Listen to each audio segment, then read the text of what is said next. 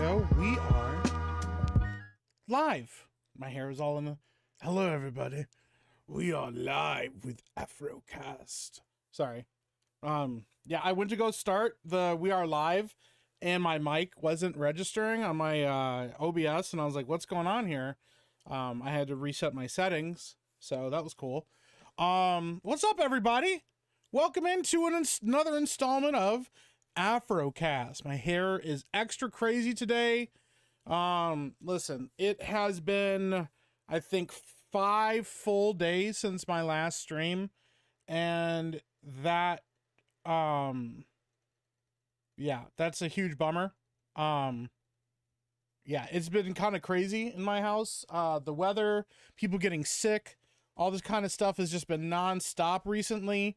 Yeah, I know you guys are always awesome. I appreciate the hell out of you guys in the fact that you support me no matter what.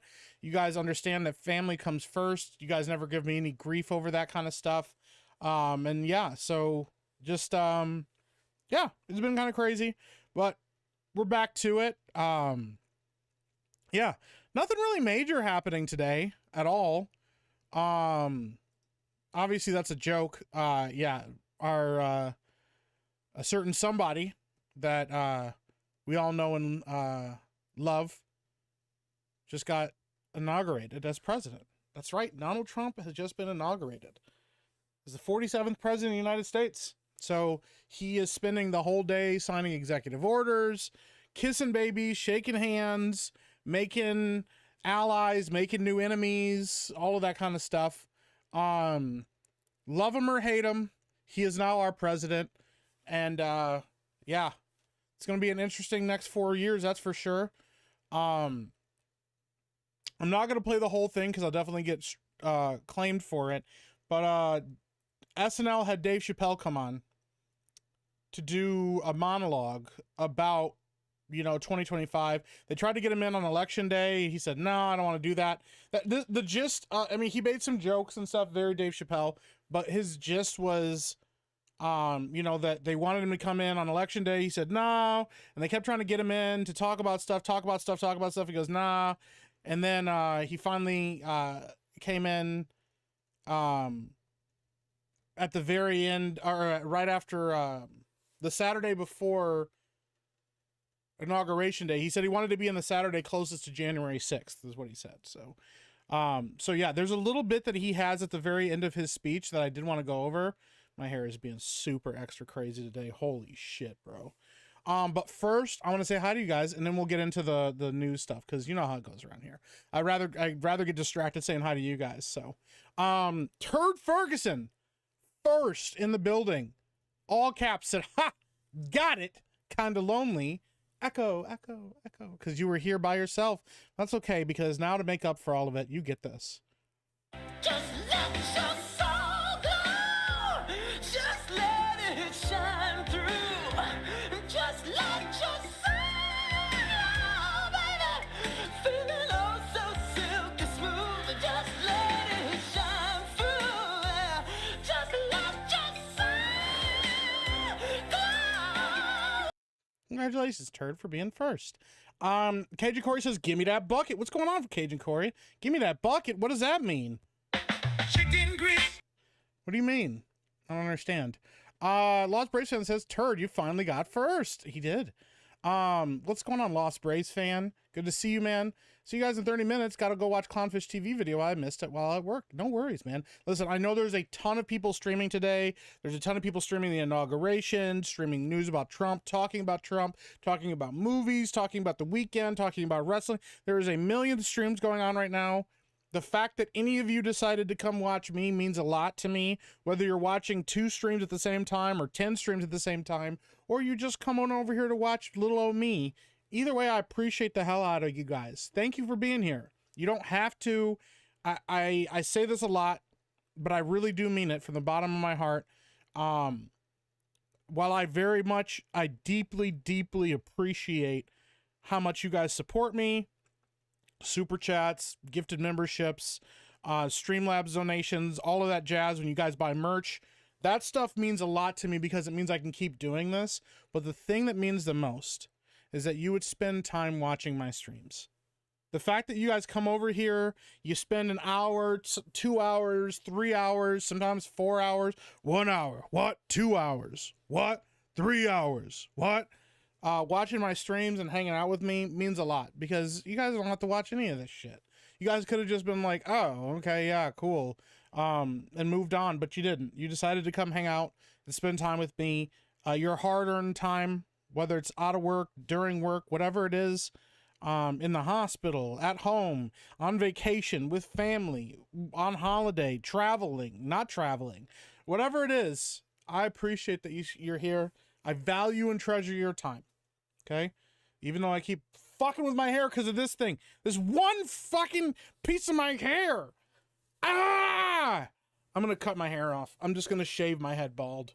I'm going to pull a fucking Jeremy and I'm going to go completely bald. My hair is bothering me a lot today. I'm fussing with it a lot. Fuck. I'm just going to like do the crate. That looks better. Anyways, but yeah, I appreciate your time. I do. I very much value and treasure your time. So, to Turd Ferguson says, Mike never answered how much it would be for an old 96er steak stream. Well, I'd have to find out where I can get a 96-ounce steak. 96-ounce steak. I'd have to figure out where I can get one. So I can buy one on, this is a website called Cut Right Meats. I can buy a 96-ounce steak on Cut Right Meats for $79.95. So I could pay, so it's $80 to buy it. And then to actually eat it, that's a lot of steak. That's a big steak, and that would take me a long time to eat. How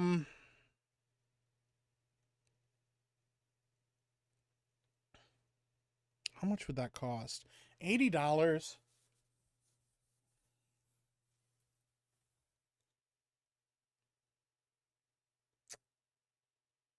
So the beginning price, the floor, is $80. Do I think I'm gonna get sick eating this? Yes, absolutely.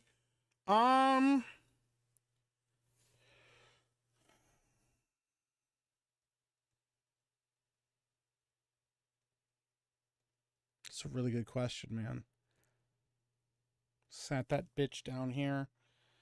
I have to eat that, cut that up, eat it. It's a steak, so it's meat, so it's not too bad. I'm gonna say probably. Ooh, buddy, I don't know. I don't fucking know. Oh man.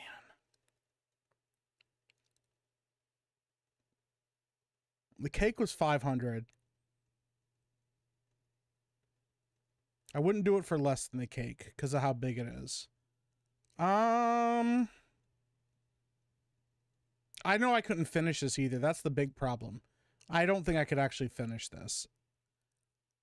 I thought I could finish the cake and I couldn't. But like if I went into this with a completely empty stomach and just sat down with this bitch and did it.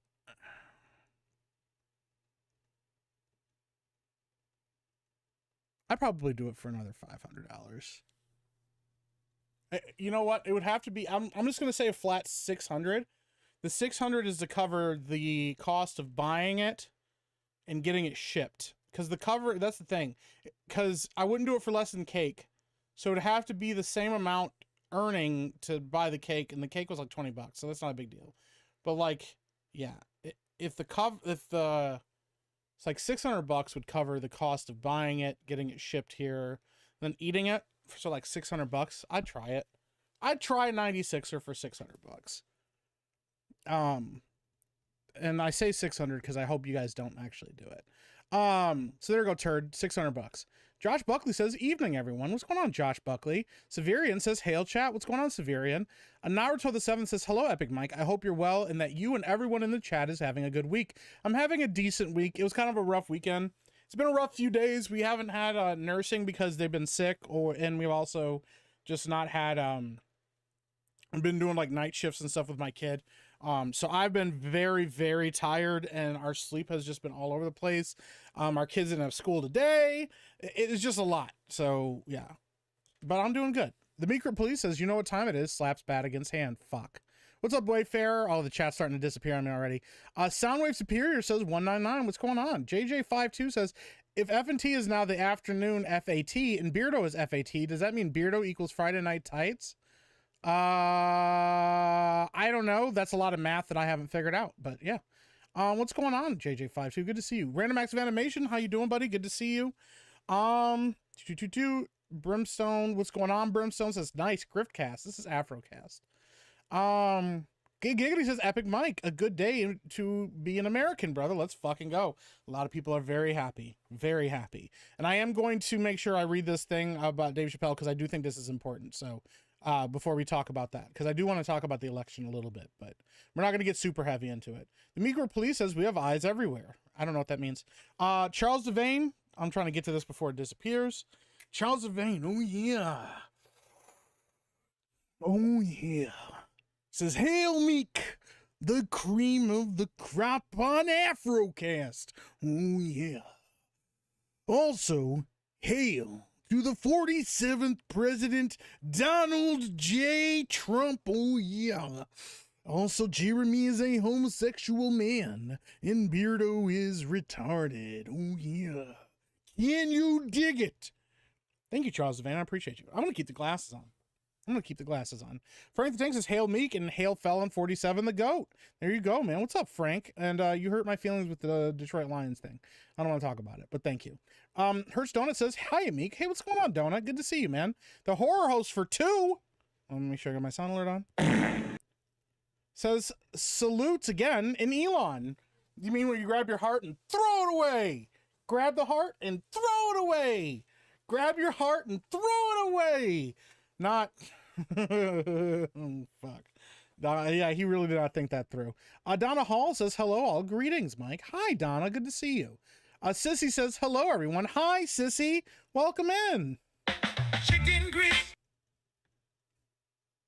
Binary Recoil over on Kick with the dancing cats. Boots and cats and boots and cats. And what's going on, Binary Recoil? Jersey Dolphin, waving. How you doing, Jersey Dolphin? Good to see you. Golden Nugget says, what's up, guys? Anything interesting happened today? Nah, just a regular day. Are we getting another cake cast or maybe 2 buckets of chicken cast? Never going to do another cake stream. That's not true. I would do a cake stream for like $5,000. I times it by 10 because 5,000 seems like a unreachable goal, and not 5,000 over like the course of time. It's 5,000 in one stream. I am willing to accept 5,000 from like the entire chat, but it has to be in one stream because I do not want to ever do another cake stream again. That was a lot. That was fucking rough. And the text messages I got were very concerned, and they're like, don't ever do this again. But for $5,000, fucking, we'll do it. But I'm not gonna. It's not gonna happen. So I appreciate you guys. The horror host. Also, I just watched a deleted scene from the 90s Little Rascals movies with Trump where he steals popcorn. He follows it up by grab them by the popcorn. That's crazy, horror host. That's wild, dude. Frank the Tank just gifted 10 memberships. What the hell?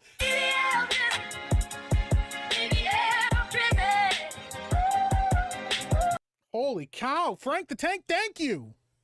I appreciate the hell out of you, man. Thank you. Nick Brown says, hail all. What's going on, Nick Brown? I was doing the cough because he did the cough. So we have gifted memberships to Lost Braves fan, Unknown with an X, Roblox Head Leslie Headland, the Cloud Crusher, Just G, My Nerdy Home, Gizatron, Deacons, Luna Doom, and Coalee. Thank you so much, Frank. I appreciate the hell out of you, man. That's awesome. Turd Ferguson says, I said I wouldn't do this. Why is the legacy media Gora go and pick on a man with disabilities? Poor Elon. Oh, gonna go pick on a man with, yeah, they went after him pretty hard. It's pretty wild, dude. Gas Station Burrito says, don't kill the dogs, Meek. I don't kill dogs. Glyneth. At least until we get back into yeah, Metal Gear Solid. We're catching up. Extort to breaks. Tell Jeremy to stop streaming. He's not going to stop streaming. He's going to go all day. Jeremy's going to go another 12 hours. Yeah, likely. I just had to stream at some point, you know? Oh, look at that. Lavin, Ivan Nice to Me says, hey, homie, you stream so really well. That's why I followed you. Well, thanks. I do see you streaming a lot, but yet still not affiliated and partnered. Yeah, I got a proposal. Holy shit. Here we go. Money talk. That scared the shit out of me. I see you streaming a lot, but still not affiliated and partnered. Yeah. I got a proposal for you. I will share your stream to a Kick community for you to hit 1,000 followers with 700 viewers and earn nothing less than 1,000 per streaming and enable your sub button. Add me on Discord if you're interested. No. Anyways, thank you for that. What's up, Rough Night? How you doing, buddy? Good to see you. I'm just gonna lie low and hope the Meek police don't know. Knock on my door. Yeah, they're not gonna knock on your door. They'll just burst in. FBI, open up! The Meek police are in chat. It's pretty wild, dude. What's up, Binary Recoil? All right, we're gonna catch up on chat. We're almost caught. Can we vote that Turds gets a wrench and becomes a mod? Turd Ferguson? Does Turd Ferguson want to become a mod? Turd, if you can behave yourself, I will make you a mod. You've been around long enough. You've been chill long enough. You guys want Turd to have be a mod? You know what? I will leave it to the chat. This is what we're gonna do. All right. I'm going to put it in chat right now. I'm going to pull up my stream. I'm going to pull it out right now in front of everybody. I'm going to grab my stream. I'm going to pull it right out in front of the audience right now. And I'm going to give you guys an opportunity to choose. All right. Turd as mod. Question mark. Start that poll. We've started the poll. All right, I need you guys to vote. We have 87 people here right now. I need at least 50 people to vote. All right, 50 people to vote. We'll close the poll and we'll decide. Let that bit of the audience decide. So, all right. Dingus says epic mic on this epic night. What's going on, Dingus? Good to see you. Mountain Mutt says ain't no grift like a Meek grift. That's crazy. That's Turd's wrench has to be brown. If I could make it brown, I would. James Miller says, why not cap off a great day with some epic mic? Well, thank you. I appreciate that.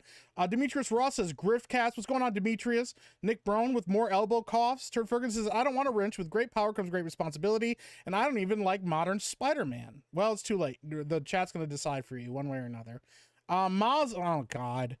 Maza Hatake of the Kangaroo says, Oi, Mike. I went to Subways and I don't understand why anyone eats here. Jersey Mike's is a hell of a lot better. Please don't eat my dog. Thank you for the 5. I appreciate you, Maza Hatake, the kangaroo. I appreciate you. That's wild. Dragon Lord says, Meek, what's going on, Dragon Lord? All right, let me pull up my Streamlabs real quick and I'm gonna get to Frank's response here. I gotta take these glasses off because they're very reflective and I don't want you guys to see my personal information in the reflection on my glasses. Ta-da! Got me feeling like ta-da! Ta-da! All right, over on Streamlabs. For 5, Frank the Tank. If it makes you feel better, Mike, I wanted the Lions to win the Super Bowl. Also, how do you feel about Kingdom Come Deliverance 2 and the meltdown the director is having? I'm going to get into that, actually. That's a good point. Remind me to get into that with chat, because that's actually another thing I want to talk about. Crouching Meek, Hidden Grift. Oh, damn it. That's a good one, too. The bug is going through my house as well. Oh, that sucks. Of course, family comes first. That's why you keep taking ours for money. Oh, my God. Mike is married with kids? I didn't know, says Gay Carpenter. How did you not know? I talk about it all the time. It's okay. You can still love me. I'll still spread the love around. Meektron, I value your service. You know what to do. Hands bat. Oh, my God, dude. So, the Meek Police and Meektron are teaming up. That's fucking wild, dude. Your sound is cutting in and out. Oh, shit. Well, I'm going to try to figure that out. I don't know why that's happening. What do the 5 singers say to the face? Slap. What's going on? Max Drummer says, hey all. What's going on? DeBeast says, aloha and blessings, everyone. What's going on, DeBeast? Jerry D. Still says, hey, Comics Dad, how's you? What's up, Comics Dad? I didn't see him either. I'm just blowing through chat right now. Not blowing chat, blowing through chat. Sissy84 just punched a wall. I don't know why. Chicken grits. Watching you and G&G. Well, thank you. Lord Balthus says, dang, I'm late. Now I'm going to be in the chat queue for an hour. No! Disper says, Mike, please don't take my future children. You have enough. Hi, Disperu. I'm glad you're here. Dude, Disperu and Steph have perpetuated this. I showed up in Steph's stream and said hi, and she was immediately like, he's here to collect money. He's here to take all my money. Help me. Gosh. Disperu said they won't be worth much off the debt anyways. That's crazy. Now to the 7 says, it's cool, Epic Mike. I stay out of politics, and I'm glad to be here. Well, there you go. All right, we're almost caught up. Can we start calling Mike the government? He keeps stealing our money and shooting our... Demetrius Ross says, hey, Mike, quit sending the Meek police after me. I paid you last Friday. Disper says, no one has chimneys to get them to clean anymore. That's wild, dude. Ectoman913 says, Mike, my son's birthday is tomorrow, so I don't have much money for the stream. Hope I can still watch. You are welcome to still watch, and happy birthday to your son, if that is actually a legitimate thing that's happening. Tell your son I said happy birthday. With all the gristle, that's crazy. Tired of Jeremy's grifting, says Max Drummer. $380 for a steak. I'd want the cow. That's fair. Disper, where have you been today, buddy? We've missed you. He made a video, played Marvel Rivals, trolled on Twitter where I should have been. That's fair.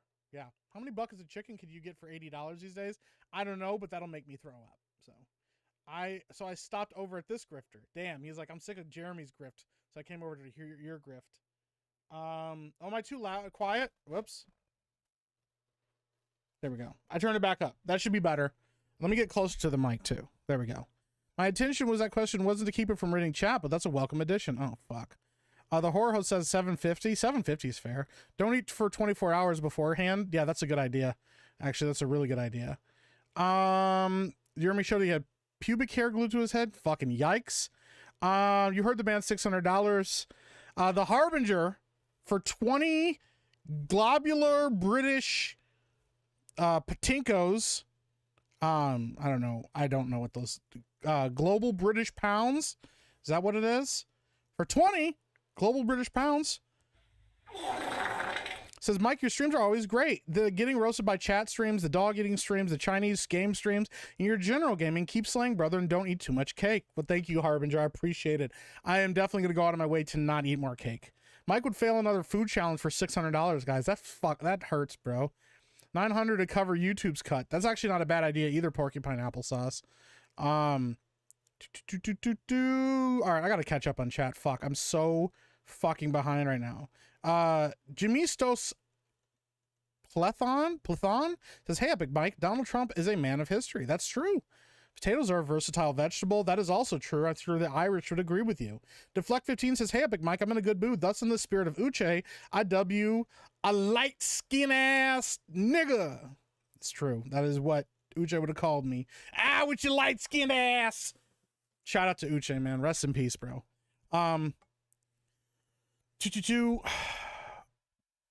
Disprue might as well jump into the stream. I'd have to figure out how to send a link on Restream to get Disprue to join. What's up, Lucky? How you doing, man? Good to see you. All right, I'm almost caught up. Can't miss a Meek stream. Thank you. Sissy punched another wall, right? She's raging right now. I know you will play the whole thing, the whole song soon. Oh, that makes me not want to do it now. That makes me want to just keep teasing. Chicken grits. $5,000 equals cake stream. $575 more for steak. There you go. 5,000 Dan Vast dollars, which is like 20 cents. No. Comments said, Mike, I DM'd you back on 1/7 around 10 p.m. about something. If you haven't seen it, please let me know what you think. If you read it, thanks, man. If you have read it, then never mind. I got my answer. I don't know if I have seen it. Like I said, I am terrible about DMs, so I don't remember if I've actually looked or not. I will try to remember to check tonight. Dr. Spachiman says Trump is going to hell. Well, I'm not the one that decides that, so yeah, that's on the big man upstairs to decide that. Jose Taco says, sorry about the Lions. Yeah, I'm really depressed. Lilith says, why aren't you on Cobra Cast?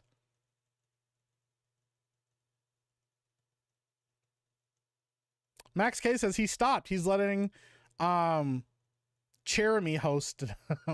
Donna Hall says, almost home from work. Well, be safe on the roads, Donna. Meek Replete says, why haven't you liked the stream? Very aggressively, too. JJ52 says, Jeremy Gay, Beardo, Fat, Mike, Epic. Oh, well, thank you. I don't know. The Kickbot sounds like it's got some good ideas. Yeah, the Kickbot's trying to help me out. What if this whole time the Kickbot was being honest and I just fucking ignored it? By the way, we're at 76 votes over on the poll. 84% says Turd is a mod. That means Turd Ferguson. Congratulations. Congratulations! You've got a promotion. You've got a new you've been promoted. Yeah. You've been promoted. Now you're a mod. You don't have a choice. You didn't have a choice in the matter. We voted. Now it happens. So, it's time to Jedi Knight Turd, says Hunter. That's wild. What's up, holy fuck? How you doing, man? Hashtag make Turd a mod, says My Creative Arsenal. Greg Gay Carpenter says brown wrenches matter. That's crazy. Beardo made me a mod, Mike. Just saying. Lord Botha, do you want to be a mod too? Well, we got our one voted mod. I'll vote you next stream. Mountain Mutt says, excuse me while I whip this out. Disper says Turd shouldn't vote himself. He needs to be a floating voter. That's true. Turd needs to float. Yeah. Martin Vasquez says, what the fuck's going on up in this bitch? Oh, we're just chilling, man. We're just living our life, you know? Ace Liberty says, hey, all. How you doing? Nearsighted Cyclops says, hey, y'all. What's going on, Nearsighted Cyclops? And Ace Liberty. All right, I'm almost caught up. I'm really close to catching up, so catching up. Mighty Meek the Miser. Thank you, Nearsighted Cyclops. You were supposed to destroy them, Turd, not become them. The Meek Replete says 7 of you have dogs and family members. That's crazy. That's fucking crazy. Your mic is crashing? All right, I think I figured it out. Beelzebub says he blowing. I'm not blowing. Sound is suddenly low. Yeah, I turned my mic down a little bit. Hopefully this is better now. Sound gone. You need to pay the audio adjustment fee. Meek, you're too quiet. I hope I figured it. Your volume dipped badly. Did it drop after chicken grease? It might have been my fault. Jake Stanley for 5 gifted memberships.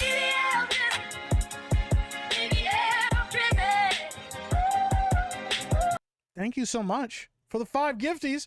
KG Corey, Garfield's Bizarre Adventure, J Andrew, J Bones, and Sassy Witch 22. Thank you, Jake Stanley. I appreciate the hell out of you too, man. I pledge to abuse my position and probably accidentally ban someone and panic unban within the first month. There you go, Turd. That's all I ask. That's all I ask. Turd Ferguson says, hey, down to 4. Oh, who's keeping track of the thing? Okay, that's better. Good. All right, I'm glad I fixed it. And then Jim Watari just became a member. Welcome to the Meek.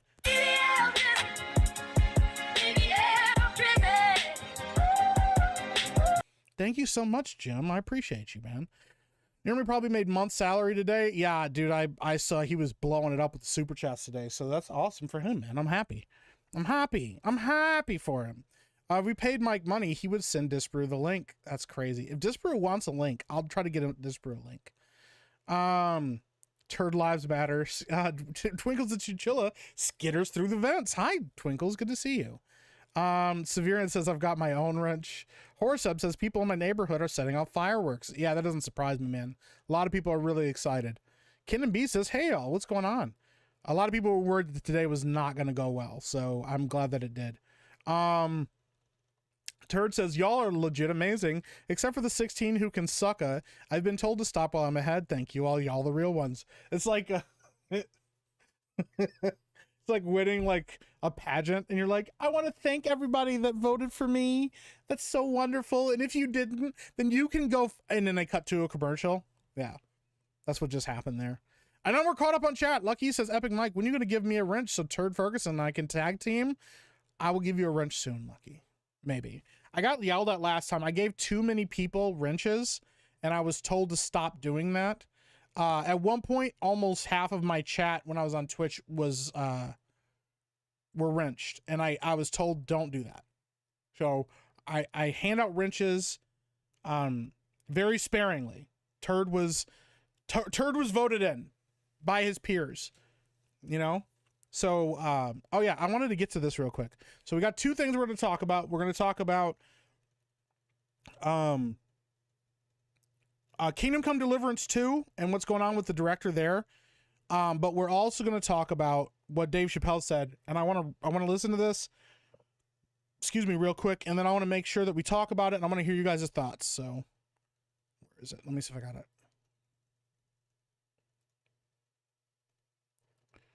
Hold on.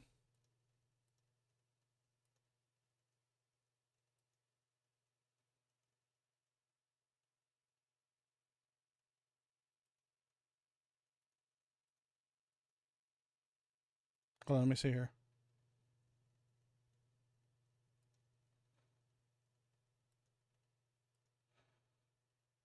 All right, here it is right here. All right, I'm going to play this a little bit. Hopefully I don't get in trouble for it. This is Dave Chappelle on Saturday Night Live doing his monologue about the president, and I want to hear you guys' thoughts when we talk about this. So, Sissy says chicken grease. Now that you're caught up. Chicken grease? Chicken grease. I don't know. I just wanted to see that. I thought that was kind of profound. I think it's interesting. I feel like lately, you know, and a lot of people can attest to this, we're not really seeing subtle takes. There's either you have people that are very excited and want to support. Did he actually time out random acts of animation? Turd, you have my blessing to time out random acts of animation. If somebody's asking you to time them out, you're welcome to. Okay? So shout out to you for doing your thing. You know, in this day and age, there's a lot of, we're not seeing subtlety, we're not seeing nuance anymore. Most people immediately jump to one of the extremes, either yay, I'm super happy, or he's the fucking devil and it's the worst. And then we're also seeing a rash of people who, instead of saying, listen, I believed something different, or maybe I didn't agree with this, or maybe I wasn't okay with this at one point, but I've come around to thinking differently. What we're actually saying is people like Mark Zuckerberg and the guy from whatever his fucking name is from the Turks, the fucking Young Turks or whatever, and a lot of these guys that are basically going, no man, I always like Trump. I don't want to do that no more. I'm done with the craziness. I'm all on board. I was always on you guys' side. And it was like, no, you weren't. Like, go fuck yourselves. You know? Dave Chappelle's been a weird one because I don't remember, and I could be wrong, you correct me if I'm wrong, I don't remember a time where he's ever been explicitly anti-Trump. He's admitted that he doesn't necessarily agree with all of his takes, doesn't necessarily agree with everything he does, but I feel like of all the people, because he got a lot of heat when Donald Trump first got elected, because he was like, hey man, listen, like, he's fighting for me, man, like, like, I'm gonna benefit from him being the president and stuff like that. I don't know. It's just interesting. It's an interesting take to see. And I wonder how much of this is motivated by fear, because there's definitely people that are motivated by fear, but how much of it is also motivated by a realization that like it's almost like the shock that happened when Donald Trump got elected the first time. A lot of people, the shock that they experienced was their world was shattered. In their minds, it was never going to happen. It was an impossibility. It could have never happened, was never going to happen. And so for it to happen a second time, and not only happen a second time where there was like, because the first time around, you know, there was the Russian interference, and then there was the people saying, well, Hillary Clinton won the popular vote, and all of these things. And so there's all of these conversations about how legitimate things were, how illegitimate things were, things like that. This time around, Trump won the popular vote. Trump won the regular vote. You know, the amount was resounding. It was a resounding win in politics. And then to see the House flip, see the Senate flip as well, there was a resounding statement made by the American people. And so I wonder how many people saw that, and it woke them up to the fact that the world that they saw, the world that they believe existed, didn't really exist. And they had to come back down to like actual earth and look at their surroundings. Or how many people are just responding in fear because they realize, if I keep going the way that I was going and keep talking the way I was talking, they'll do to me what I would have done to them. I don't know. I think it's interesting to have that conversation. I'm not trying to give an answer one way or another, because I think people are more complicated than even just two choices. But I do think that for some of these very influential people, those were the two choices that they had, you know? So I just thought that was interesting. I liked the take of wishing him good luck, because I feel like a lot of actors, a lot of people in Hollywood, a lot of people in the business would have never even said good luck to him. It would have been like, well, you got to make sure that you blah, or whatever. I like him telling the people even do better. Like, we got to do better. It's not just me looking at one side and going, don't do the things to me that I would have done to you. It's like, no, we got to do better as a people, as a country. We got to come together. And I appreciate that take. So anyways, I just thought that was interesting.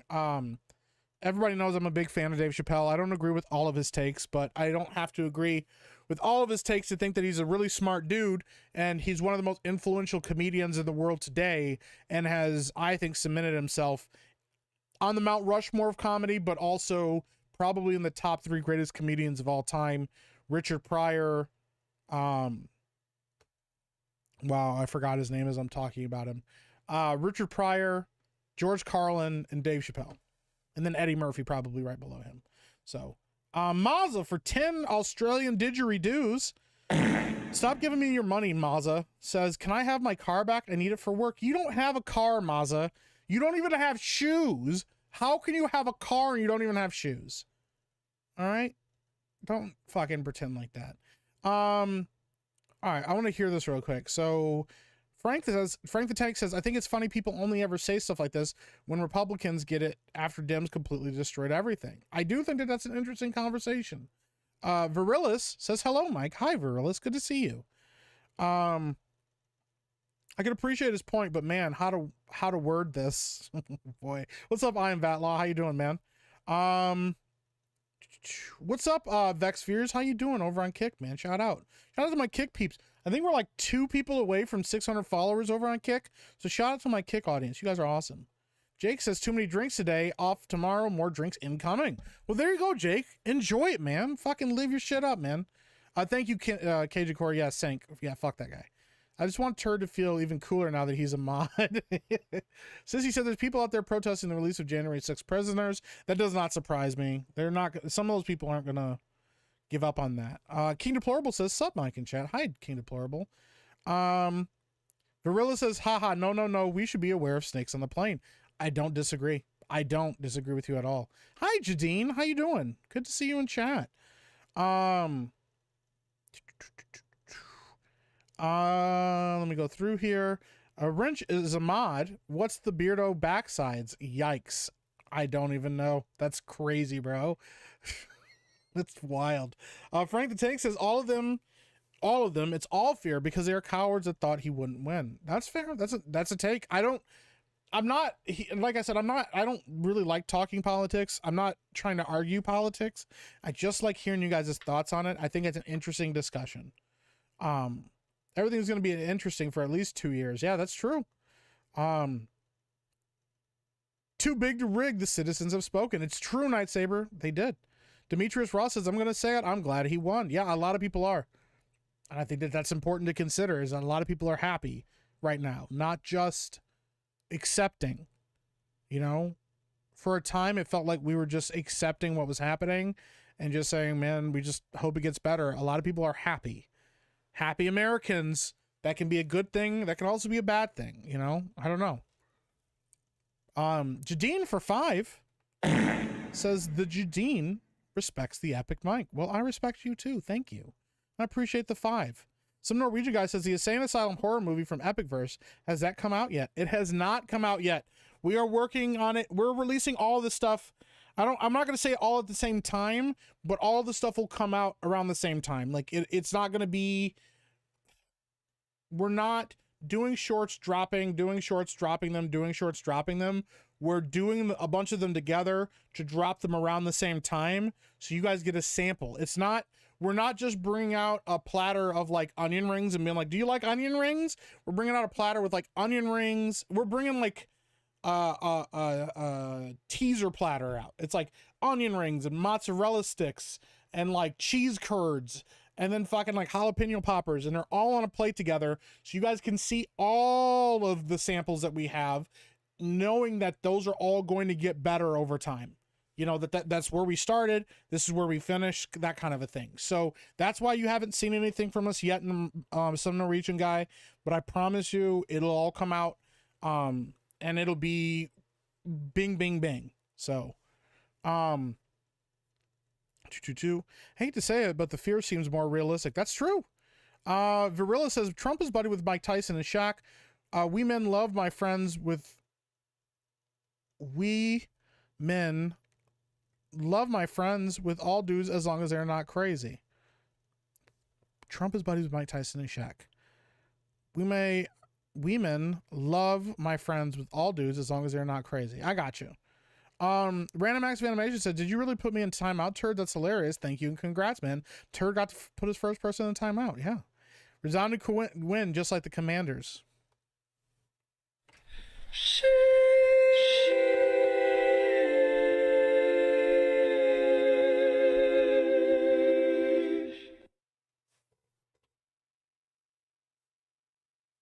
They ask you how you are, you just have to say that you're fine when you're not really fine, but you just can't get into it because they would never understand. Listen, I don't want to talk about the Lions. I don't want to talk about the Lions. I don't want to talk about the Lions.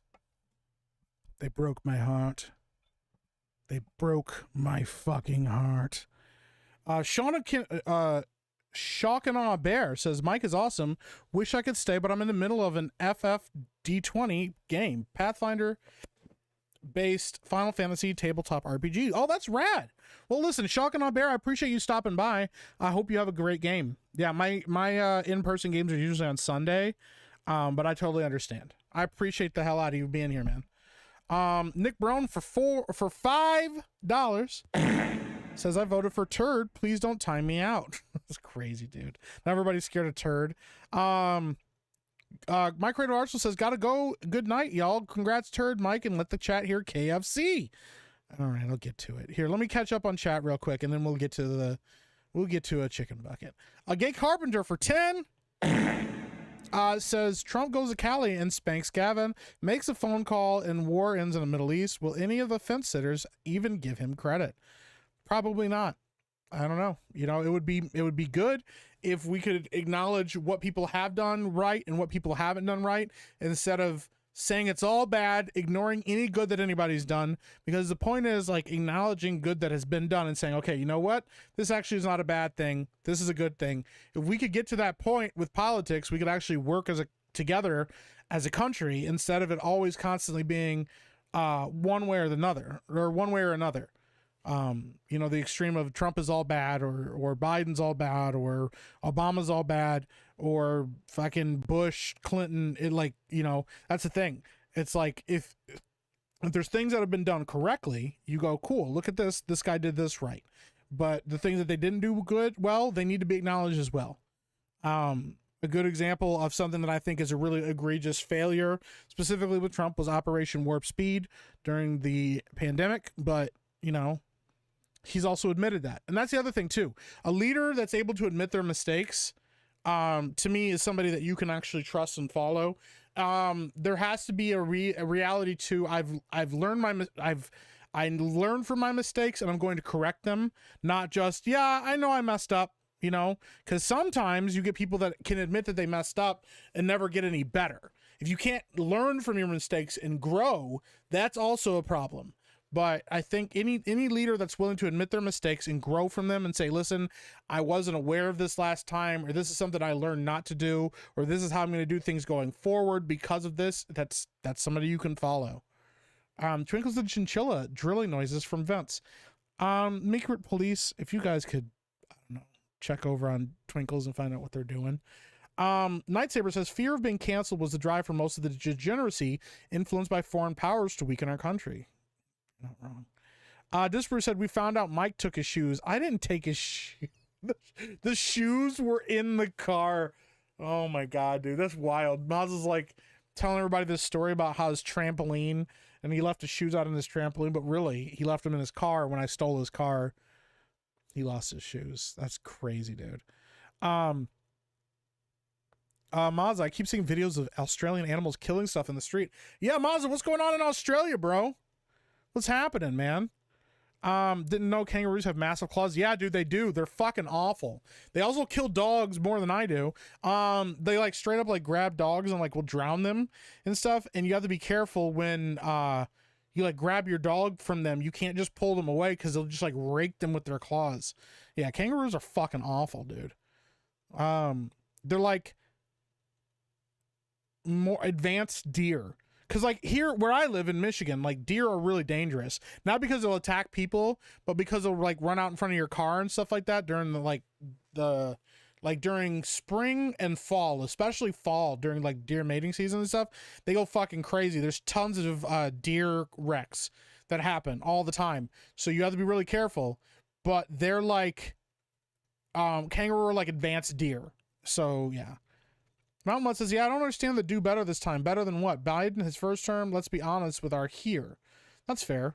Why is it Mr. Bean? Why is it Mr. Bean or Normal McDonald? Oh, Mr. Bean and Norm McDonald? They're up there too. I just think, like, okay, I will say this. Norm is, like, probably in the top 5 greatest comedians of all time. Mr. Bean is probably top 10. Mr. Bean's amazing. Dude, Rowan Atkinson, I will say this, and it's because I don't live in the UK, that he didn't have the same kind of impact on me that he did in the UK, but I did watch Mr. Bean growing up, and I've watched a lot of Rowan Atkinson stuff. I love the Johnny English movies. They're fucking hilarious. I've watched some of Blackadder. Yeah, dude, Rowan Atkinson is criminally underrated. He definitely deserves to be in the top 10 greatest comedians of all time. But I don't think Rowan Atkinson did. I think he's done some stand-up, but I don't think he does a lot of stand-up. His stuff is like acting. And I think acting comedians or like comedy actors are kind of in a genre of their own. And if that's the case, he's in like the top 5, maybe top 3 of all time. He's pretty great. Like he's up there with Jim Carrey as far as acting comedians go. And his physical ability and what he's capable of doing and how he portrays himself in films. Mr. Bean as a character is amazing, but Rowan Atkinson made that character come to life. And the fact that he's not just pigeonholed, like Paul Rubens was funny, but Paul Rubens' main shtick was Pee-wee.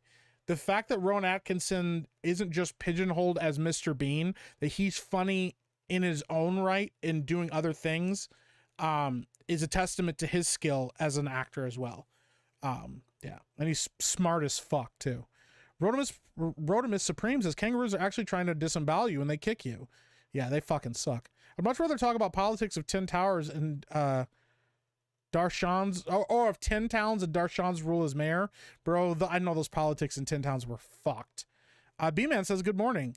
Yeah, especially because like us as characters at the end of the game, we had fully embraced our villain roles. So like Kiora became like a fucking pirate, like a monk pirate, and went like out on the high seas with this giant warship and just fucking wreaked havoc across the oceans and stuff. Because she was a pirate and she always wanted to go back to the ocean. So Varilla says, let's do the diversity our way, which is being genuine friends with all dudes. There you go. Cheesecake and hamburger, says Andrew Kaminskas. That actually sounds really good. Cheesesteaks and hamburgers sound fucking delicious. Do kangaroos taste like chicken? I've had kangaroo jerky. It did not taste like chicken. It was actually pretty fucking gross. And it was kind of gamey. No chickens taste like kangaroo. That's wild. Disfru. I'd love to do an animation for you guys at Epicverse. We've definitely talked about it. What's up, Apollo Monopoly and Charlie Nuclear? How you guys doing? Good to see you. Kangaroo probably tastes like squirrel. I've never tried squirrel. So, can we say the F word? I mean, fuck, or the other one?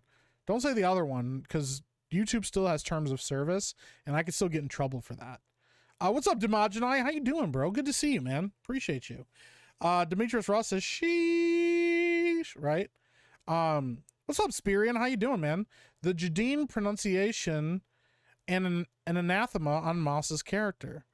Did I pronounce it incorrectly? Did I pronounce Jadine correctly, or did I pronounce it wrong? Have I been saying your name wrong the whole time? Trump just pardoned Mike for murder. That's crazy. Well, I got away with it. Turd Ferguson says, my ego is so huge, I heard him reading a chat saying, I'm glad he won, and immediately thought it was about the wrench. That's crazy, Turd. What have I done? What have I done?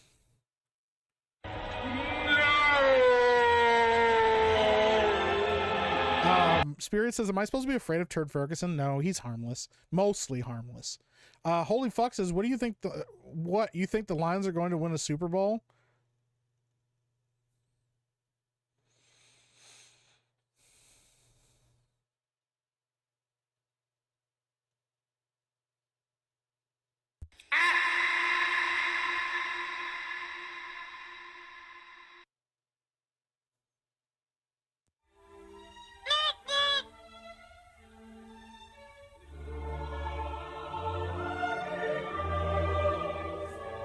I don't want to talk about the Lions. Demetrius Ross says, okay, I'm done. You're all good, Demetrius. Grego says, Mike, what's going on, Grego? It's good to see you, man. Turd Ferguson says, all shall love me and despair. Kay Carpenter says, forget squirrels. I saw King Arthur go after cave bunnies. Didn't go well. That's true. Run away. Disper says, double down. Anyone who has a problem with that, unleash Squirrel Girl. Squirrel Girl's OP as fuck, bro. Are you and Ben going to MegaCon, Mike? Ben is not going. It is likely just going to be me going to MegaCon. And I still got to figure all that out. There's a lot of fucking things I need to figure out in a couple weeks. So, Hunter says, ultimate power. Whispered into the phone. Charles Devane says, Turd Ferguson, remember to remind people to smash that like button. Would you kindly? 116 watching, 97 likes. Dude, I can't believe there's 116 people watching me right now. Thank you. The Judine does not need a vacation. Too manly for that. Yeah, but vacations are nice. Disper says, I've actually been playing Squirrel Girl in Rivals. She's like a more fun junk rat. Interesting. Really? Is she actually OP too? I love how I'm slowly turning Turd Ferguson over the dark side. Yeah, it was only a matter of time. Don't lie. No one kills dogs like Mike kills dogs. That's crazy, dude. Some Norwegian says Skippy is a bad motherfucker. Kangaroos are deer that have been to prison. Yes, and they're jacked. Yeah. Also seen a man save a dog from drowning by one. Yeah, I watched the video where he goes out in the water, just like punches that bitch in the face. It's like, what the fuck, dude? And drops the dog, and he's like, give me that dog. Wait, do we have permission to time Mazza out? Always. Yeah, always. We always have permission to time Mazza out, but it can never be more than 30 seconds. Because I need him to come back into chat angry that he got timed out. So, kangaroo are just deer that have gone to prison. Yeah. Meek, how dare you go live over Cobra Cast? He's been streaming all day. He's been streaming all fucking day. When am I supposed to go live? I can't just not go live. I was just telling that to Jay. I was like, listen, if I didn't stream when Cobra Cast was streaming, I could never stream. Because sometimes Jeremy just goes live at like 5 in the fucking morning. I'd be like, oh, I can't sleep. I should go live. And I look, and there's already a Cobra Cast scheduled for like 10 minutes from now. Yeah. Anyways, no. Shout out to Jeremy. I know he's doing super well tonight, having a huge fucking stream, and I know he's super fucking excited. Huge Trump supporter. I know he's having the time of his life right now. I know they were worried earlier in the day, but yeah, shout out to D-Day Cobra. Sprinkles and Chinchilla echoes from Vent. Didn't they find an even larger, more venomous funnel web in Australia? You guys got issues. Goes back to drilling. Can somebody stop Twinkles, please? Naruto the 7th says, those poor deer. Oh my gosh. Turd Ferguson says, like the streamer, you'll meet the Meek police resident kangaroo.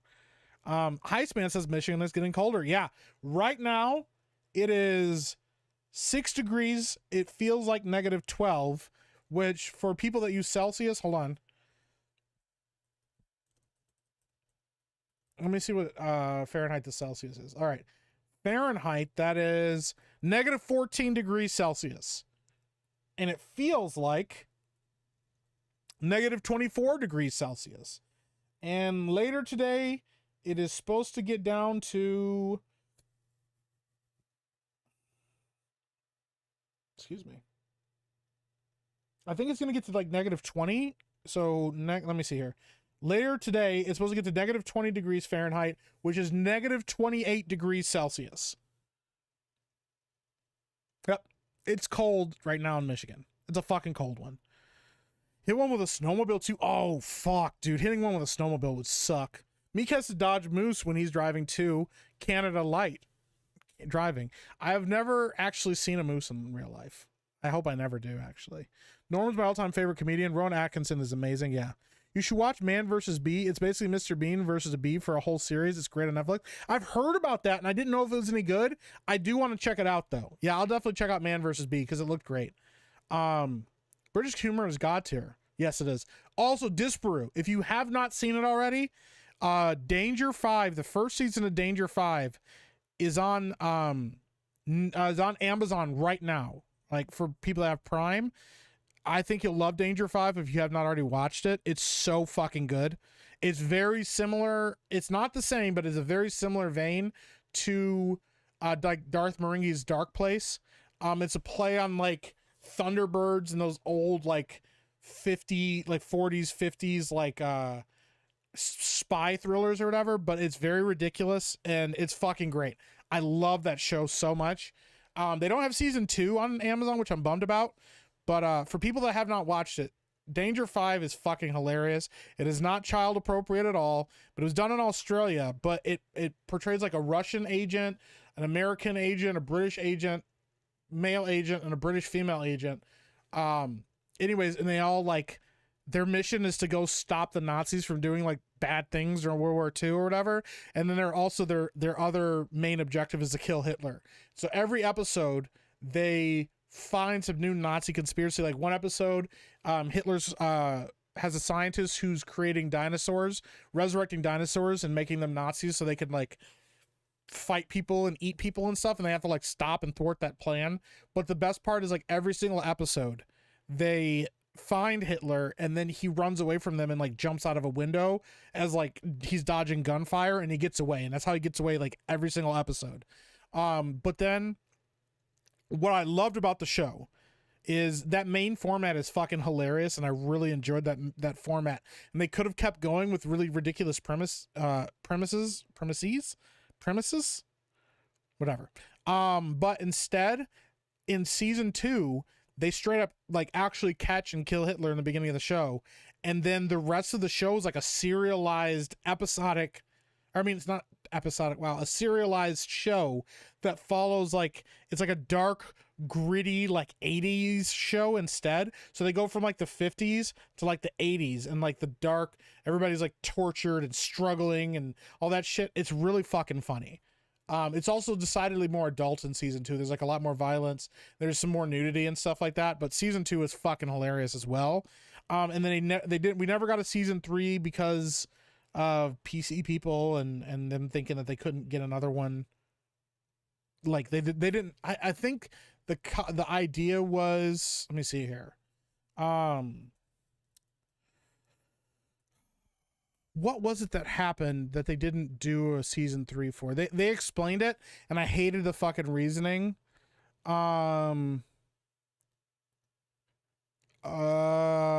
was something like they were concerned after a certain thing that happened. I think it was like after 2020 that like it wouldn't be appropriate to do another season or something, which fucking sucks because I think we needed a season 3, and I would have loved to have seen what they did with season 3.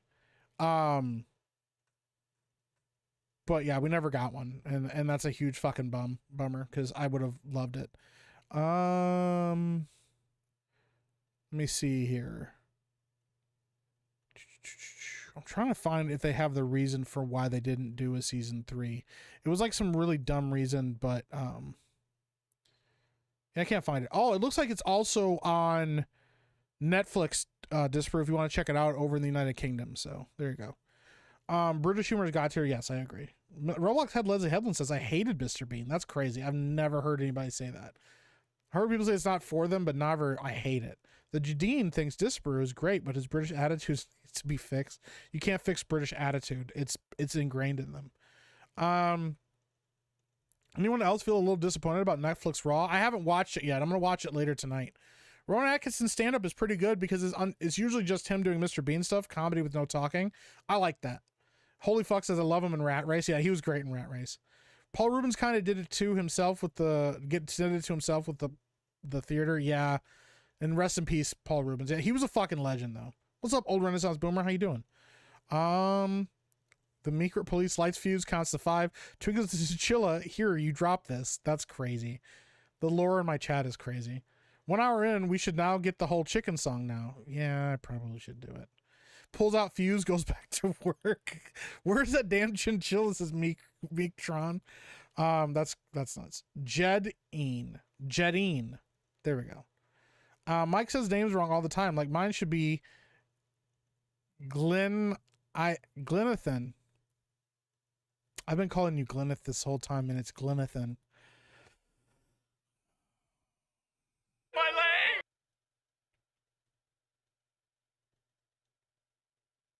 When will you learn? When will you learn that your actions have consequences? I can't believe I've been saying your name's that wrong, that bad this whole time. I couldn't even get that word out. Look what you did, you little jerk. You blew it! I'm so sorry, Glennathan. I've been calling you Glenneth this whole time. What a fucking idiot. What a look. Oh my god, dude. What the fuck? It's not even close. And now I see it. I can't not see it.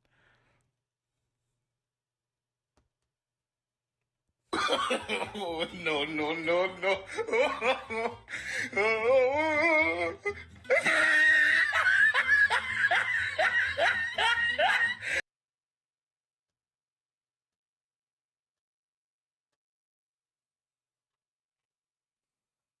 Glennathan. This whole fucking time. God damn it. Your names are whatever the great commissar says it is. Oh no. She's not OP, but she's good. She's funny because you just spam chokes, do massive damage randomly, then unleash a horde of homing squirrels at them. I got a 3K around a corner that I didn't know. Holy shit. That's nuts, dude. Demetrius Ross says, I'm kidding. Dude, you're good, Demetrius. She's probably better at the lower ranks than the top ones, but she's funny. That's great. I dig that. Schick 74 for 199 says lions like bananas because of the shape like Beardo. Oh my god. What they played, dude, is awful. Lowest I saw here was -7. Damn. Still, -7 is pretty fucking cold. Friggin' real feel of -20 here in northern Wisconsin. Fuck me. Dude, that's cold as shit, man. Celsius people need to stop existing. You mean like half of the world? I'm right here. I'm right there in northern Indiana. It's fucking cold. I haven't been outside. Okay, here's the thing. I've avoided going outside.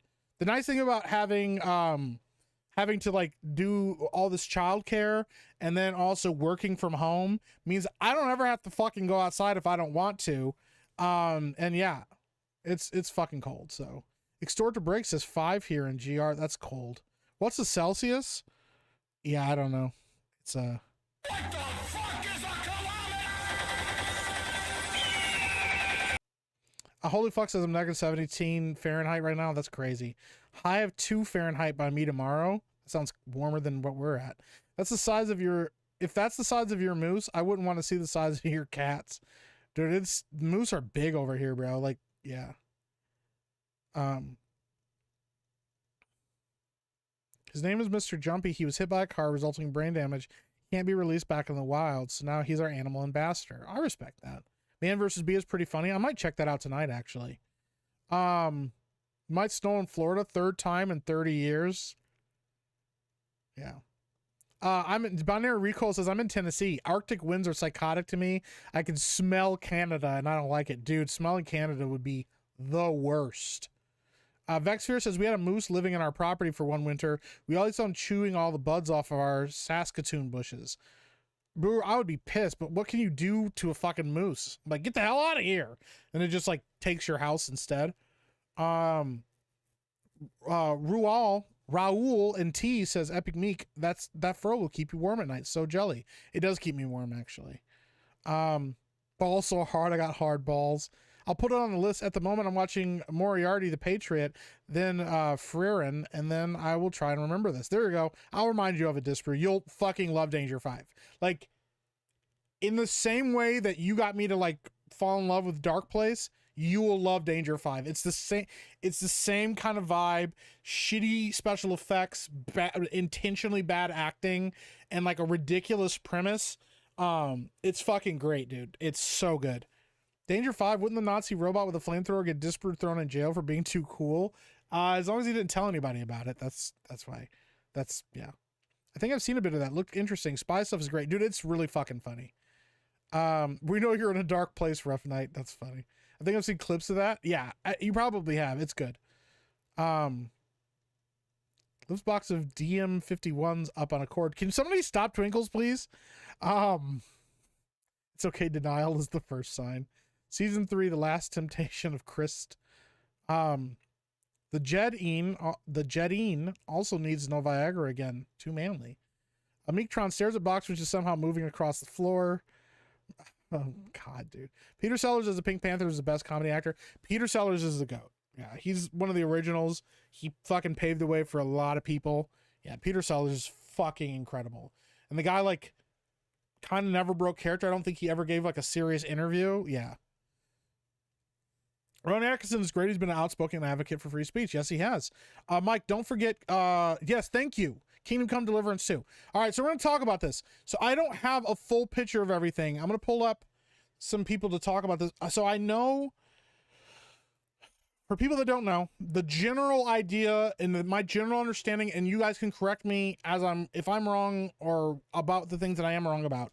But essentially what happened was Kingdom Come Deliverance 2 was blocked in Saudi Arabia because it was announced or reported that there was apparently an unskippable gay sex scene between two men in the game, and that it was a like unskippable part of the game that you had to watch and play, and Saudi Arabia blocked it because of that.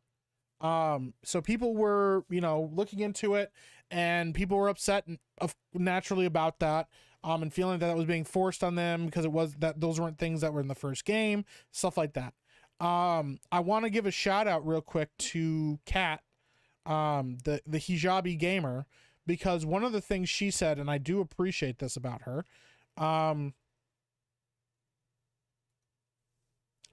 is she had said when this first dropped, I want to find her take on this because I think this is important.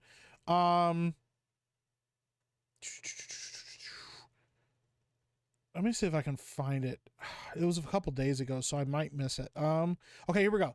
So I want to talk about this because I want to give shout out and credit to the hijabi gamer, because she's fucking awesome. And she's based as fuck. So let me pull her up real quick. So this was her response when it first dropped, this news first came out. Regarding Kingdom Come Deliverance 2, let me be absolutely clear. The Arabic, god damn it, dude, what the fuck? The Arabic, as translated by an actual Arab and not Google Translator, doesn't specifically say homosexuality. It says inappropriate or deviant behavior. It might be a gay cutscene, it might not be, it isn't clear. Saudi Arabia doesn't just ban or censor LGBT content. I'm not saying it isn't. I am not saying it is. I'm telling you what the Arabic says, and the Arabic isn't clear. I spoke to family who agree it doesn't have to be an LGBT scene. It is odd other countries haven't banned it yet. The articles are real. Maybe somebody lied to them about what is in this game. So that was her original take. And I appreciated her for being kind of a voice in this, because a lot of people immediately assumed it was true, got very fucking upset about it, and worked up about it. So what ended up happening, I know Grum's reported on this, a lot of other people reported on this, and basically said that there was no unskippable gay cutscene, that what it was an optional romance option for the main character, but the main character also didn't show any signs of being gay or bisexual in the first game, and so people still thought that was weird, but they said that it wasn't inherently that it wasn't something forced. So whatever the people in Saudi Arabia saw that they banned the game for, it wasn't something that was forced, but it probably was something that they didn't agree with. So that was an interesting development. But I've seen this and I've been hearing about this. Apparently what happened was the creator of the game got really fucking upset about people and their attitude and what was going on. Apparently he went after a streamer, a bigger streamer who's a gamer, who basically, he said he called him a fucking grifter. Let me see if I can find. He said Rev says Desu. I don't even know who this fucking is. I've never talked to this person in my life. They're a gamer. They have 94,000 followers over on Twitter, X or whatever, and they do games, and they got called a grifter by the creator of Kingdom Come 2, or Kingdom Come Deliverance 2, Daniel Vavra, or Vavra. God, I can't fucking pronounce names today. But apparently he got really upset about this stuff, and now he's kind of like fighting with gamers about it. People reported that the pre-orders went down, and he responded to that with this. Another grifter, no, our pre-orders haven't dropped because of backlash. The sold/return copy ratio is the same as it was. What happened is that the preview hype has naturally waned, and 9 massively discounted games entered the chart. Monster Hunter is down as well. So that's him saying, you know what, we're not suffering, our game isn't struggling from it. But a lot of people have said that a lot of people have been upset because he has not been responding super well to people on social media. He's actually been kind of like combative with people. And he's just been getting progressively more aggressive with people. I'm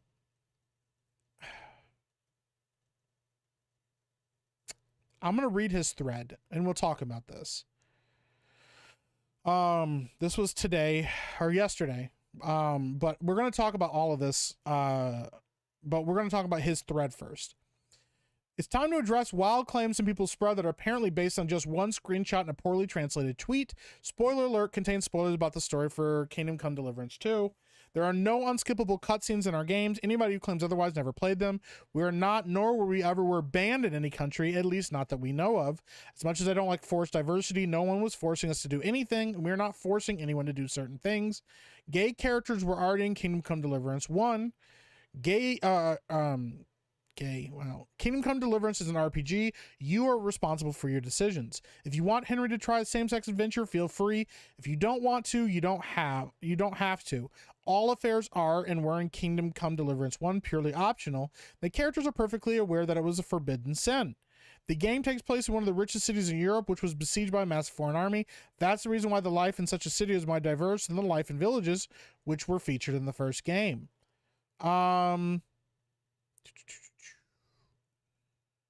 Everything displayed corresponds to the morals and social norms of 1403 Bohemia. It's only there to make an interesting story and not at all to appeal to a modern audience. 10, we don't want Kingdom Come Deliverance to be used as clickbait by people who didn't even play it yet. Some of them sadly turned into exactly the same narrative that they pretended to be fighting against. The amount of hateful behavior is really sad, and it will damage any cause associated with it.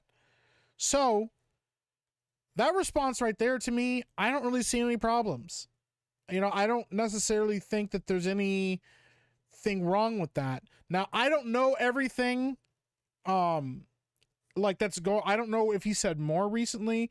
I haven't looked super deep into it. This is something that, Frank the Tank brought up to me, so I know he'll probably have more. This person says, I didn't know how to pronounce Demon Hunsu earlier, so I just called him Digimon. That's a good name. Digimon is a good one. I know how you feel. Jay hasn't realized there's an A in my name yet. Severian? What does it call you? Severin? Meek, you should pay reparations to Jedine. How would I do that? The substance is really good. I'll buy it on 4K Blu-ray and see if it's good. If the substance, it's good. It's worth it. I think it's a really good movie. So, what's up, D-Mad? Welcome in. I think Celsius is a type of sparkling water. That's really fucking funny.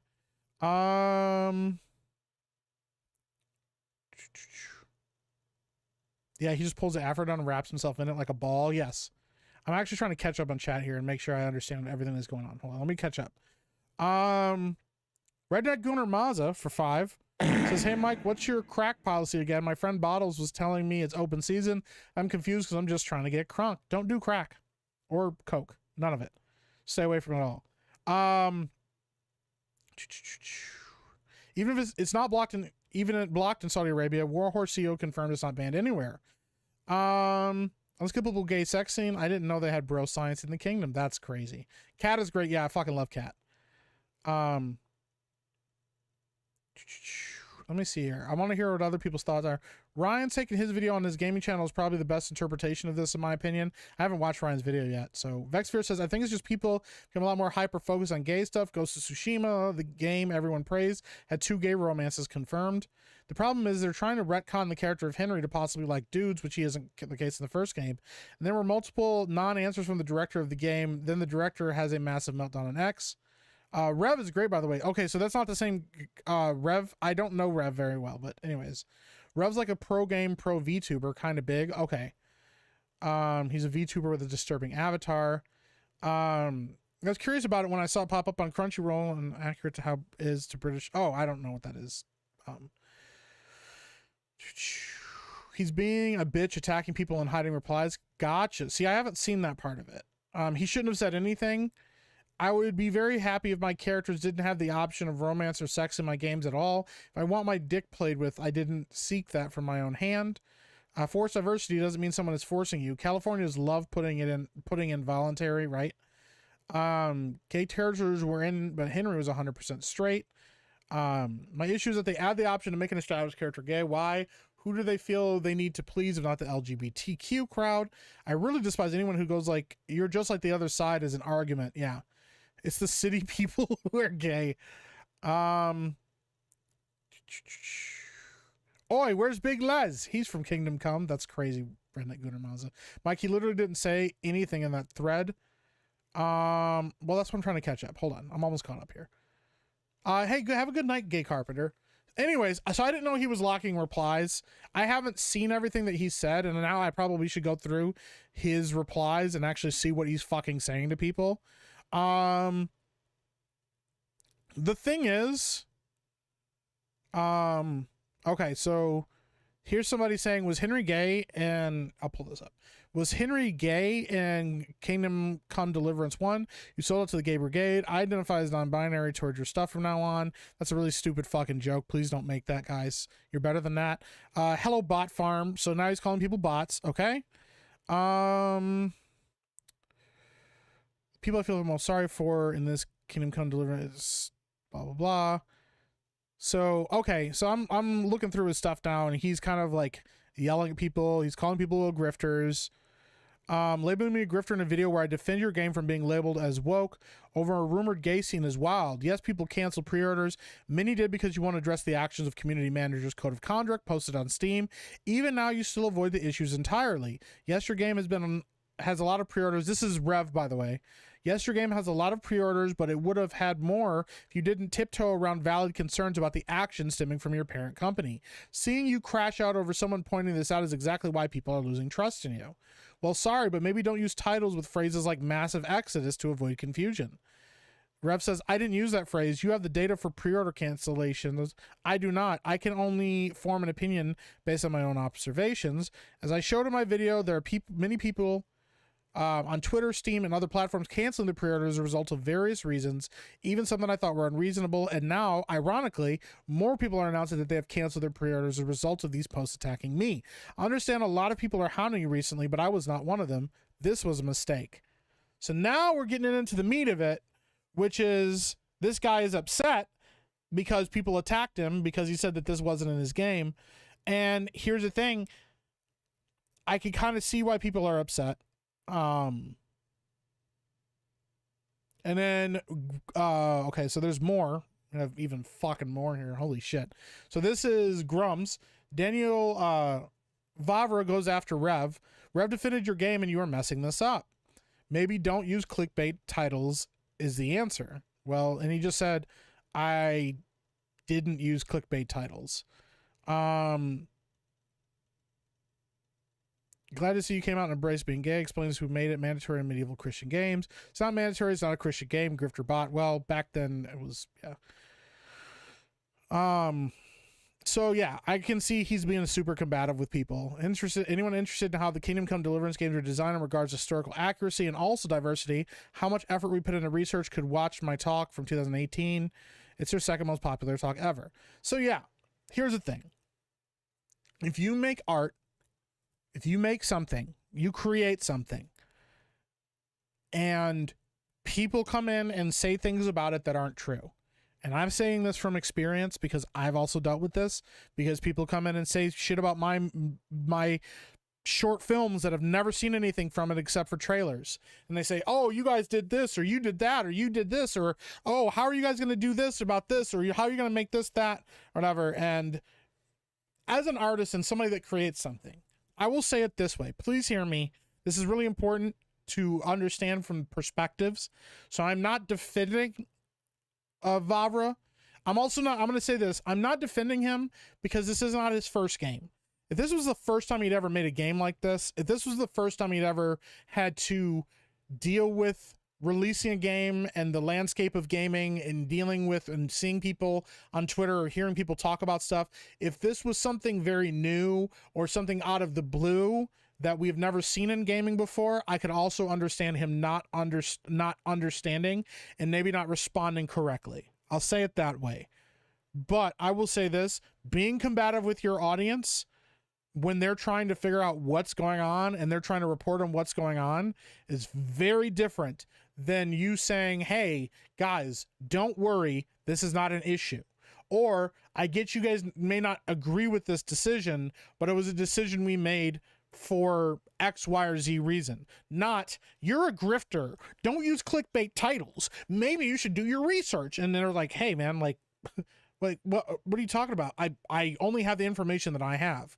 So as a creator and as somebody that's created things and has gotten bad faith criticisms and also good faith criticisms, concerns, whatever the thing is, it is difficult to not want to defend your art when it feels like it's being judged before anybody's actually seen it.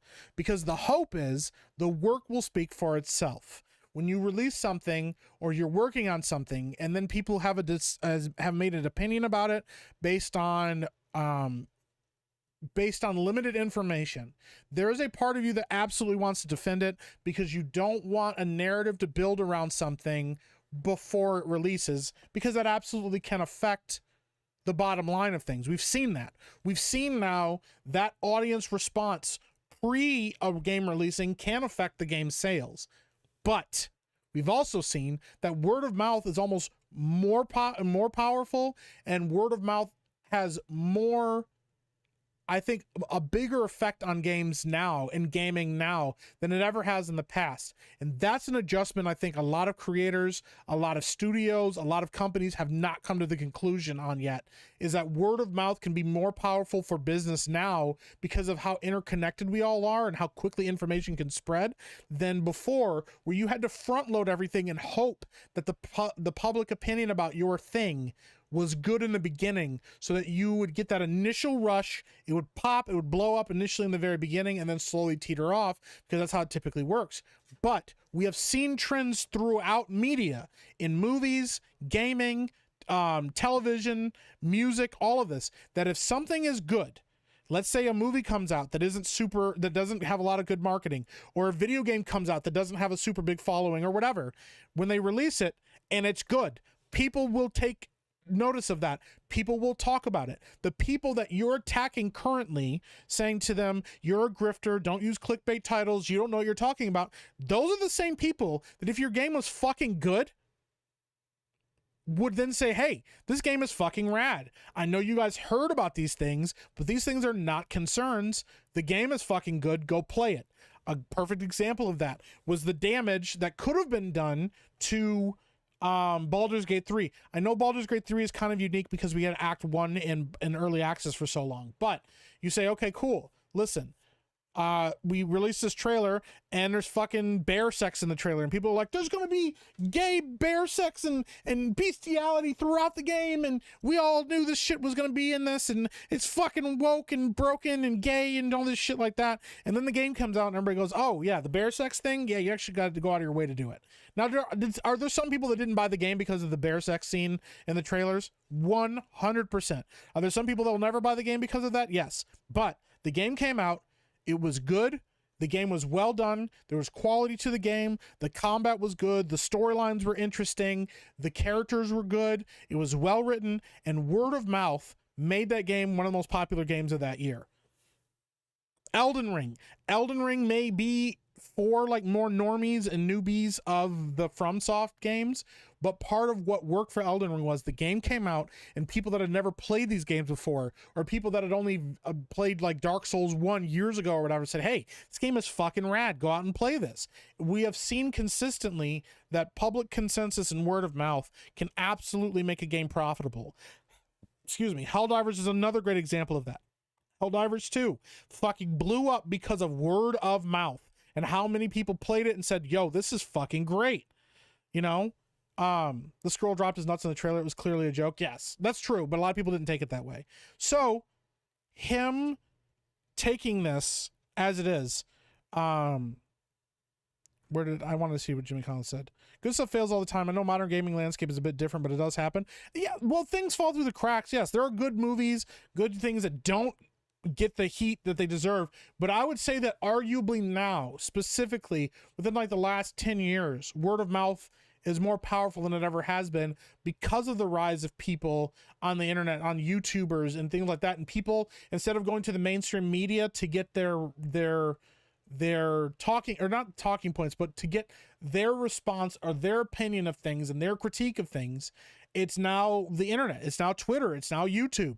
Hey, go fucking see this movie, guys. If Jeremy's streaming to 10,000 people, or well, he's streaming to like 5,000 people, and he said, go see this movie, and 1,000 of those people go see it, that's a significant bump in interest, you know? So like, I say all that to say, this guy spurging on people in his chat, getting mad at people and fighting with people was the wrong call. At some point, somebody should have called him and said, bro, if the game isn't what they're saying it is, let the game speak for itself. Let the gameplay speak for itself and stop fighting with him.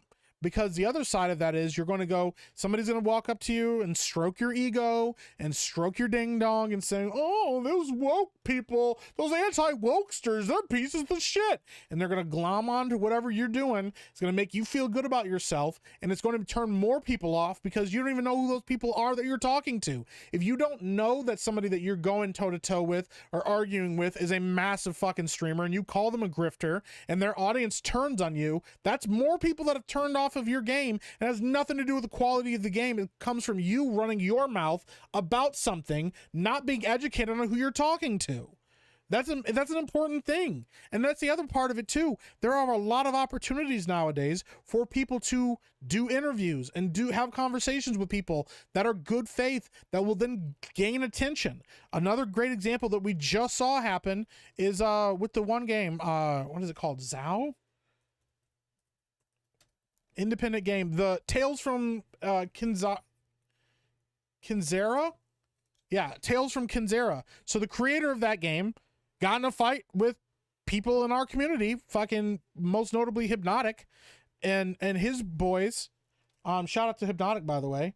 And fucking thought, yo, you guys are like, you know, pieces of shit, and like I did a really good job and this game isn't woke, and I promise I actually put a lot of work and effort into this game and I actually really care about this game and stuff like that. And what happened? He had a fucking conversation. Instead of just getting pissy with Hypnotic and just trying to start fights, he actually had a conversation with these guys. He talked to them about what his motivation was, what his plans were, what was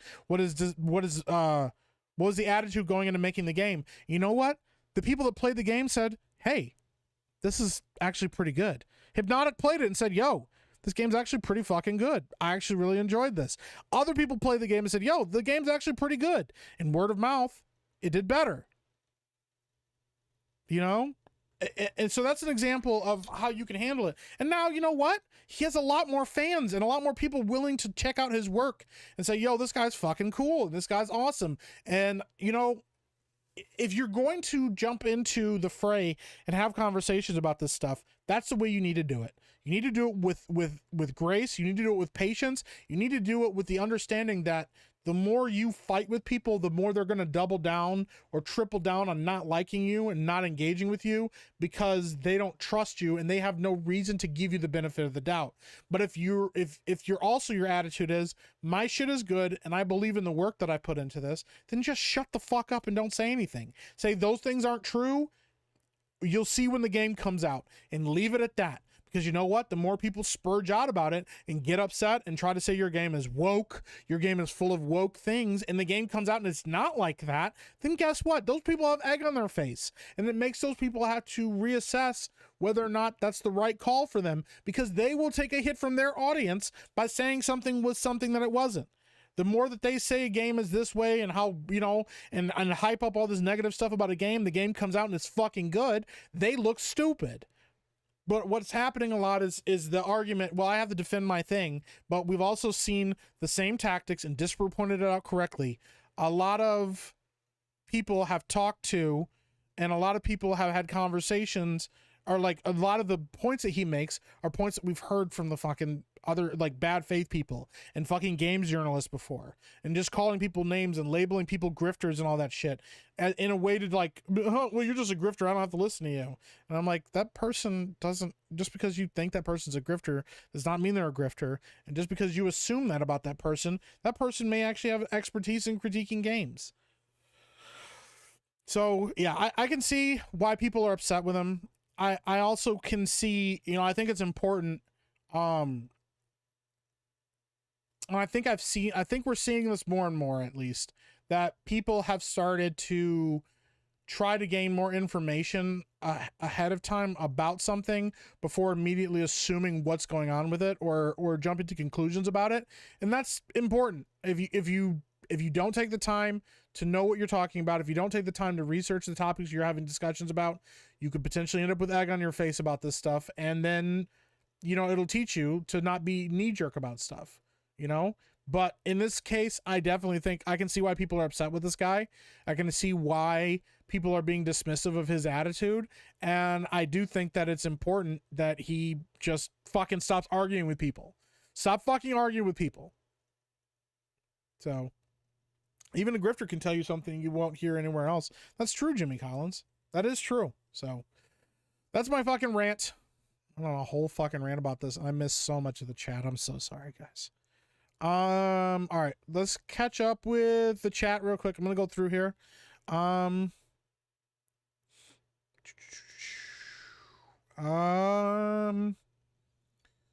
surprise, Melon, you didn't use Kingdom Come 2 as another Goonergate game.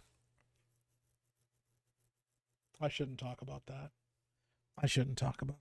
I'm probably going to talk about that in a little bit here, but I probably shouldn't talk about that. Hey, what's up, Elemental MGA? Good to see you. People are so sick of BS shoved into everything they do, so sick of bait and switch tactics that I don't blame them for being cautious when stuff like this comes up. That's a very good point. We have been burned many times before. Twinkles and Chill echo from Vent. People on the internet need to learn some manners and chill. Binds pens together on DM51. I really hope somebody stops you. Epic Mike, did you hear I got hired as a mod on Moonskull? Did you really, Tommy? Did you actually do that? That's awesome. Hey, what's up, Chrysanth? Welcome in. Good to see you, Chrysanth. Watching Moonskull like a hawk, Chrysanth. There you go. By the way, he's touting his pre-orders. You know who else bragged about their pre-orders? EA and Dragon Age Veilguard. Yeah, they did. And they argued with everybody about them, so... maybe I will stream some crab legs and lobster tail. Maybe I will steam some crab legs and lobster tails. I've never had lobster. I felt like the class issues was just the main plot of the story because I couldn't find info on that. Yeah. I'm leaving the building that Twinkles is in. Meek trying to initiate city sweep for more money. Oh my God, dude. My high school theology professor said, but wait, there's more. Yeah, that's true. B-Man says, yes, Epic Mike is an artist at grifting. No, I'm terrible at it. Tell people not to give me money all the time. I'm a terrible grifter. Tannhauser Gates says it's really disappointing because he had very solid behavior during GG and for most of the decades since then. No idea why he's no thin skin about this one. Mike is about to convince us all artists should be put down. Never. I'm not defending the guy, but there's obviously a lot of pressure from criticisms, especially in culture, where everything has to be woke or base because any nuance is unacceptable. I mean, that's a fair point, but it's also how do you respond to that correctly? And I don't think he's doing a good job. I say that people are going to read/perceive your art how they like it or not, and try to justify it based on what they see. That's true. That's true. But once again, if you prejudge art and you go see it and you're wrong, you have egg on your face and you have to admit it was right. And that's okay, because you should just appreciate if something's good, it's good. You know? Just like being excited about something being good and then it's bad, you go, fuck, it's bad. That sucks. You know? What's up, DJ Nutsack? How you doing? Defensiveness is a natural reaction. He needs to wise up. He's being a bitch. Turf Ferguson says, I haven't formed an opinion one way or another, but I hope the game is good. Yeah, I do too. You can't tell the audience how to take in your art, even if they're wrong. That's true. That'd be true if we didn't have a previous title and now they're changing the main character for seemingly no reason whatsoever. And that's another big point. You're like, hey, this wasn't in the first game. Why are you adding it into the second game? It's like if you started with a totally different protagonist, maybe there would be a different conversation to be had there. But the fact that you're using the same protagonist, you're adding more to the game and more features to the game, one of which is now changing an established part of how that character is. I can see why people would feel that's weird. You know, it's like this isn't a retelling or a reboot of the story. It's a continuation. You go, well, now you added stuff into the game that wasn't there before, and that's really weird to me. Versus saying, hey, this is a new protagonist, new storyline, and this character you may be able to make this character fuck other dudes because that may be a thing that he's into, you know? But then you're still going to get questions. That wasn't in the first game. Why is it here now? But at least you say, well, this is a different protagonist and a different story, and this is just part of the expansion of adding options and choices to the RPG. But when it's the same character, I can understand that attitude. You know, it's funny because there's actually kind of a similar attitude and a similar thing that happens in Mass Effect, specifically with Male Shepherd, because he doesn't have male romance options in the first game at all. I don't think he does in the second game either. Correct me if I'm wrong, Mass Effect people, because I've never fucking romanced other men in Mass Effect. But then in the third game, they added a gay character who was very, like, obviously, pointedly gay. Like that, the fucking pilot guy in Mass Effect 3, it is obvious. Like the first fucking interaction you have with that guy, he goes, my husband died and I'm really sad. And you're like, oh man, that sucks. And then that fucking character, if you're nice to him, not romantic to him, nice to him, if you pick positive options, not flirtatious options, not any of that stuff, you're just nice to the guy because he's on your team and he's going through a fucking hard time right now. That line of being kind to him will lead to him being like, oh, I'm in love with you, we should bang. And you're like, nah, bro, I'm not like that. You have to choose a bad option. You have to tell him, like, yo, get the fuck away, I'm not interested. You know, and that shouldn't be. I thought that was pretty heavy-handed on BioWare's part, and we could see where they are now as a company. But yeah, that's the thing too. It's like, so you're adding something in here and it doesn't feel like it was necessary because it wasn't a thing before. So why are you adding it in now? What is the purpose behind adding it in now? You know? Disper says, well, it's simple. Don't put stuff in your game people don't want. If he had just gone, that's not in, LOL, problem solved. That's true. He literally printed shirts calling himself based. Yikes. Rough Knight says, I just say, have a good day. And by that, I mean, go fuck yourself. There you go. King Deplorable says, speaking of audiences being mockingbirds and spreading rumors, I heard from another streamer under NDA about how a lot of people are getting the new Assassin's Creed so wrong. Really? Interesting. I have not heard that. That's kind of fascinating. Jimmy Collins says, good stuff fails all the time. I know modern gaming landscape is different, but it does happen. That's true. It does happen, though. Vexfear says, round the clock bear sex bathhouses. Come on, man. Yeah. That guy's gonna go retire and just like sit in a rocking chair the rest of his life. I'm being rated by, I can't fucking see who's rating me right now. Thank you for the raid over on Kick. Hold on, let me go down here and see. Oh, the Gaming Ronin. Thank you for the raid, the Gaming Ronin. How you doing, man? appreciate you, bro. Thank you so much for hanging out. Sissy, have a good one. Oh no, is Sissy heading out? I'm so sorry, Sissy. I forgot to do the KFC song. I'm so fucking bad. All right, let me catch up on chat here and we'll do the KFC song. I feel terrible now. Fucking forgot. I fucking forgot. Damn it. I feel so bad. Sissy, I'm so sorry. You can be mad at me, Sissy. My last whiskey for the night. There you go, Jake. I hope you're having a good night, bro. I liked Elden Ring because it was different to Dark Souls. Yeah, me too, actually. Only thing about Baldur's Gate 3 companions is that they're all so thirsty. I mean, at least make me work for it a bit. That's true. They're ready to, dude. Everybody on that in that team is down to fuck immediately. They're like, yo, let's smash. Disper said they had to patch that because apparently bug made them all aggressively into you. Yes, I remember that. They're all fucking vying for you immediately. They're like, you're at a party and you're like, hey, what's up, everybody? They're like, do you want to fuck? And you're like, whoa, no, thank you. And then like you turn around and then like fucking Will's like, hey, want to fucking get some of this, huh? Whatever, and you're like, no thank you, Will, I'm good, bro. And then fucking Halson's like, hello, I'm a big giant druid, would you like to have a take with me as a bear? And you're like, no. And then, oh, you're bad, I'm just gonna go fuck something else as a bear then, isn't it? I don't know why Halson has a very stereotypical British accent, but he does. Hello, do you want to go into the woods and get bent by a bear? Roar. I think it's funny that I did that accent and that was Disper that said that. That's fucking hilarious.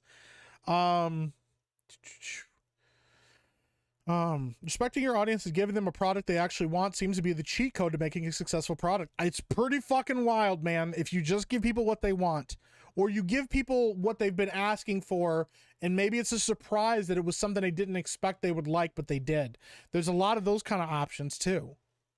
Certainly helps, Ferg, but don't hold your breath waiting for success. That's fair. B-Man, you got to get to work. Building a new house, been a year at the decoration stage. Ooh, well, good luck, B-Man. That's a lot. Building a house is a lot. In a conversation, and his game was a massive failure. I thought Zao did really well for an indie game. Did it do bad, Frank the Tank? I've never played it, so I don't know. Hypnotic defends Grums, which I find funny because people who paid to play his demo were giving Grums feedback, and Grums banned them and isn't even working on his game. I know that Hypnotic talked about that, though. Like, Hypnotic recently actually addressed that, and so did his buddy, fucking, wow, I cannot remember his name off the top of my head. Paradise. Words of Paradise. Yeah, Leon. Who's being controlled by a bird. Yeah, they've actually talked about it. They've criticized Grums for the fact that his game is an issue. He actually talked about that recently and said, you know, we can like Grums' reporting on games and also not agree with how he's handling Ember, you know? And I think both things can be true. You can, you know, like one thing about a person and dislike other things about them. Like, for instance, you guys like me talking about things and going on rants, but you also dislike it when I kidnap your family members and your animals and hold them hostage so you have to pay me money. And I get that. But you also like my rants, and that's important. So I love to pay my fee for the week, but I gave it to D-Day Cobra, and he didn't even read the super. I'll double up on my dues next week, says RSE Elman. That's all good, bro. You never have to pay anything. Disper says he needs to get some advice from Professor X. There you go. Twinkle says rattling echoes through pipes. What are you doing, Twinkles? Jimmy Collins says even a grifter can tell you something you won't want to hear anywhere else. Yes, that was a good point. It's generally a bad idea to go to war with YouTube simply because they may be people in their bedrooms, but they're people in their bedrooms who have 14 hours a day to research everything. Damn right. Shout out to like people like Madam Savvy and yeah, fucking the dangerous basement goblins who go, hey, I can research all day. I can do this all day, and they literally can. So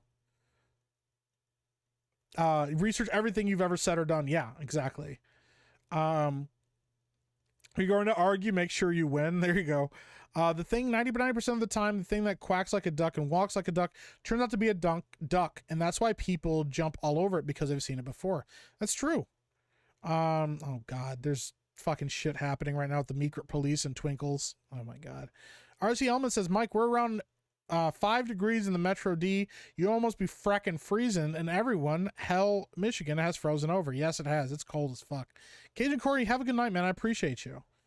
Redneck says, I hear you, Deplorable is just hypocritical, some guy with a fluffed up resume is criticizing game devs and indies when he hasn't released his game, but is still taking money. That's fair. Once again, Sissy, I'm so sorry. I'm so fucking sorry, Sissy.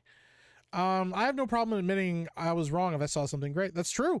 Like when I watched Wicked and it was actually fucking good and everybody called me gay and called me fucking every slur you could come up with in the book, and Disparu ratioed me on my own fucking tweet calling me gay, saying there's easier ways to come out, all because I liked a fucking musical that was actually good and had no business being as good as it was. Okay, Wicked was good. That doesn't make me gay because I liked Wicked. Okay, because Ryan and Jeremy liked it, and I know that Jeremy's super gay, but Ryan is far less gay and he liked it too.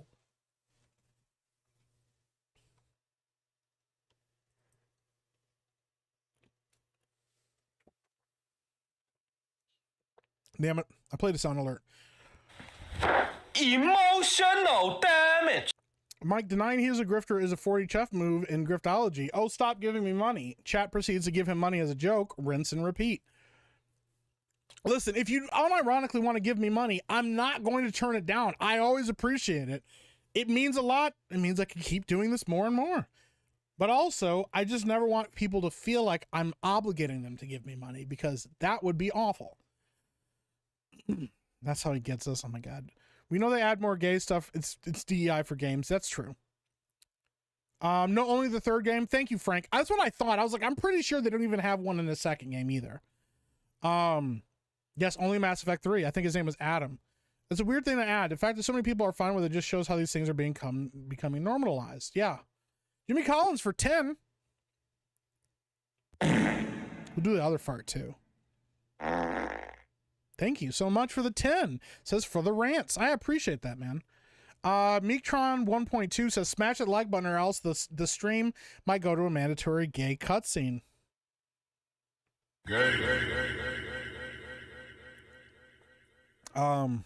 Mass Effect 2 was the last Mass Effect game. That's pretty good. See, I like parts of Mass Effect 3, but yeah, a lot of it is not good. The big gay was heavy-handed. BioWare on track to get disbanded. It's true.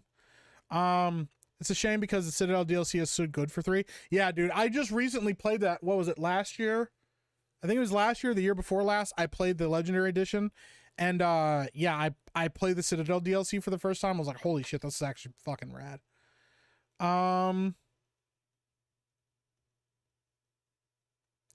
Miss Rough Night says, hey buddy, it's gross outside. As you know, I'm a strong independent woman who don't need no man. But when I tell you I'm grateful my husband does the majority of the driving, you know I mean it. I know you do. It is nasty outside. I really hated the drive to and from rehearsal tonight. That sucks. Yeah, it's awful outside. What's up, Cool Gamer? How you doing, man? And Celluloid Dreamer. What's going on, buddy? So that's a Never on the KC song? No, it is not a Never. I'm gonna play it. I'm gonna fucking play it. A Trucker Rob for 10 says, howdy, Mike. Hey, what's going on, Trucker Rob? Trucker Rob's been a fly on the wall watching all the fucking drama shit going on as well. But you know what? I'm gonna take a water break. And while I'm doing that, I think it's time. You guys have been patient. I feel fucking terrible that Sissy didn't get to hear it. It's completely on me it's completely on me. 1000% for not following through. I told I was going to follow through and I didn't. But I'm going to follow through now. All right? So, without further ado, here you guys go. Chicken grease in my soul. That's how I roll. KFC, baby. It's my favorite. Oh, give me that bucket. I said, give me that bucket. I think, give me that bucket. I bring the licking chicken. From Kentucky to the bayou. The flavor's so right. That secret recipe keeps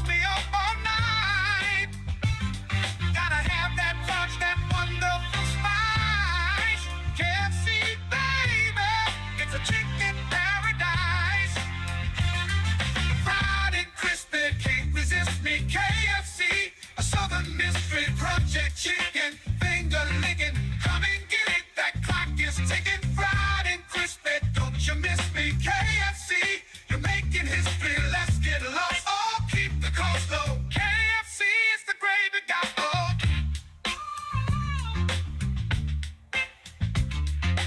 Give me that bucket. I said, give me that bucket. Give me that bucket. Oh, give me that bucket. I said, give me that bucket. Give me that bucket. Oh, give me that bucket. There we go. That's Give Me That Bucket by AI. We are royally fucking cooked. There we go. I feel bad, so. All right, I'm gonna catch up on chat a little bit. Meek Replete says I'm 3 blocks away from Twinkles. Oh God. Leon Parrot Girl, yeah, because Leon's definitely not a man. 600K over 8 years and didn't get the demo done at 60K. Yeah. Listen, if you guys gave us $600,000 and we didn't make a movie with it that we said we were going to, that would be a huge fucking problem. It's a huge fucking problem.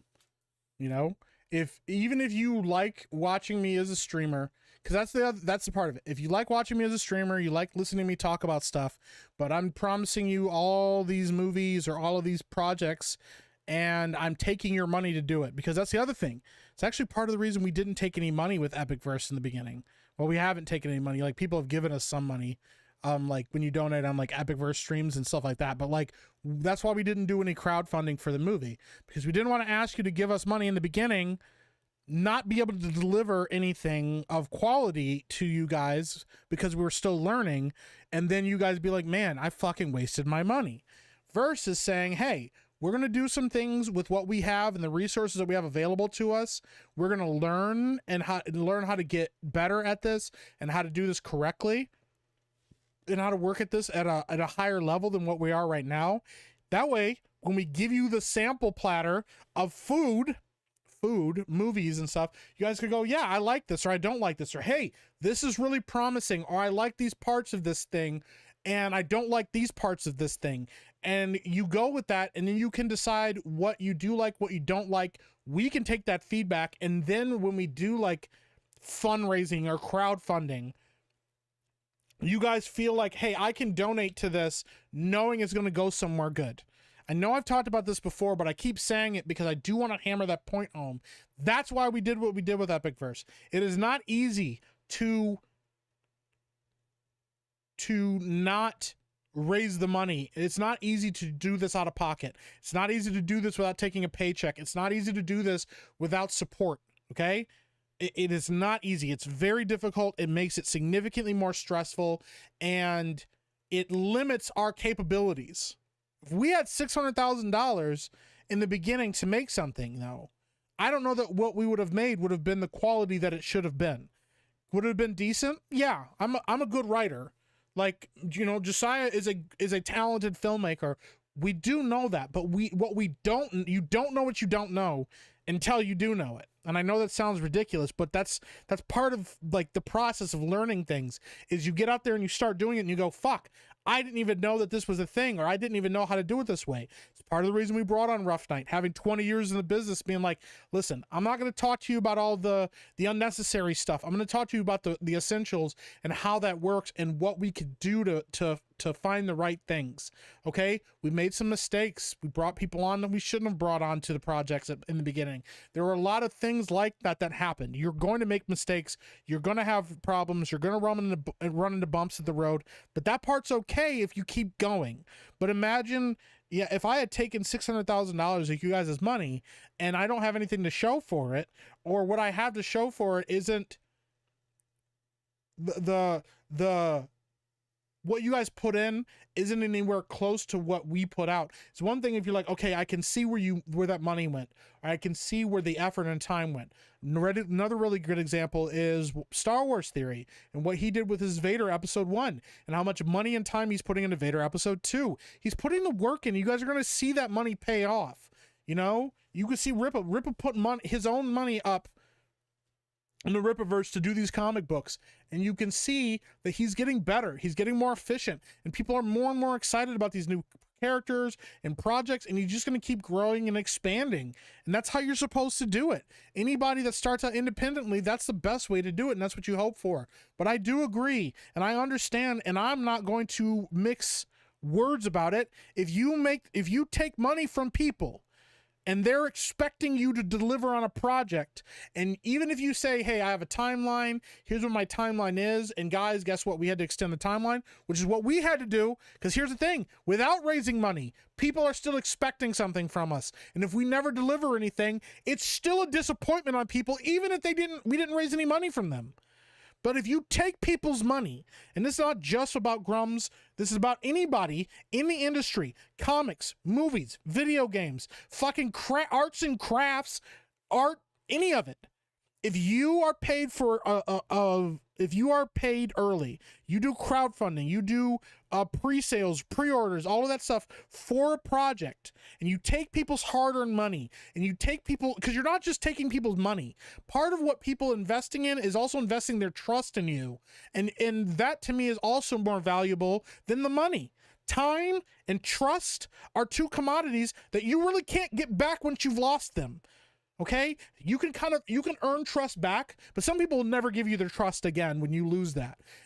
But money, you can earn more money. You can always earn more money. You can get a better job and have more money than you've ever had before. But if you don't take the time and the trust that has been put in you as a creator and do right with it, and you're not transparent about what you're doing, you are wrong. You are in the wrong, and at no point in time do you get to look at your audience or anybody that's critiquing you for taking people's money and go, guess what? I don't care what you think about me and what I've done with the money, because it doesn't matter. I'm just going to do what I'm doing. No, you are beholden to the people that have given you money. It's another thing when you create a project or you create a product, you put it out there and you let people decide what they want to do with their money based on your project. That's what video games do. That's what movies typically do. You make a movie or you make a video game. You have the money in the beginning. You put that money into the project. You release the project, and then your audience can decide whether or not they want to buy it, whether or not they want to support it, whether or not they want to see more of it. But if you take that money before they've got a product, they're also investing their trust into you. And if you don't do right with that trust, you are in the wrong. And you deserve to not succeed in whatever industry that you're working in when you betray people's trust, because it's not even about people being disappointed with the final product.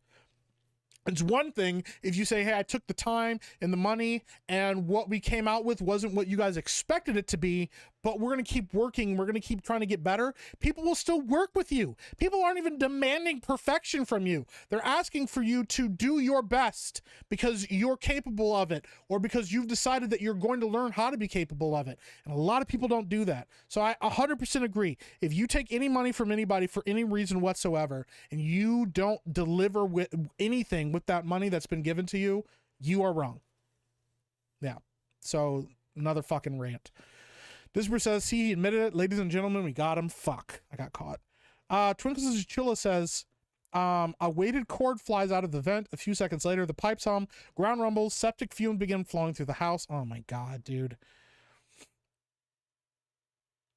Disper says, yeah, the devs are like, don't you have anything better to do? Well, no, actually. That's pretty good. Meektron stares at gas filling room. If I needed oxygen, this would be very concerning. Little does Twinkles know that I am a life model decoy, and so the gas won't work on me either. Maybe I think it disqualifies him as untrustworthy because he's unwilling to scam. Because he's willing to scam people, using people's audience to do so. Because he seems to be a desperate person. Maybe.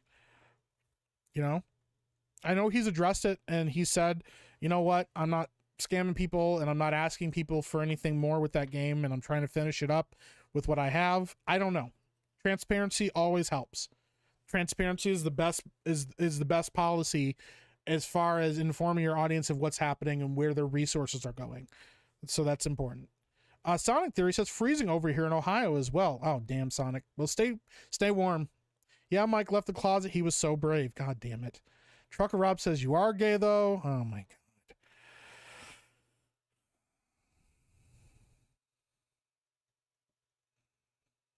Mike is so stunning and brave. Fucking hell, Rusev the Cripple hasn't said a goddamn word all stream. Says, what a gay spurge out. Hasn't said a fucking word all stream. Not a goddamn thing all stream. And he shows up here, and he can't even climb stairs, and he calls me gay. Frank the Tank says, that is gay. I'll never watch that gay shit. Tom Cooper says, hold up. God damn it, Tom. Richard Plug says gay. Hunter says, what a gay rant. Grey Ghost says, Mike ranting a little too hard to disprove he's gay. Tom Cooper says, wait a minute.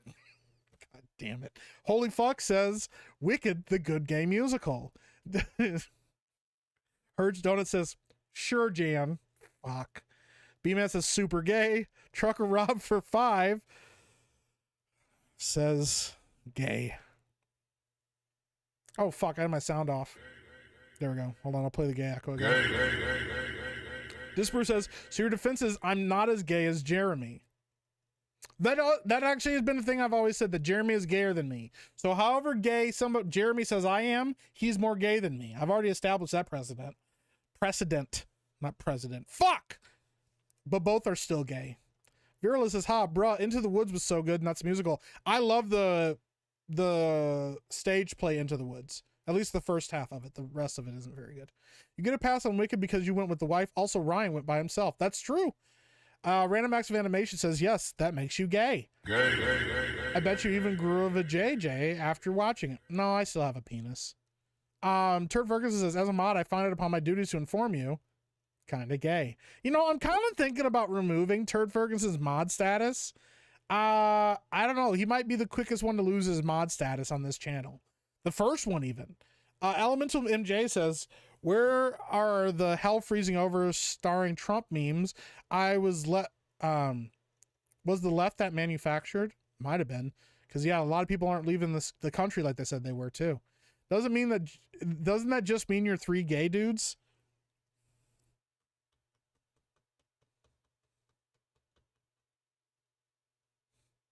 Shut the fuck up.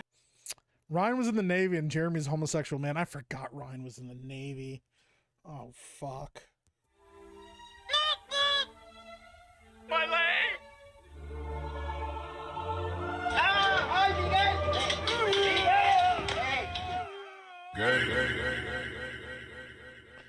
No, Steve Cortez was a gay guy in Mass Effect 3. Yeah, I fucking hated that guy. Severian says, wait, so liking Wicked doesn't make you gay because Jeremy and Ryan liked it? Jeremy is gay and Ryan is gay, but less gay. So how's that a defense? Listen, I don't fucking know anymore. All right, just... Shut the fuck up. Redneck Gooner Mazda for 5. Oh, fuck. That's really gay of you, Mike. Now give Mazda back his car. Mazda's not getting his car back, okay? It's not going to happen. Townhauser Gate says, I only played the first 2 because EA decided to make their garbage online service mandatory for the 3rd. That is based. But if you play the Legendary Edition, it has all the DLCs and none of the online bullshit. So I am 5 blocks away from Twinkles. You better move quickly, Meekrit. Twinkles the Chinchilla scurries out of the vent, through the door, and into the night.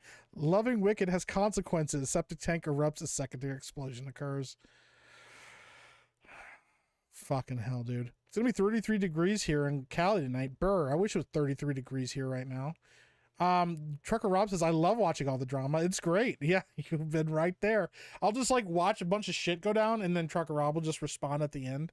So Meeker Police says, this is an official announcement. Shortly after 10 p.m. EST, domesticists led by Minority Home launched an attack on Nakatomi Tower. There are currently no known survivors. What? What does Steph do? The water is actually crack. He had to go off camera because he followed through. Oh my God. What was the prompt to make the song? I don't know, actually, because I didn't make it. So, wow, it's such a nice illustration. Why is this so funky? It's a staple of this stream. So, Sissy is smiling somewhere, not knowing why, right? Legit banger. If I had a chicken that could play the guitar, I'd still deep fry it.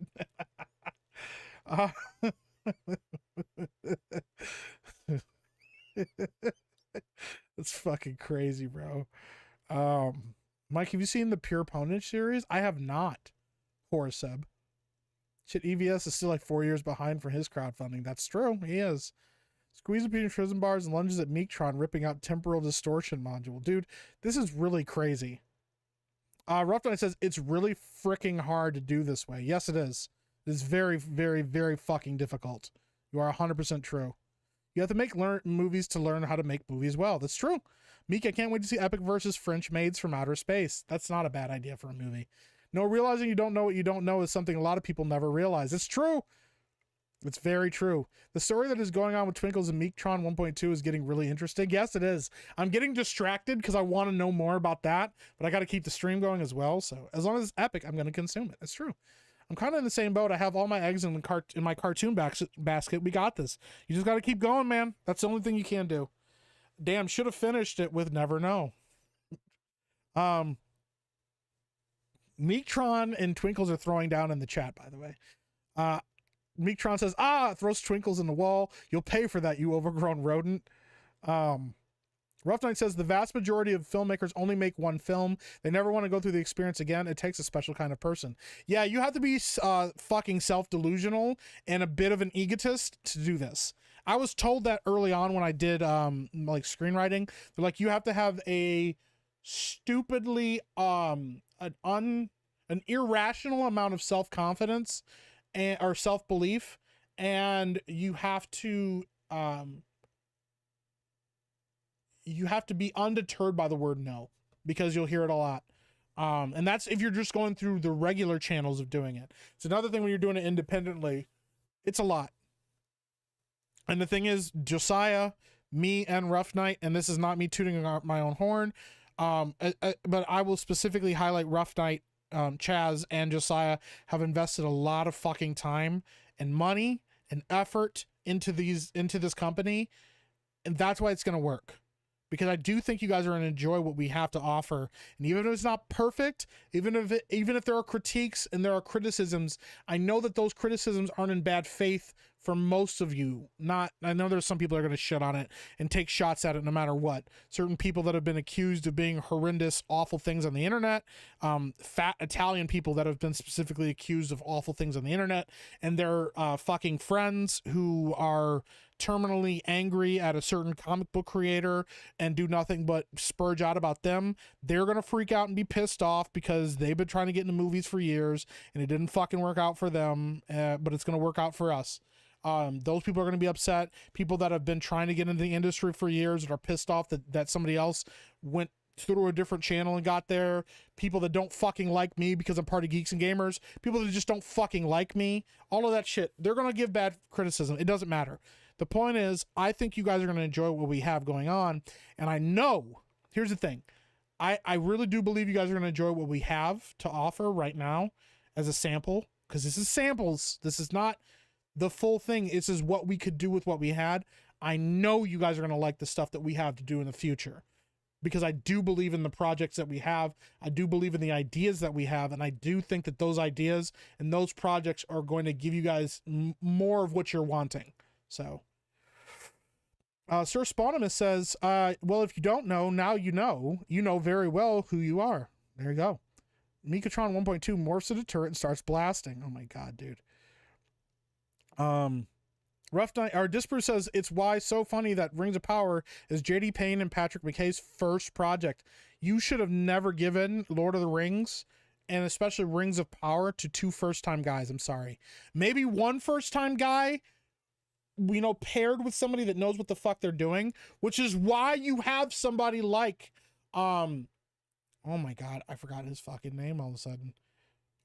Peter Jackson. It's why you have Peter Jackson involved. Make him a fucking producer on the project, or an executive producer. Let him go, hey, you guys, you're new to this, but I do believe in you guys. Let me help you and show you how this works. But they didn't do that. You cannot hand something that big to a newbie and expect him to nail it. They're going to struggle from the weight of the project. It's not even the weight of how much they had to do. It is the weight of expectation on a project like that. It's like hiring a rookie, bringing in a rookie, like fresh out of college, fresh out of the draft, and putting the pressure of winning the Super Bowl on him.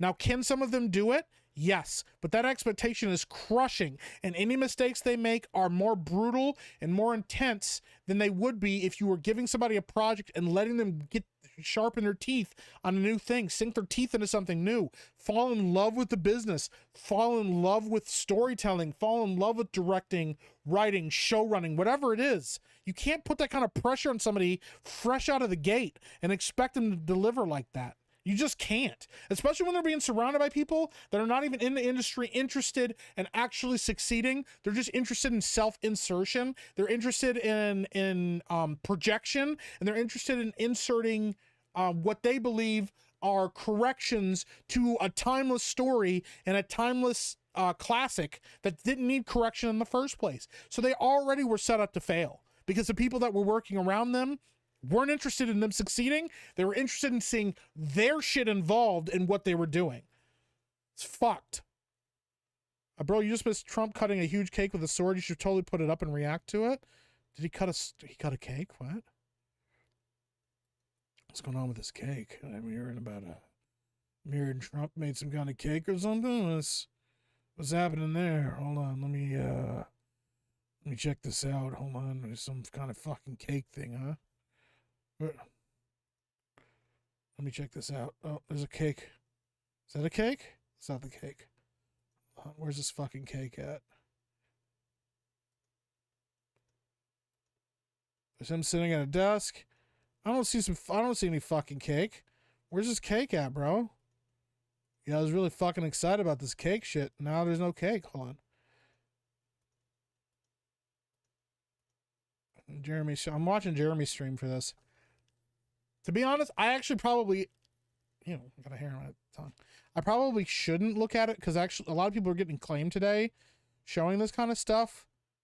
I'll find it later and I'll just talk about it on stream next because, yeah, I don't want to get in trouble. A lot of people got claimed today and taken down, their shit taken down. So, Varilla says, why is this guy not in one of those AAA studios? Who, me? I don't know. This has inspired me to make a Gooner film. I think you do great at it, man. Oh fuck, that's sick. Gas station burrito. Be right back.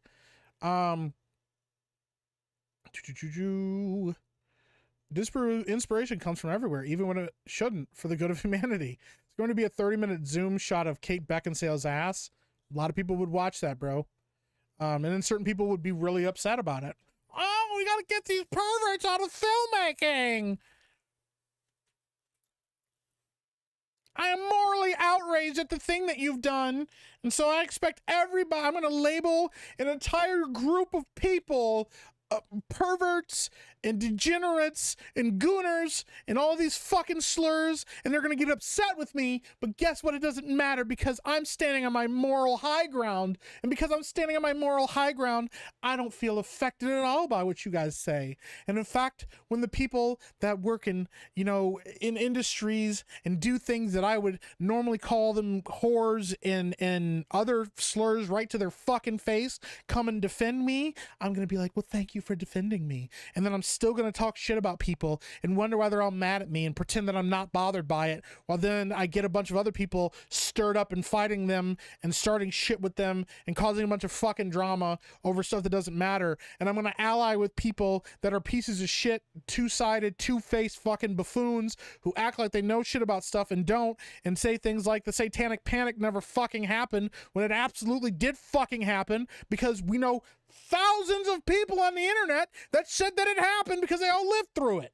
I fucking lived through. Oh my fucking goodness. All right, we weren't going to talk about it. Now we're going to fucking talk about it. All right? We're going to fucking talk about it.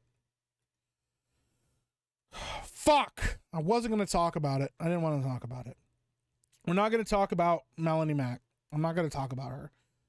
Here's the thing. I don't agree with her take. I don't think that she should have called people fucking gooners and perverts and all that shit. I think that people going to the quartering and yelling about what she said is a big fucking mistake as well. That's not the quartering's business, nor did he need or should he have gotten involved in any of that. But whatever. She has her own opinions about stuff.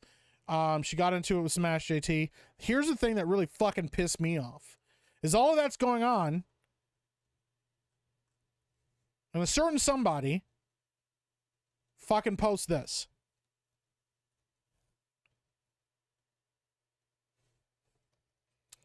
There was never a satanic panic. It was a mainstream media psyop to remove Christianity from the culture. That's why our culture sucks now, because boomers fell for it. Don't be like boomers.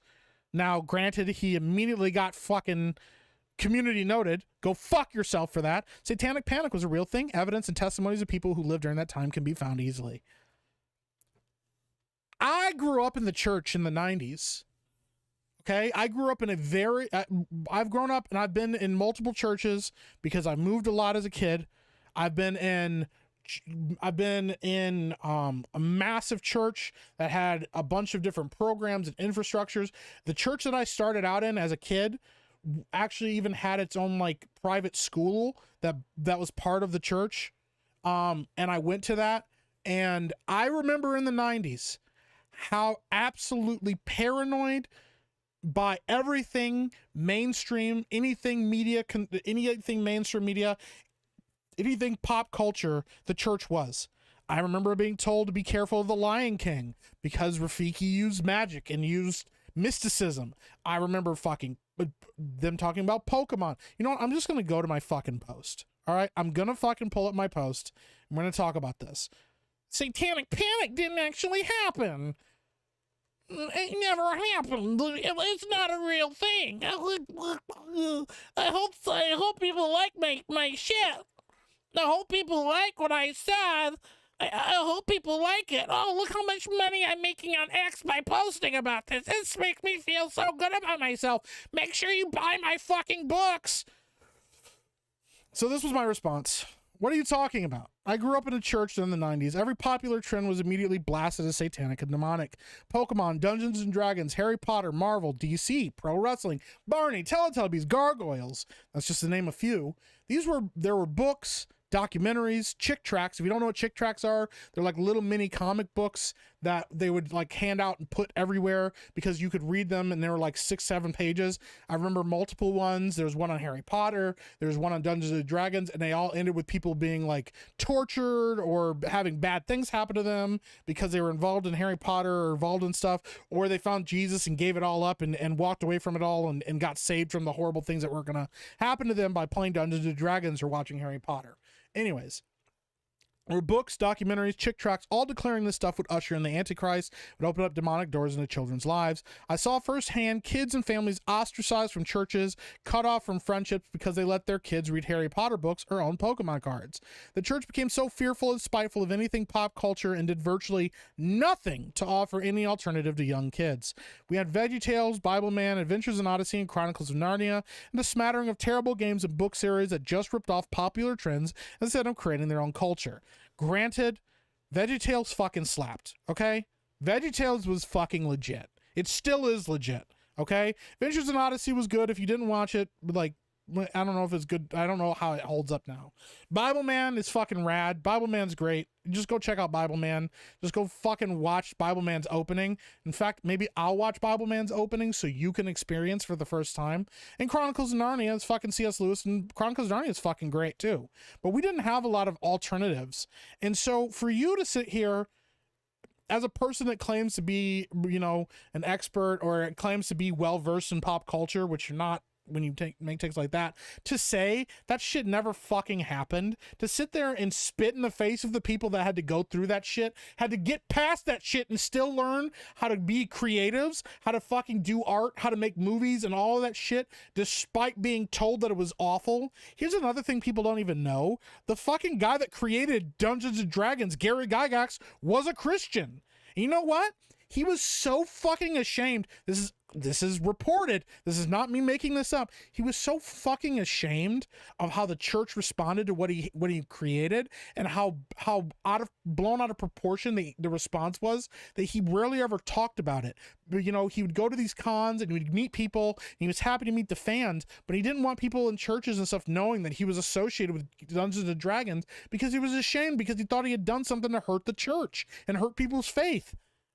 They went after this. He died like fucking ashamed of something that he created that was objectively awesome and has created something that literally was designed for you to have the freedom to make it whatever you wanted. That's what Dungeons and Dragons was, because he was like, hey, there's a lot of stories and other things that have a lot of occult stuff in them and have a lot of magic and other things that I don't necessarily agree with as a Christian.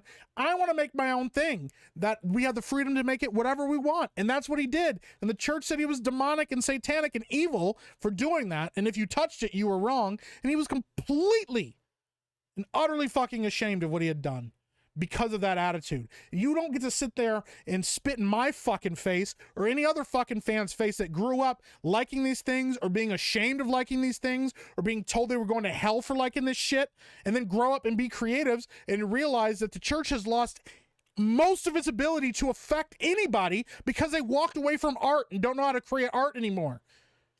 The same church, the same people that made things like the Sistine Chapel, that built Notre Dame, the people that built beautiful things and monuments and stories and songs to celebrate their faith and to believe in a higher power and to celebrate and honor the creator above them. That church then decided that art wasn't worth it and walked away from it. And all we had left was VeggieTales in fucking Chronicles of Narnia, which was written, you know, a century before. And you're gonna sit there and say that that didn't fucking happen? You can go fuck yourself all the way. I'm in a mood tonight. Trucker Rob just gets it 5 gifted memberships.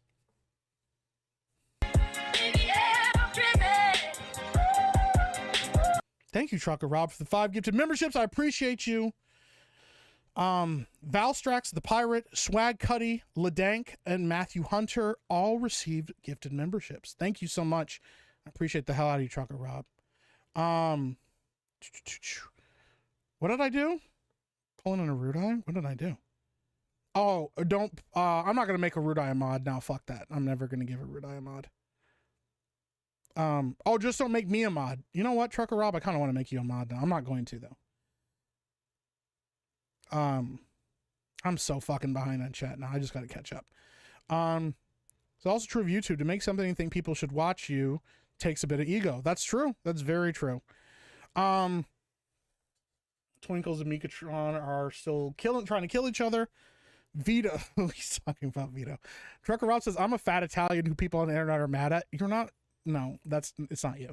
Can't say his name or it'll show up in your chat, Mike. He probably will already. Somebody's going to clip this and fucking send it to him, and he's going to be like, he's attacking me, and he doesn't know what he's talking about anyways. He's always attacking me. Like, what the fuck ever, man. I don't give a fuck. Miss Rough Night says, it's the same way with acting. You have to have a diluted sense of self-confidence, be told no that many times and keep auditioning. It's true. Damn, it was completely different. Oh, God. I've been watching a lot of little short movies on the Dust channel. They can be cool showcases. Absolutely, man. Random Acts of Animations, where can I submit a script to Epicverse? Yeah. If you have Chaz's email, we could check it out. For real, you guys take unsolicited scripts, very, very specific ones. There has to be a very specific conversation beforehand about it. So, there we go. Yeah, Rough Night. You know, I handle it well. I could take a look at it as a friend. Epicverse doesn't take a look at unsolicited scripts for legal reasons. There we go. Thank you, Rough Night. I appreciate you. I love how everyone's streaming tonight, and I've got all-consuming black hole that is Jeremy's stream. Listen, man, Jeremy's a fucking pro, bro. I'm glad that he's having a good night, man. I know he's having a fucking blast, and I don't know if he just ended his stream, but I know he was #1 in the United States or something like that for fucking super chats tonight. So shout out to Jeremy, man. Love seeing people win. Mike can't handle the cake. That's true. I couldn't handle the cake. We had to make it a policy because of certain. Oh yeah, I can't say that on stream. The desk is actually made of cake, right? So she was drooling over Lara Croft and Eve, and now she flip-flopped on the issue. Yeah, Gaming Running called the rant before it happened. Yep. Yeah, talking about the freak out over Pokemon. Yo, it's woke, Mike. Mike is angry. Send donations to stir the pot. That's wild. Mike gonna talk about it. Melanie telling me I wasn't right-wing was funny. Yeah, that was pretty fucking wild. I got called a woke cuck by that same guy that said that the fucking satanic panic never happened. Everybody's like, you just called Mike fucking woke? What the fuck? That's another. Oh my God, guys, don't fucking do this to me. I'm gonna go on another fucking rant. Hold on, let me catch up on chat, and we'll go on this rant too. I'm more interested in John F. Trent telling Savvy they're gonna ban their porn hobby. Yeah, like, yeah, JD is an idiot. She didn't even watch Smash. Yeah, you got to know what you're talking. You actually got to watch people. Like, I made the mistake of responding to somebody and saying, you know, going after somebody's sponsors is stupid. And that fat fucking Italian was like, you didn't read what I said. Have media literacy. And I was like, well, I wasn't just talking about you when I specifically talked about some Melanie and not going after her boss and not going after her sponsorships, because she may have lost her G Fuel sponsorship, but people were still going to her boss and trying to talk to her boss about it. So my point fucking stood that doing that at all is shitty. It's still shitty. The point stands. If you didn't go after her, then why get defensive about it? If it doesn't apply to you, then say, well, I didn't do that, so that doesn't fucking apply to me, instead of being like, you have no literacy, you're illiterate and don't know how to fucking read. Boomers created all the pop culture there is. It's true. It's true. There are churches today that still preach that Harry Potter is satanic. It's true. Harry Potter because it was wizards. Yeah, I remember teachers in grade school telling us how certain games were demonic. Same. Satanic panic was 100% real. Most people in the 30s and 40s now absolutely remember a lot of pulp culture was considered demonic. Bro, if you listen to Godsmack, you are a lost soul. That's true. Yeah, not even getting into music, bro. I'm sorry, Mike, but someone on the internet said it didn't happen, therefore it didn't happen. Yeah. It's nothing short of miraculous that my sister was allowed to read Harry Potter as a kid. Not that my mom cared, but because the rest of the family did. Yeah. I'm not even monetized on Twitter because they want my passport. They might, what? They've never asked me for any of that shit. That's wild. I hope they're happy with their tens of dollars, right? Mike going off script. Yeah. Teletubbies were a special kind of evil. Teletubbies I can understand. Yeah. Dude, I grew up in the 2000s and remember vividly hearing how Dungeons and Dragons was satanic. I was there 3,000 years ago. Varilla says Brokeback Mountain I can understand. That's very gay. I was not allowed to read non-Bible / Middle Eastern religious books by state law till I turned 18. Bookstores couldn't sell to me. That's wild, dude. Teletubbies were legitimately horrifying. There's a YouTube video of them in black and white and it's just a horror movie. You know, Teletubbies was fucked, yeah. Barney was also evil as hell. I don't know be something Teletubbies. I do appreciate that Teletubbies, we can all agree, were fucked. Yeah. We had Paddington Peas. Interesting. VeggieTales and Chronicles of Narnia were dope. Yeah, they were. Is it Poddington Peas or Paddington Peas? I never watched VeggieTales, never had the channel. Dude, VeggieTales is legit. Most of them were on tapes. You had to get like the videotapes for them. Chronicles of Narnia is an amazing series. Yes, it is. Where is my hairbrush? Meek. Yeah, I don't know where my hairbrush is. Why was VeggieTales demonized? Did Arthur, that hamster, not make it on the list, or did I miss it? No, VeggieTales wasn't demonized. VeggieTales was acceptable. There was like very few things that were acceptable back then. 10 minutes have passed. I'm 50% of the way to the city limit. Oh my God. Mike, can you play the VeggieTales cheeseburger song? I can't. I'd get in trouble. I think I've watched the Bible Man opening on stream before. I'm pretty sure I've watched it. If I haven't watched it, I'll find it. And I'll watch it on stream. I think I have, but maybe I haven't. Hold on. Dude, the fucking Bible Man opening goes so unnecessarily fucking hard. It's in like, what is this? It's like in fucking 360p. It looks terrible, but I'll find it and we'll watch it in a second here. Harbinger for 5 something British pounds, global British pounds. Says preach, Mike, preach. Thank you. I tried. I'm not gonna go off my other thing. I'm gonna try not to. Pokemon got banned in my school because a kid got jumped for his Snorlax holo card. That's fucking crazy, dude. I'm not taking sides other than the Lord Jesus' side, but I will say that Satanic Panic was totally the fault of the media that day. See, that's the thing. I don't necessarily agree with that because the media profits from people playing things like Pokemon and stuff. Now, do I think that the Dungeons and Dragons thing was blown out of proportion by the media? Yes. But the idea and what the whole thing of churches being against everything pop culture and seeing demonic evil and everything that was popular back in the day was, to me, inherently misguided.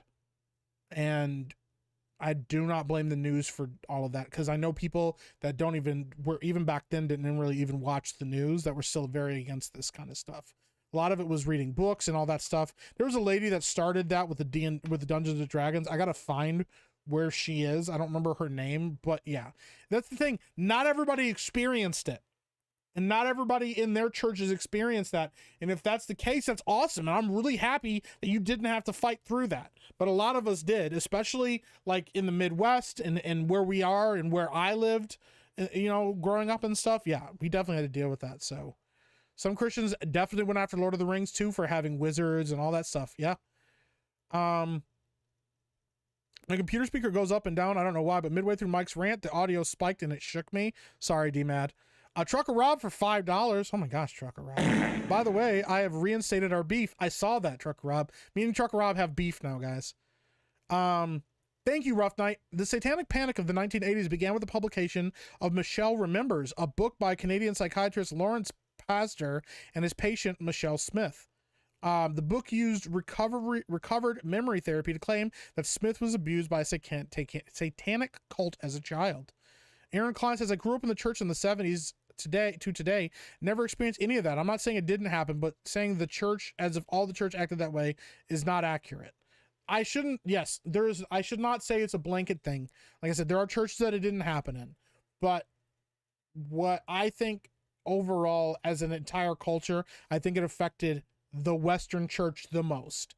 But if your church didn't do that, if you didn't experience that growing up, I am legitimately, this is me stepping back from the anger and just saying I'm glad. I'm legitimately glad if you didn't, because I think having an even hand on the wheel to teach you what is and isn't appropriate, and to help you, guide you through culture, guide you through storytelling, guide you through media and stuff like that is very important. There are things that I won't let my kids watch until they're older, or things that I didn't let them watch as a child because I didn't think it was beneficial to their development, things like that. So, do you think that Gygax as a Christian would have been okay with players playing objectively evil characters?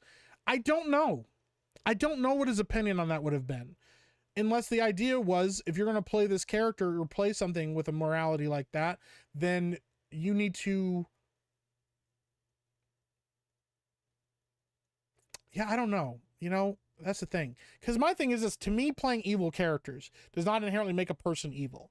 To me, playing an evil character is exploring a different side of morality or a different side of a person's psyche than you normally would. And I think that can be beneficial to people. I think that it can also be dangerous if you get too invested in it and try to relate too much to it. But it's like, I've played evil characters and good characters across the board, and some of them have very different moralities than I do. But the idea behind it is, this character and exploring this idea makes the story better. So it just depends. I know Disper has talked about this too, as before, playing a character, playing like his Dragonborn and everything that he's done as a character, and where his like morality lies and how he sees the world around him. So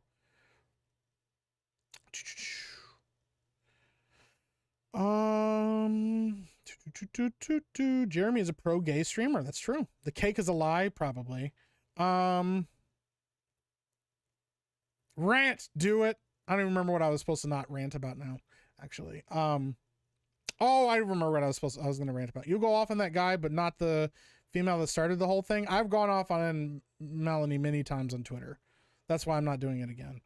JDA acts like the fat lawyer from the Bee movie. Yeah, where he pisses off the bee, gets stung, and goes, "Oh, it's pumping its venom into my buttocks." Yeah. All right, thank you, Disper. I'll watch that off stream. I'm back on this grift stream ting. There you go. What's up, Demetrius? Carissa the Cripple says, I crawl upstairs just fine. That's more like climbing than you gay spurging with your walking and feet use. He's like, you know what? I may have to climb the stairs with my hands, but at least I'm not gay. You know what? I respect you, Reset the Cripple. Mazza says, oi, Mike, you gay? Mazza, I'm gay with you. So if I'm gay, that makes you gay too. I say again, Mike, I would accept a cake stream in place of your movie. No, I'm not doing another cake stream. Demetrius Ross says, what did I even miss? I see comments about Trump, and Mike is talking about demonic media. It went a little wild in here. So, Paddington Peas. All right, I have it right here. Paddington Peas intro was great. I'll check it out. When am I fighting Mazza one-on-one in Call of Duty? He probably would beat me, and I can't fucking handle that. So, back to school I went to when I was young said Pokemon and Harry Potter was devil worship. Yeah. The Ren and Stimpy show was fucked up. Yes, it was, dude. That show was wild. Even like that one, there was like the episode with like Ren and Stimpy, they were looking for something, and they go into this guy's house, and it's like a horse, and he's like covered in like rubber fucking gloves and shit. And then there's like this fucking walrus in his house, and he's like, help me or something like that. Dude, Ren and Stimpy was fucked up. Sorry, I'm answering a text from Lady Epic.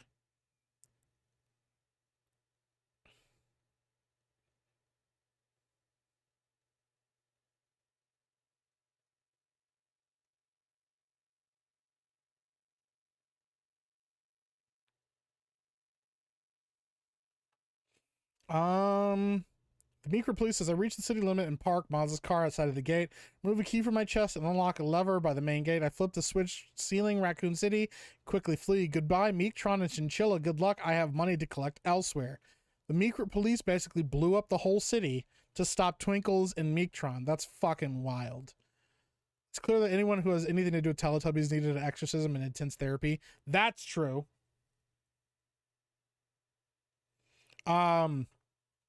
How the fuck do you know about Ren and Stimpy, Mazza? That's before your time, is it? Mazza's weird. Great British pounds. Gotcha. Great Britain pounds. I don't know, dude. It's not just British pounds, but Great British pounds. Proper money. Our money is green, so I don't know. It seems pretty proper to me. You just have dollars, not great dollars or amazing dollars, or tremendous dollars. Yeah, because it's just dollars, bro. One thing people forget is that it wasn't just a religious right, it was also the Clintons pushing it. Yeah, the Clintons are fucked. Not even epic dollars. Trucker Rob says, speaking of Pokemon, have you seen the people beating the crap out of each other at Costco for cards lately? I have not. I know that the card shit is wild. We have a couple places like within an hour or so of where I live that sell cards or sell, like they're like hobby stores. And they sell like Pokemon cards or Magic cards. And almost all of them have had break-ins lately because of people are so desperate to get their hands on these cards to try to sell them and stuff that they've been breaking into these places to like fucking steal Pokemon cards and stuff. It's fucked, dude. It's really fucked. It's definitely acted that way as a societal force. It was just limited by not having internet at the time to spread it. That's true. It's very true.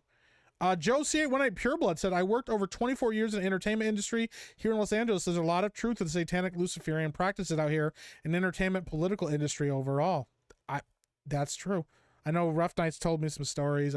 We've heard some stories. Joe, I would love to hear some of your stories, to be honest. 24 years is a long time in the industry, so. Zencat says, everything you're saying, Mike, is on point. Well, thank you. The Christians were being stupid and go after Pokemon and other such harmless things. Real servants of Satan were infiltrating government in Hollywood. You're not wrong. You're not wrong. Disper says, I only want to play evil characters. Trucker Rob says, I don't even know the morality of my tabletop players. They're just special, I guess. Yeah. Kylar, thank you. I knew it started with a K, but I didn't want to say the wrong name and get yelled at. Michelle Members left an impact on me. I've never read that, so. Meektron 1.2 says, this tree looks different from the others. No matter, all shall fall before the Meek saw. Cuts down and sees electrical sparks. Uh-oh, I think I cut down a cell tower. This person says, you're a mushroom, Mazza. A fun guy. That's pretty good. What's up, Philip Chan? How you doing, bro? What's up? Can't believe Mike hates Paul Walker. I don't hate Paul Walker. He's just my least favorite part of the Fast and Furious franchise. I'm still baffled that Mike was called woke. Yeah. People hate Melanie, like genuine hate, even before all this started. I don't hate Melanie. I've never hated Melanie. I don't even really have beef with her.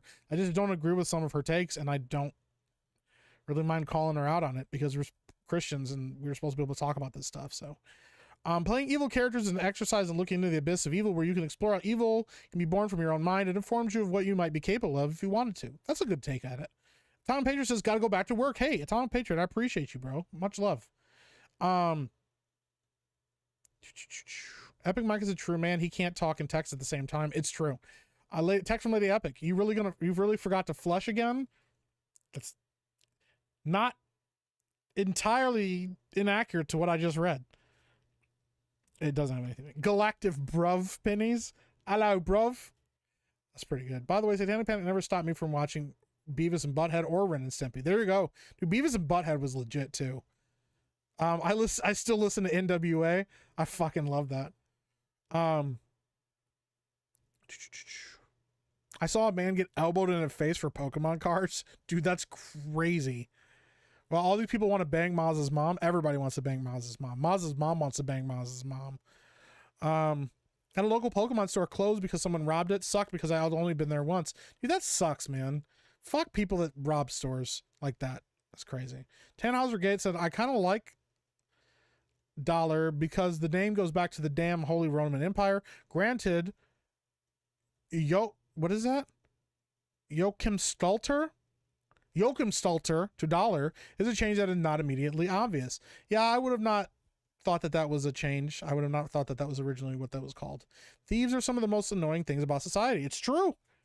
Wouldn't mind seeing Disparu in a cheerleading outfit. Huh? I wasn't the religious right. It was the religious left, led by Democratic Senators Geraldo and Pat Robinson. Yeah. Well, the idea of like calling people like Melanie religious extremists and stuff is a fucking stretch. They're not religious extremists. Razor Fist is not a religious extremist. They are expressing a point, and my biggest issue with it is it's not even I'm standing on my principles and I'm going to talk about how I see the world and what I see and my interpretation of things as a Christian. It's the labeling of the people around you. It's you looking at other people and telling them they're less than you because their morality doesn't line up with yours or their ideology doesn't line up with yours, because it goes a step further in that you get people that argue eschatology, like JDA, for instance, who says, I'm Catholic and so I'm better than Protestants, because I've seen him say shit like that on the internet before, which is another reason I don't fucking like that guy. But like, the idea is you're labeling a group of people something so you can dismiss their points and their attitudes and their responses to what you're saying because they're just gooners. They're just perverts. They're just degenerates. And so you dismiss anything that they have to say. And when you close down conversations, when you close down discourse with people, that prevents any kind of exchange that can create change. How are you, and that's the thing, as a Christian, how are you going to spread the gospel to people? How are you going to be an example of love or an example of Christ to somebody that you won't even fucking talk to? You won't even engage with them. And I'm not talking about, well, this person's just fucking bad faith, and so why would I talk to them? No, you won't even engage with people that disagree with your points because they're playing games and they're not looking to be gooners, or they like a game, and regardless of whether it has nudity or sexual themes in it, they still like the game. That doesn't make them automatically a gooner. That doesn't make them a pervert. And to label people that and to shut off discourse with those people because you've already labeled them a thing that completely dismisses their attitude, their way of life, or the way they look at the world or look at things, including people that are Christians that don't agree with you. Now you have put yourself in a place of moral superiority to them. And how can you have any conversation with those people? How are you going to win anybody over when you're looking down at them, telling them how wrong they fucking are for doing it? Versus saying, as a Christian, this is my moral stance. This is what I believe. This is why I believe what I believe. And if somebody wants to disagree with that, it doesn't mean that they're going to change your mind. You can say, cool, you know what? I've had people look in my fucking face, point blank range, but also on the internet and lots of things. Well, Jesus isn't real, or all of that's fucking fiction, or none of that's real. That doesn't change my belief in Jesus. In fact, if anything, that starts a discourse between me and that person, if they actually want to hear it, to say, okay, you may not think it's real, but I think it's real. I believe it's real. And I believe that there's evidence that it's real. And here's what I know, and here's what I understand about my faith and my experience and my testimony as a Christian and somebody that's followed Jesus his whole life, why I believe the way that I believe. It even starts discourse between, here's why I think I'm not a good Christian, or here's why I think I fall short, and here's why I do. And it's a way to have conversation with other Christians even about their struggles, about where they come from. You know, there's a thing about this that people forget a lot. You know, people use Paul a lot to attack people with scripture. And I think Paul had a lot of really interesting points and a lot of interesting discourse within the church and about what he talked about. But remember, one of the things Paul says when he starts out was that he was the least of all the apostles because he had persecuted the church, but he talked about how he labored more than all of them. Because he did a lot of shit in his time and in his life, because he was just as zealous about Jesus as he was as a Jew. But the idea that he did all that work, but he started out as the least of all the apostles, you know, to the chief, and then ended as the chief of all sinners. As he grew in his faith, as he grew in his relationship to Jesus, the less he saw of himself, the more he saw his own morality, his own self, his own actions, and everything that he did as filthy and worthless. Not that his labor was in vain or didn't mean anything, but that compared to Jesus, it wasn't enough. It was just never going to be enough. He was never in a place of superiority to anybody else around him, because he realized the closer I get to Jesus, the less of me I like to see. That is true humility. To grow and understand faith, and to grow in your faith, and to realize that the closer I get to a perfect example of what I should be as a human, the more I see my own flaws and the less I like my own flaws. But that doesn't make you go out and point the flaws out in people more than you point them out in yourself. That's what that scripture talks about. Before you go to your brother and try to get the splinter out of their eye, get the beam out of your own, is saying, look at yourself, assess who you are, and where you are, and where your position is compared to me, and look at other people the same way, so that you can actually come from a place of humility and come from a place of love to assist people that you think are overtaken in sin, or assist people that you think are living the wrong way, so that you can actually love them correctly and bring the right kind of correction to them, instead of looking at somebody that's playing a video game that you don't morally agree with and calling them a fucking gooner and then expecting them to respond well to you. Nobody wants to be labeled something and ignored and dismissed as a human being. We want to be treated with decency and the respect to say, listen, I may not agree with you, but I'm willing to have a conversation about why I disagree with you. That's why the people that Jesus had the most beef with in the world were religious leaders of his day, who walked around treating people with moral superiority, treating people like trash and being like, we are the gatekeepers of purity, we are the gatekeepers of salvation, we are the gatekeepers of restoration and forgiveness, and the only way to get there is through us, because we're better than you guys. That's why Jesus also says, if you want to get into heaven, your righteousness needs to exceed that of the Pharisees, because the way they saw themselves was righteous because of the work that they were doing. And Jesus said, how about this? How about I clean you all and give you all a clean slate? And now you can all look at each other the same way on even playing fields. Anytime you are looking at somebody as less than you because of their actions or what they've done or the mistakes that they've made, as a Christian, you failed. Because the only person that has the right to look down on anybody is Jesus. And the whole point of his walk was to show you that he was willing to die for you, even as a filthy sinner. So I don't mean to preach, but it's important to understand. I want you guys to understand where I'm trying to come from. I'm not just trying to attack Melanie. I'm not trying to attack Razor Fist. I'm not even trying to attack John.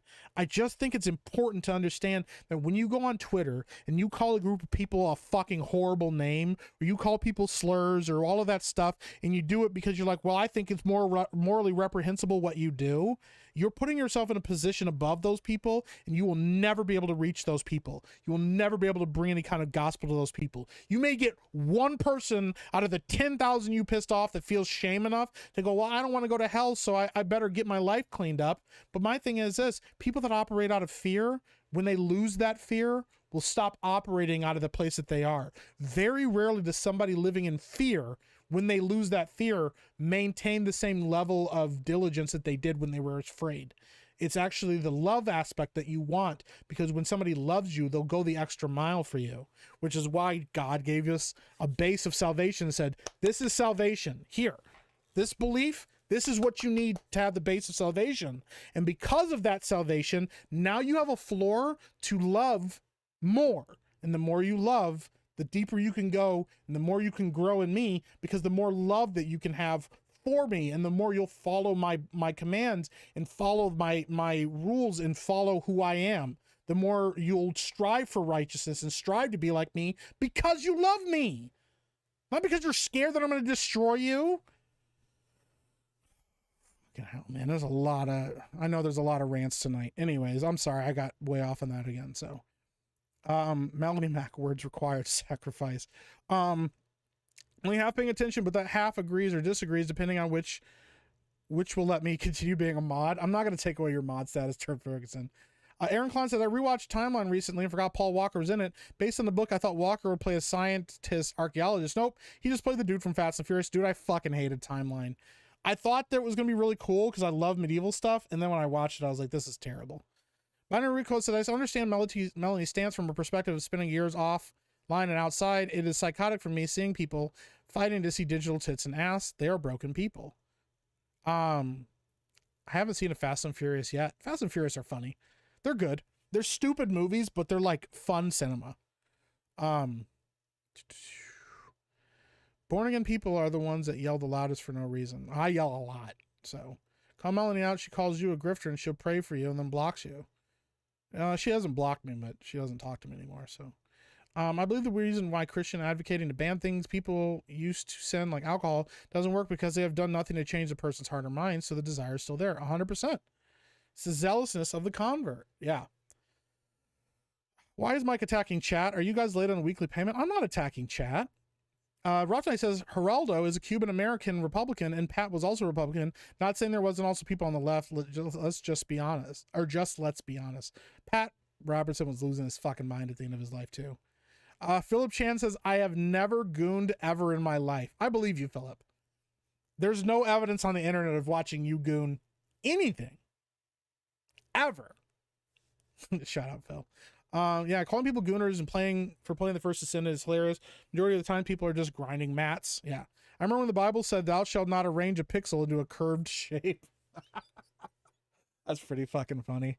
It's been 15 minutes since the sealing of the city. Twinkles and Chilla and Meektron 1.2. You hear the sound barrier break as jets slow down. As you look up, it fires a missile. Oh my God.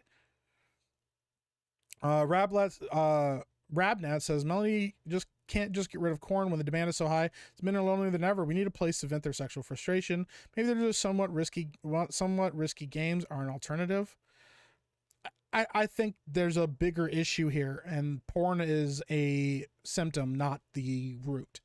So, they made the term gooner. That's fair. Chad had the best take. Chad had a good take on stuff, man. Rough Night says emergency Coomcast. People are so used to these neutered lefty games now that they already call stuff pornographic that doesn't even come close to the pretty standard stuff from the 90s. Yeah, there's some pretty wild stuff in the 90s, man. Trucker Rob says all this drama started because one random game has a chick in a thong do a dance. I like my woman with a good chestimony. That's crazy, dude. Martin Vasquez says Epic Mike, is the Meek police real? No. There's no such thing as Meek police.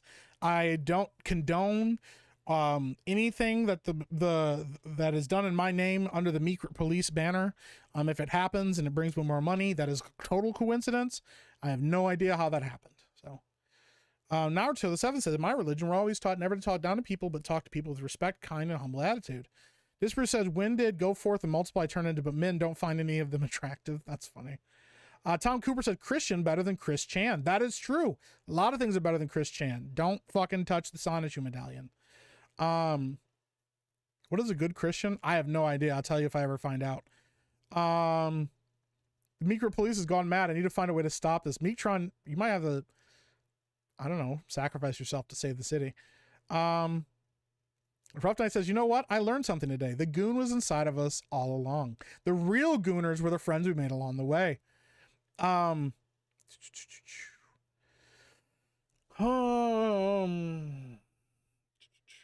Saul's change of Paul was one of the craziest switch ups in the Bible. Dude became a legend for real after being the biggest hater. Yeah. The goon was the characters we unlocked along the way. Oh my God, dude. Did the Meek police just drop a nuke on Meektron and Twinkles? I can neither confirm nor deny the usage of nuclear weapons to eradicate a threat found within the city. Hi, Emily Kruger. Welcome in. I was in the middle of a rant. I'm sorry. Apply your own air mask before helping others in case of emergency depressurization. That's actually a really good analogy. I like that. Yeah.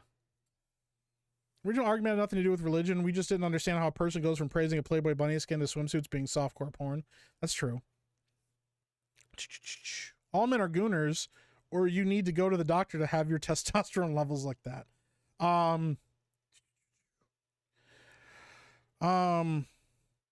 It's only a little hilarious to me that I'm in a show about this stuff right now, right, Miss Rough Night? That's pretty. It's topical. Art imitating or life imitating art, right? Tom Cooper says Paul used to be the equivalent of a jihadist in his day. As Saul says a lot for sure. Yeah.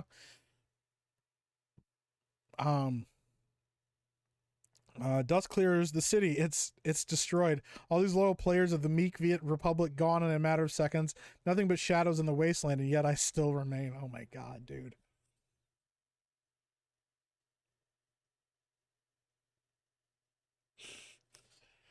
Apparently the city's been destroyed. I'm not even sure which city. I think they said Raccoon City. I don't know how I had anything to do with Raccoon City, but apparently that is what happened. So Meektron is the only one alive. I think Twinkles might still be alive as well, but I don't know. Okay, for clarity, when I call people gooner coomers, it's not because I think I'm better than them. If I don't want to be called fat, I better lose weight. It's that kind of a deal. I gotcha. Disper says, to be fair, I look down on people because I'm British, but I'm British. God made us this way. The sun never sets on the British Empire. That's fucking hilarious, dude. God damn it. Tannhauser Gates said, I still look down on the French. I'm pretty sure everybody looks down on the French. Guy's like, oh, it's another French one. Naruto the 7th said, I actually said this on Project Eggroll's channel, but if Melanie is a true Christian, not supposed to talk down to anyone or tell men what they can or can't do in their not in their life.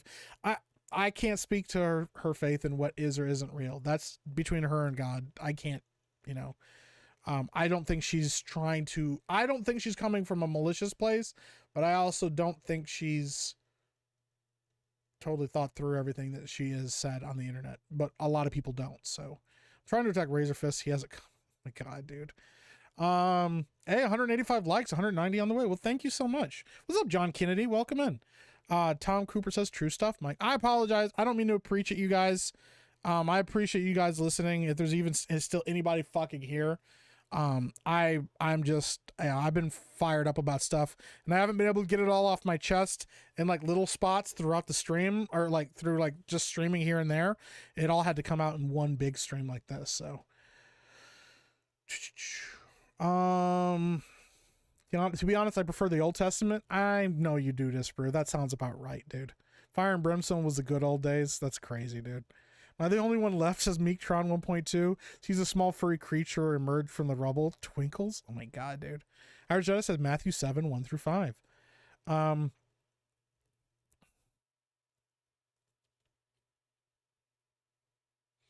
Kingdom Portable says there are several issues. People dismiss opinions they hate. People speak on Christianity, even Christians who don't know their Bible. That's true. D-Matt says, as fun as it is listening to Mike's religious outlook on things, oh, seriously, it is. I agree with you and like listening. I got to go to bed. Good night, everyone. Catch you on the next stream. Well, thank you so much, D-Matt.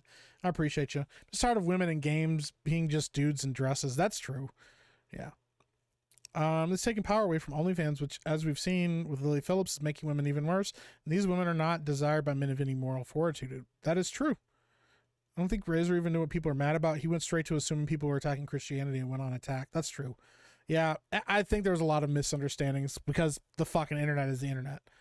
Final Fantasy. Wow, Fast and Furious 1 and 2 are good. Afterwards, just gets watered down. See, I like Fast and Furious 1. I don't like 2 or 3 very much.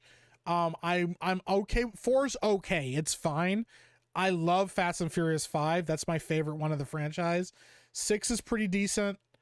7 is okay. 8, whatever. And I haven't seen 9, but I really enjoyed 10, and I didn't think I was going to.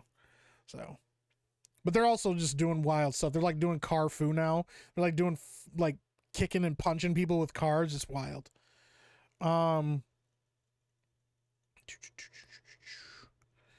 Mike, you should watch the movie Hours with Paul Walker. It might hit you harder being a dad and a husband and a dad. Maybe I'll check it out.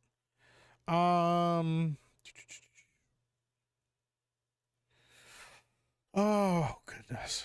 I bought more guns, by the way. Did you really? This is a threat. Okay, Trucker Rob, thank you. And then Trucker Rob just became a member after threatening me.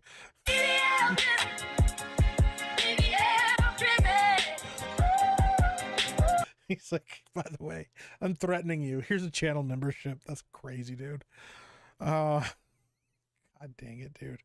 I can't touch I'm not touching the women's stuff. Hope Jay's son gets the help he needs. Yeah, I hope so too. Mike has thrice denied the Meek police, just like Biden denied his Chinese ties. Coincidence? I think not. I'm pardoning myself. Right now, I'm preemptively pardoning myself and all members of the Meek police that doesn't exist from whatever acts they may or may not have committed. So, let me catch up on chat here. I'm almost done. Meek Coon City is gone because we didn't pay him enough. Did you hear about Savvy's PC? I did hear about Savvy's PC, and that's a real bummer. Nobody likes to see people's PCs get fucking destroyed. That's really, really, really sad. Dude, apparently I did not know that. Apparently the Australian news, they blurred out Elon Musk's arm because they were like, oh, that looks like a they gave me a what's it called? Because it looked like it was the Roman salute. So, yeah. It's just funny to me that they blurred that out because they're like, oh shit, we can't show that on television. I look down on people because I'm 6'1" and better than everyone. There you go, Frank. Tall people, I get it. Meektron says, to be honest, I'm not really sure what city it is either, but hey, pile of rubble is a pile of rubble. That's crazy, dude. I don't consider myself studied enough to comment on what's true Christian, but there are sure as fuck a lot of experts out there, apparently, yeah. Mike, it's cold as hell and I'm stuck in the outhouse. Mazza, you should have just shit out the window, dude. Just shit out the front door of the window. You can clean it up when the snow melts. Dead Man Talking says, I'm here. Hi, Dead Man Talking. How you doing? Oh, I'm just trying to get through all this stuff. I fucking went on a major rant and I apologize for fucking up the vibes. Jose Taco member for 5 months. Says, had 5 squirrels in my attic, caught them, and I also got a skunk. Sorry, Disbrew. Also, Meek, I'll DM you on helping you edit. Sorry, I'm taking too long. That's okay, Jose. No worries, man. Razor's definitely a hothead and a smart ass, but I do think he believes what he says. I think he does too. Frank the Tank says, I like playing the Fast and Furious drinking game, which is take a shot every time they say family. So you're just completely wasted by the end of the first video. Oh shit. All right. I'm gonna pull this up. I just got a thing. This has changed the all right. Oh, this is an Asmund Gold's channel. All right, let's watch this real quick. Hold on. I gotta watch the fight. So I got a video of the people freaking out over Pokemon cards. Holy shit. This is nuts. All right, I'm gonna pull this up. This is Asmund Gold's stream. I don't normally watch Asmund Gold, but we're watching him now because this is the fucking Pokemon stream that everybody's talking about. Knocking over TVs. Is this also on a Black Friday? Oh my god! There it is. There it is. There it is. Get him. No, running! The savage behavior. Yeah, I know. It's That's fucking wild. I don't think I've ever watched an Asmund Gold stream in my life. real quick. Go ahead. Get in there. Get in there. Get from the back. There it is. There it is. Look at him. That's why you make it too easy. There you go.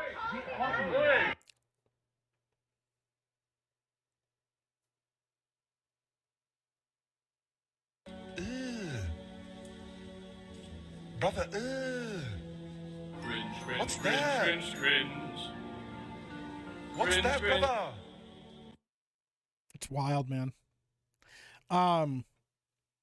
Anyways, Mike, would love to meet you someday. You're the coolest dude in the GNG crew, in my opinion. Remind me of hanging out with my high school buddies. Well, thank you so much. Reese said, what happened at Bushcast? We both became incredibly busy, and the planning that we did completely stalled out because we have not had time to plan again for Bushcast. So I do not have a definitive time. We were really close to pulling the trigger on it, and then the fucking holidays happened. We just have not got back to talking about it again. So, I can't say that on stream, Binary Rico, but thank you. What she spill her drink on her PC? I don't know what she did. I heard that like her PC got fried, but I didn't see what happened. I can still build Savvy a PC if she has coin. I'm still working on that new channel. We need to hear back from a potential editor. Oh, that's rad, Trucker Rob. Yeah, I think she's got it handled. I can't say for sure, but the last time I talked to her, it sounded like she might have got things handled pretty quickly. So, yeah. But yeah, dude, Trucker Rob, that's rad. It's still a really fucking good idea, man. Elon was throwing his heart out to the crowd. Yeah, they just obviously took it the wrong way no matter what. Any reasonable person knew Musk didn't mean that salute other than he's retarded. Yeah. Lost Braves fan says, have a good night, chat. Try to stay warm, everyone. Well, thank you, Lost Braves fan. I appreciate you, man. You're fine. Thank you. I appreciate it. I just feel bad. Is this the elbow one? Yeah, that's fucking crazy, dude. DB Wild for 5 says, just showed up. Does this cover the toll? I mean, the fact that there is no toll, it definitely covers it. Thank you. It's a good time until you get to the 4th movie and you're dead. I watch his vids like he's covering a topic I like. No, it's just a Pokemon card release. This is the elbow. Gotcha. Yeah, he fucking elbowed that guy. Meeker, please enter Vice City limits. Pulls over. Meatron, did you survive? We have work to do. Over. That's crazy, dude. The fucking lore that's breaking down in my chat. If you ever want the mainstream normies take on everything, watch Asman. This is like normal life in America. Yeah, that's true. We're always just fighting each other. Bro held on even after an elbow to the chin. He needed to catch them all. Yeah, dude. The wraparound is wild. I'm like, dude, like, you're not going to get this from this guy in this position. So just holding on to this guy makes no sense at all. It's crazy. I swear that's not me hugging that guy. Phil, that was definitely you, dude. It was Phil. Yeah. Everyone going to start kung fu fighting soon? Dude, that was crazy. Elbow, I choose you. Vexfear says, and no one likes Savvy. I like Savvy. Savvy's cool. Mike is the coolest in G&G at the moment. It's like negative 20 degrees where he is. That is true. Yeah, I am technically the coldest. And by the way, thank you, Trucker Rob, for sending me the link to that. The guy got hit, had a slow-mo anime pep talk and held on. Yeah, I just have to hold on a little bit longer. Mike Asmongold, he only has a great based editor. Does he have? I don't even know who his editor is. Her computer just turned off while she was AFK and it never came back. Oh shit, dude. That's wild. She shut off by itself and wouldn't power on. Eesh. She explained that she went upstairs for a yogurt snack and when she got back, it was fried. Sounds like she shouldn't have left her computer. Disper says it was a Roman salute. People need to learn more about history than 4 years. That's true. Hitler's salute is just half of a dab.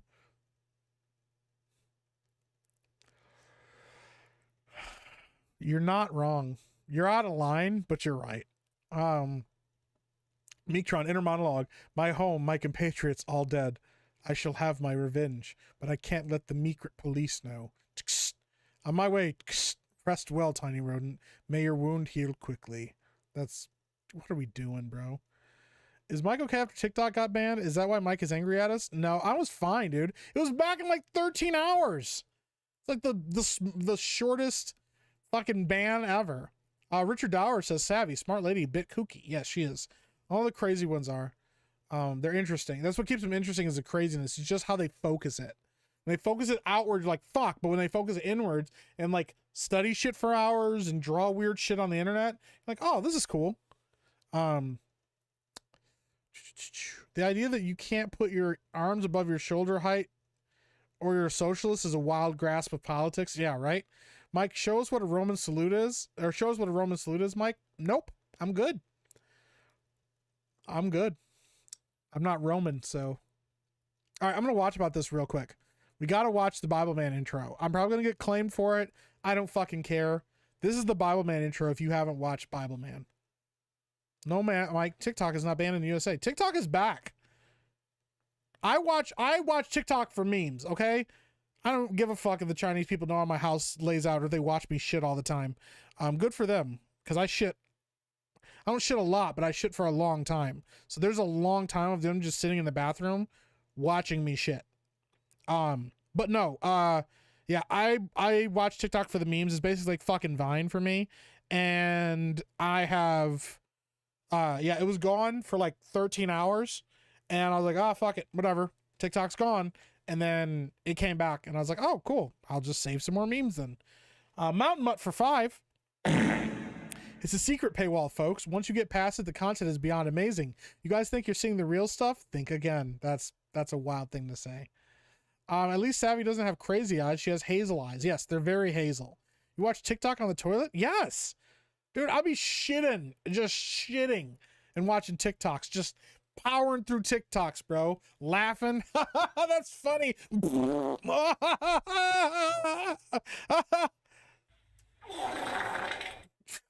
should be banned just for that. Not TikTok. Too bad. Shit talk. I do regularly clean my phone screen though, because of that. So, they changed from hazel to green. That's hazel. Bible Man's lightsaber is insane. Yes, it is. We got to watch this real quick. All right, Bible Man. Miles Peterson, a man who had it all. Wealth, status, success. Also, this is the most 90s shit ever. I do think they updated eventually, but this is the original Bible Man intro. Bro, also, how hard is that fucking opening shot? Like, bro, how hard is this? It's kind of legit. Like, look at that. I'm like, if I was a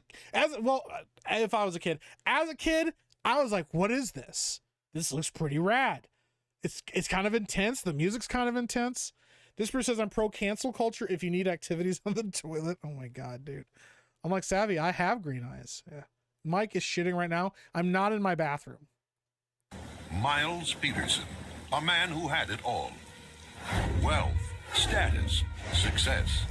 Still, something was lacking. TikTok is gay, so that checks out. What the fuck, man? Miserable, alone, his spirit beaten, Miles Peterson gave up. This is Willie Ames, for people that know who Willie Ames is, by the way. I think he was the one that came up with this idea.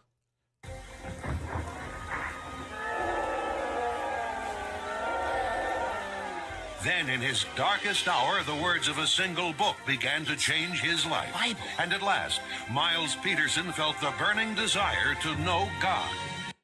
Bro, I'm not even kidding you, dude. I had no idea. I was so enraptured by this as a kid. This opening is nuts. Disper says, yeah, Mike's entire stream is from the toilet. Where's entertainment? He has full desk set up on the loo. That's what a lot of there's like a running lore that I'm actually on a fucking toilet and I'm just shitting in the toilet. I'm not. This is a fucking regular chair. I wish I had the money to make some big ass toilet like that's comfortable with little armrests and shit, and I could just sit here and poop and like on a comfortable chair and like stream at the same time. I'd be about it. Inspired by the word of God and equipped with unyielding faith, Miles pledged to fight evil in the name of God. As Bible Man. Okay, this is not the original. This is like the newer, updated one. But Full armor seat. Also, he had an AI robot that helped him. His named Eunice, and she was his she was like his guy in a chair or whatever. It was like a robot, and she helped him, whatever. And eventually, she got like a voice. And I think she eventually made like a robot version of her that could like help him on things. And then after that, he had a sidekick named Coates, who's this black like guy in a military uniform. And then something happened, and I think him and Coates either got into a fight or Coates died. I don't fucking remember. So they got like a new sidekick, And then he ended up getting a female sidekick at the end too. And his armor changed drastically over time. I'll have to find his armor stages. Waist belt.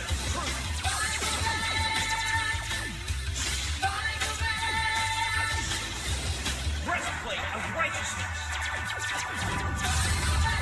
Shield of faith. Yeah, that was post-Nixon.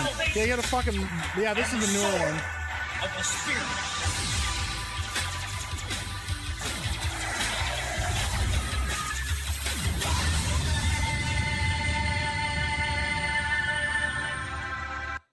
Yep, that was Bible Man. He also would like... So when he did like his suit up, that music would play again, and he like his whole armor, it would like digitally like imprint on his body and face, and then he would like... He's like, I'll take the... What did he call it? He'll like, it wasn't called like the Bible bike, but he'd be like, I'll take the Bible bike. Track me. And like, that was like his go-to. Bro, Bible Man went hard. Let me see if I can find his armor, like Bible Man's armor progression. I gotta find like the list of them, because he started out with like this really crappy armor, and he got progressively more advanced, and then he had like this full-on like silver outfit that he wore too. Dude, it was wild. I'm telling you guys, I just don't think you understand what was going on back then. Let me see if I can find it. I think I've shown this before on stream, but like, yeah, his armor got progressively more intense. Like I said, the silver armor was fucking wild. I don't think he kept it very long, but he had it for a little bit. They also had live shows where you could go see Bible Man live. Dude, Bible Man live was fucking legit as well. All right, here we go.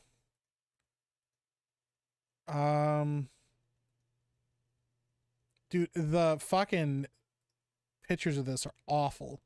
This shows you how old Bible Man is, though, that they don't even like hardly have it anymore. Is this one? This might have all of them on there. You can barely fucking see these armors. All right, I'm gonna pull them all up. I'm gonna look at them one after another, and you guys can rank them.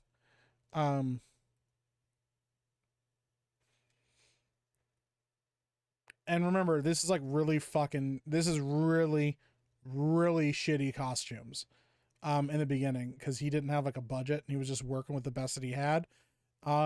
And then eventually like got a bigger budget because Bible Man got really popular, and then got better armor. So, all right. This is wild, y'all. All right. So this is Bible Man's first armor. This is what he started out with right here. And this is what he was doing his show with originally. And yes, it's as bad as it looks. And then eventually, like, I think there's only like 1 or 2 Bible Man episodes. And then he upgraded to this armor. And this was the better armor. Like, you can see there's a little bit of sheen on it. It's a little bit more form-fitted. The helmet's a little bit better. And then he upgraded to this. And this was like a whole fucking thing. This was like a 2-part series. And this was like his new armor. And they had action figures of this guy. And then his last armor was this one. And I don't know what he was doing with this, but it was pretty wild. Yeah. And that was like the last thing we saw. And then eventually, like, Willie Ames went off the deep end and like kind of embarrassed himself, was acting like an asshole on set and stuff. And so he stopped being Bible Man, and like some other guy took over. But by then nobody gives a shit, because like it was too late. It was like Bible Man had been ruined for everybody. So looks like something on Watchmen. He's like, and they will look up to me and scream, "Save me." And I'll look down and whisper, "No." Right? Wealth, fame, power. He had it all, dude. Yeah. Mike's chair has a poop chute connected. Oh my god, dude. He's about to discover a dirty mag and gooning will save him. I'm like, dude. Mike's whole house is a bathroom. He needs to be paid before he'll be house trained. Mike's not in the bathroom right now. Explain the butt napkin sign behind you. Huh? Touche. Okay? Touche. What is this? It's a show called Bible Man. Are most people that have everything find Bibles in the mud and get saved? Yeah, that's pretty much true. You're like, oh, I'm so rich and wealthy and powerful. Ah, a Bible in the dirt? Who left this here? And it still works even though it's in the mud and rain? Wow, that escalated quickly. He's got one of those hospital bedpans. In this cutscene telling me how to throw my Bible on the side of the road. Is this cutscene telling me to throw my Bible on the side of the road so someone could pick it up and become a superhero? Yes. If you have extra Bibles, you have to throw them out into the mud so that a wealthy, rich businessman can find them and then spend all of his money becoming a superhero. And then, like, he fought, like, demons and stuff, but they weren't, like, scary. Like, I'll show you, like, the bad guys in Bible Man. I think they eventually did an animated shows, too, but it wasn't as good. Like, these were, like, the bad guys that he fought. Okay, so in the beginning, he had multiple bad guys that he fought, and they were like really crappy and really embarrassing. And like, you're like, why would you have any struggle with this? And then they had this one actor who was a bad guy, and he played multiple villains in Bible Man, like throughout the series. Dude, these pictures are even worse. Oh, these fucking photos are awful. Let me see if I can actually pull these up. Okay, there we go. That's a better one. Yeah, dude. Okay. I got better photos now of these. Let me close these out. So we're ignoring Bible Man's outfit, but yeah. So he had one guy that was like the same dude, and he helped all the time. His name was Luxor Spawndroth, but he would wear like multiple costumes throughout the series. But he would come back as different bad guys all the time, and he would get like upgraded armor. And dude, the thing about, okay, there's a lot of lore to Bible Man. Okay, we're just gonna pull up the wiki here.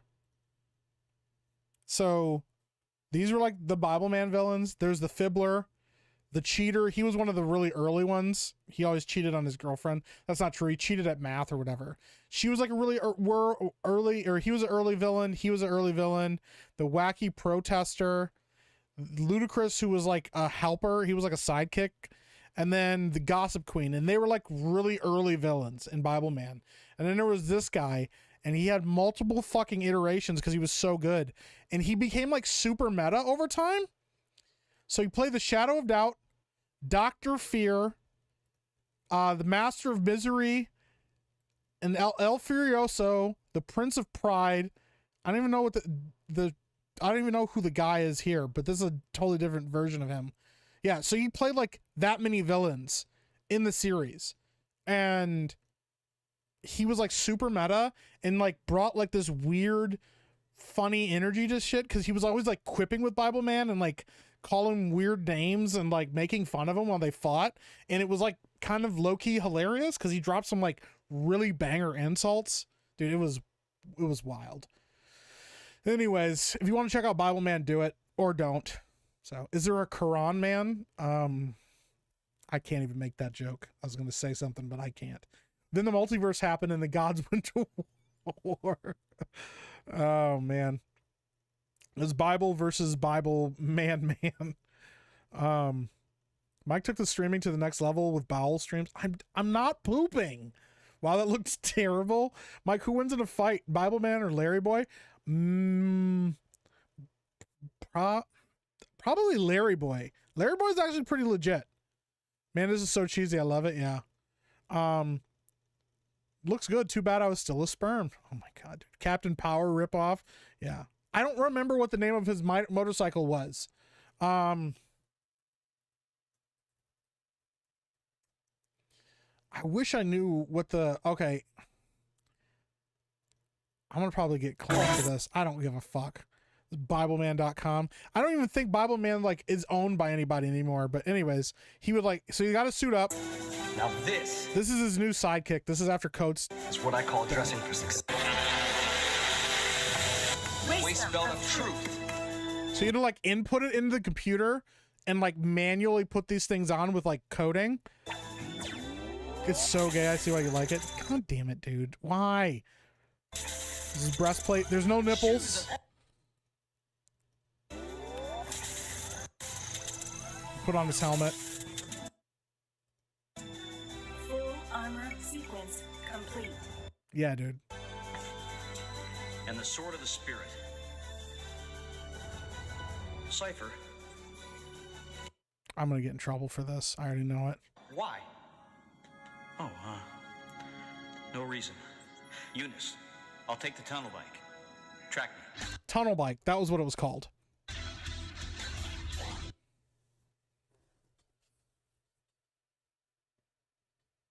Aren't you guys glad that you came and watched my stream tonight so you could be educated on fucking Bible Man? I know that a lot of you are sitting around going, I don't know what to watch anymore. There's no good content out there. What am I supposed to watch? And then Bible Man. So many people have left this stream already. Oh my God. His toughest channel was when he saw Zelda for the first time and couldn't resist her 50 pixels. Oh my gosh, dude. Captain Power had the first ever CGI character on television. Really? I did not know that. I'm sort of sad I completely missed out on Bible Man. Well, you can find it online. Bible Man versus the Laura Croft crawl animation. Dude. Oh my gosh. Livin' La Furiosa is the Bible Man song I heard is legitimately good. I thought there were only like 2 sets of armor. No, there was a lot, dude. Visual television has come a long way. It's true. Timu Magneto. Bible Man sprayed holy water all over my face. Oh God. That's clearly Bat Bible. Dr. Rob says Thanos is looking rough in the new MCU stuff. Tom Cooper says, huh? Oh my gosh. J. Michael Straczynski wrote Captain Power, who went on to Babylon 5. Really? Is Mike pulling a Dan Vass? Dan is so gay, so it checks. I'm not. Never saw the 3rd or 4th. I would have thought he would wear a Crusader helmet, right? That might have been better. It's just all Bible Man is a wealthy dude that buys like a full suit of armor and just goes around like hacking away at people that he thinks are like causing people to sin. Oh shit. There is on YouTube, and I'm not gonna fucking pull it up because I'm not gonna make you guys watch more stuff. There was a guy that did a short film of a reboot of Bible Man.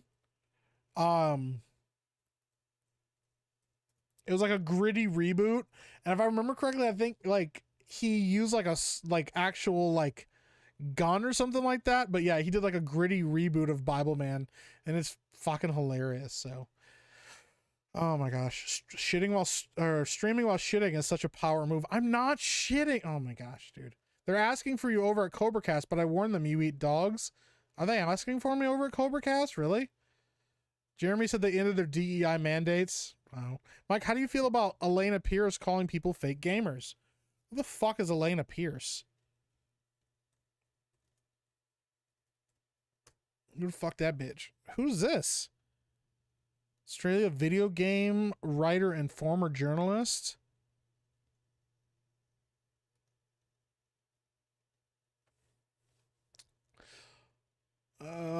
From 2020 to 2024, she worked as a writer for American game developer Santa Monica Studios, so she wasn't even a fucking actual game developer.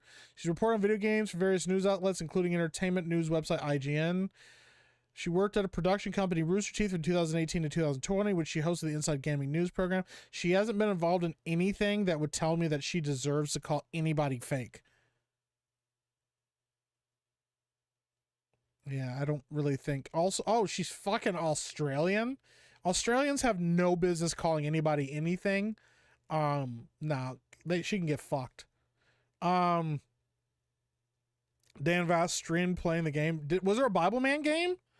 Interesting. Well, no, that was Captain Bible. Captain Bible is a totally different character than Bible Man. This could have been Batman if you only found a Bible in the mud instead of bats in a cave, right? Yeah. Enemies share my dread. I'm scared of the Bible, Alfred. It's time the enemies shared my dread. Holy shit, that would be pretty good. Just, yeah. I swear to God. Swear on the Holy Bible. He pulls out a Bible. He's like, you have a Bible on you? Pulls it out of his utility belt. It's crazy. Marvel had a Christian superhero named Illuminator. Dude, I used to have an Illuminator comic. I don't anymore. I don't know what happened to it. But I used to have an Illuminator comic book. Yeah, I remember Illuminator. I read it. He had like the worst fucking costume ever. He looked like a crappy version of like Star-Lord. Let me see if I can find a picture of Illuminator. Yeah, dude, that's crazy. He had 3 issues. See, I only had issue number 1 of Illuminator. But I did have that. Illuminator, right there. That's crazy, dude. The Fiddler is just Joker. As top left. My local Meijer didn't have any Minty Moose tracks, and that's pretty upsetting. Why would you get Minty Moose tracks in the first place? It's Superman ice cream. Or Super Scoop. That's what you get. Definitely not inspired by the Borg. No, they just found shit and left it around in a set and just put it on the guy's body.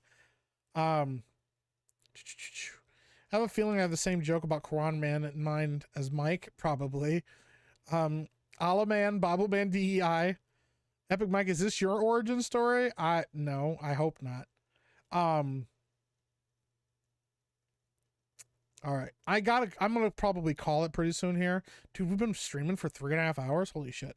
Mike, when will you be streaming in 4K so we can enjoy the next cake stream in full ultra HD quality? Never. I don't know. I'd have to have money for a 4K camera. I don't know if I want to see myself in 4K. What years was this out? I was a fucking kid, so it would have had to been when I was pretty young.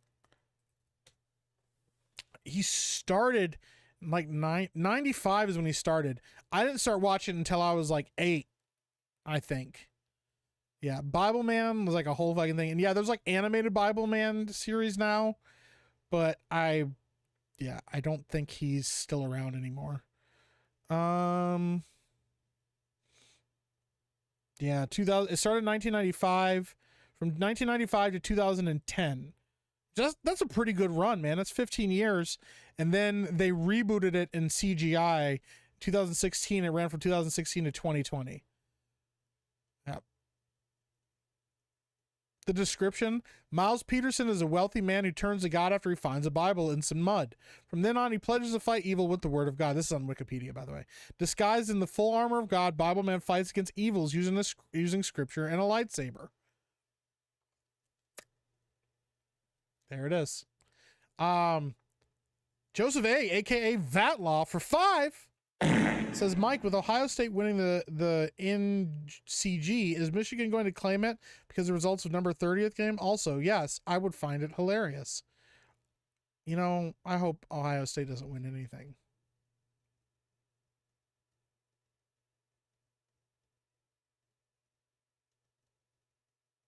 I don't want to talk about it. Why do you hurt me, Joseph?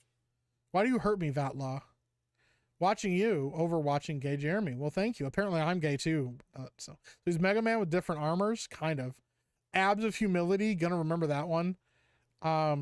J. Michael Straczynski also wrote the real Ghostbusters. Oh, rad. That's awesome. DEI ma'am dates. That's pretty good. Lena Pierce is a fake journalist. I mean, she didn't show me anything that I thought was good. Australia is fake. Yeah. She was an accessibility consultant for God of War Ragnarok. Are you kidding me? What the fuck kind of a term is that? That's wild. Accessibility consultant? Oh my God, that's awful. Medicine Gamer says, F you, Mike, you never read my messages. What messages are, what? What messages did I not read? Roostafar says, just arrived from CobraCast. Hail chat. What's going on, Roostafar? Welcome in. Nightcrawler is the best Christian superhero. You're not wrong. It's either between Nightcrawler or Daredevil. But yeah. Also here because Bidet Cobra in it. Bidet Cobra. Fuck, that's a good one. 95. I just started existing back then. Yeah, I was 5 years old. Nightcrawler's awesome. I loved him from the first time I saw him in the opening to X2. Dude, X-Men 2 is like one of the most underrated superhero films out there. I think a lot of people forget about it because X-Men is such a mixed bag. Like X-Men 1 is really good. Like X1 is really like good, but it's not great. It's good. Let me see here. I gotta pull this up because I gotta make sure I have them all in sequence. But like, yeah, X-Men from 2000 was good. X2 is really fucking good. Like, it's like the Spider-Man 2 of the X-Men films. It elevates the whole premise. You get to see way more of the school. There's way more action. There's like a lot of really cool shit going on. Wolverine is fucking rad in it because they really like hit the ground running with it. But yeah, X2 is like criminally underrated, and then X3 is awful. And I blame Simon Kinberg and Brett Ratner for that. I also blame Avi Arad because, dude, if you look at like the people that were writing this, the first X-Men and X2 were Bryan Singer directed, and they were written by David Hayter, then Michael Dougherty, Dan Harrison, David Hayter, and then Avi Arad wasn't involved. Every time Avi Arad gets involved in anything, he fucks it up, like horribly. I really am not a fan of him as a producer. So, Trump just signed an executive order stating Bible Man is in charge of the border. He's building a wall out of the Old Testament. He's just gonna throw Bibles, like Bible traps in the dirt. So like, we trying to cross the border and find a Bible and just go back instead and start preaching the gospel. Mike, it's already over. Notre Dame lost. Let Michigan claim the title. Last team to beat Ohio State. I'm okay with that. I think Michigan should just get all the titles. I think they should let the Lions back in to the NFL. I think they should kick the Commanders out and the Chiefs, and they should just give the Super Bowl win to the Lions. So I remember getting a Nightcrawler and Archangel action figure because I wanted them as a kid. Dude, a Nightcrawler and Archangel action figure would be so rad. I never had, dude, that would be so cool. One of my favorite action figures I had as a kid was a fucking Flash one. Flash. Hold on, let me see if I can. It was a Flash action figure, but he had armor that came with him. Like you could put this armor, like he had an armored chest piece, and he had like these electrical things that went on of his back. Let me see if I can find that character. Dude, it was one of my favorite toys as a kid. And I remember at one point his fingers broke on his hand. Some kid like knocked him out of my hand and it broke the fingers on one of his hands. And I was so bummed as a kid because of that. And then I ended up like sanding his fingers down so it looked like a fist. So he had like two fists because I was so bummed out. But I don't even know where that toy would have been. Like, I don't even know how to look that shit up. Because it wasn't from the show. It was like comic book Flash.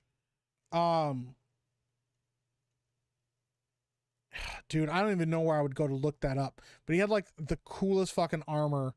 And I remember as a kid just being like enamored with that toy. It was like one of my favorite toys. And it made the Flash look so fucking cool to me. Man, I wish I remembered where it was. Cause like now all I can find are like toys from like now and they're not, it's not that. I'm like, and it's kind of a bummer. Gosh, dude, I wish I even knew where to look for that shit. It was so fucking cool. Is this it?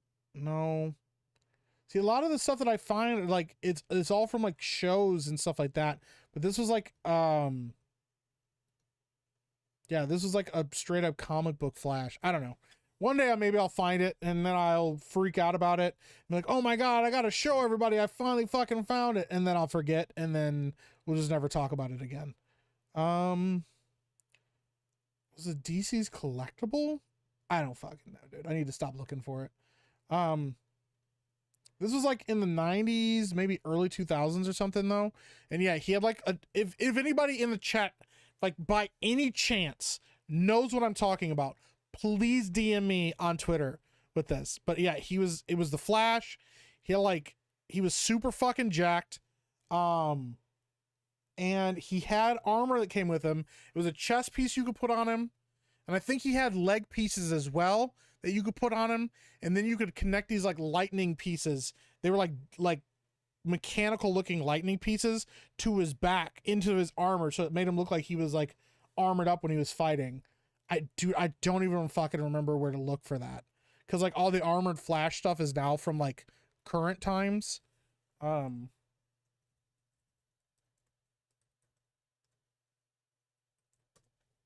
Yeah, I don't even know.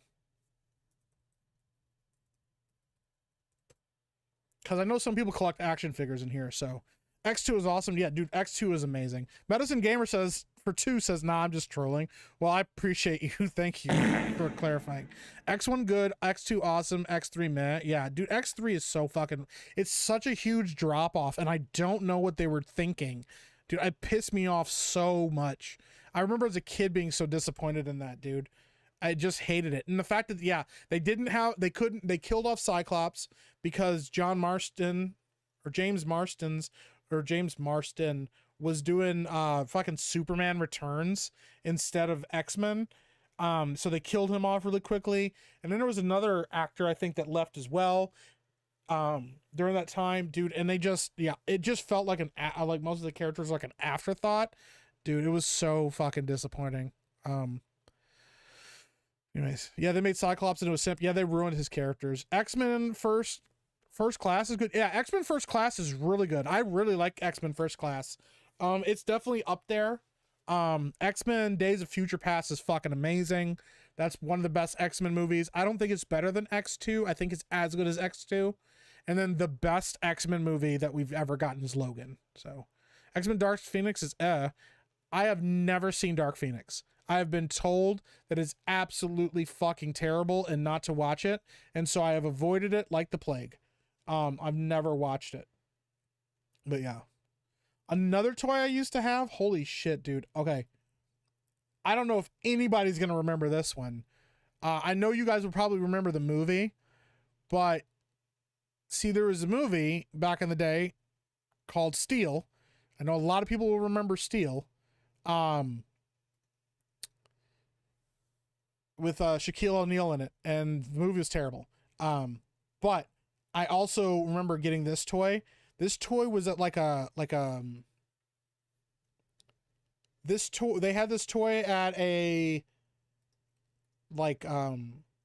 surplus store, and I remember getting this, and it was like one of my favorite toys as a kid because I had never seen Steel.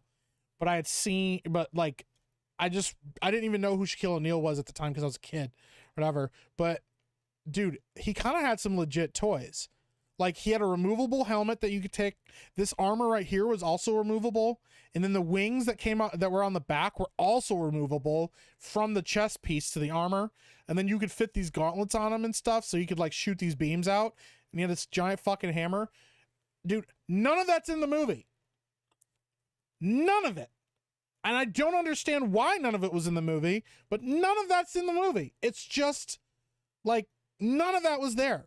And they made a bunch of these fucking toys back in the 90s that were like surprisingly complex. Like, they don't make shit like this anymore. This is on eBay, but like, dude, there's Shaquille O'Neal, and you could put all of his armor on his body. There's this fucking wheelchair friend, and she had like a wheelchair. Nobody obviously wanted that toy. There's like a cyborg version of him, like a fucking grappling hook.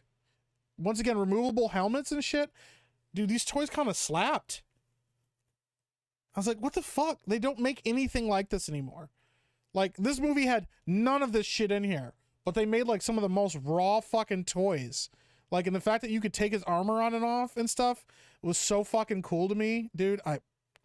Man, fuck, I'm like blast from the past here. So, X-Men Origins Wolverine bad. Yes, that's true. The Wolverine was good. The Wolverine's really underrated as well. A lot of people it just went under the radar because of how bad X-Men Origins Wolverine was. But the Wolverine is actually pretty fucking good. It's one of the better outings for him. And then that one is, I think that is the Wolverine that goes on to be Logan. So, Holy Fuck says, I'm sorry I made fun of the Lions, Mike. I feel bad. I'm sure they'll get the chance to lose the Super Bowl one day.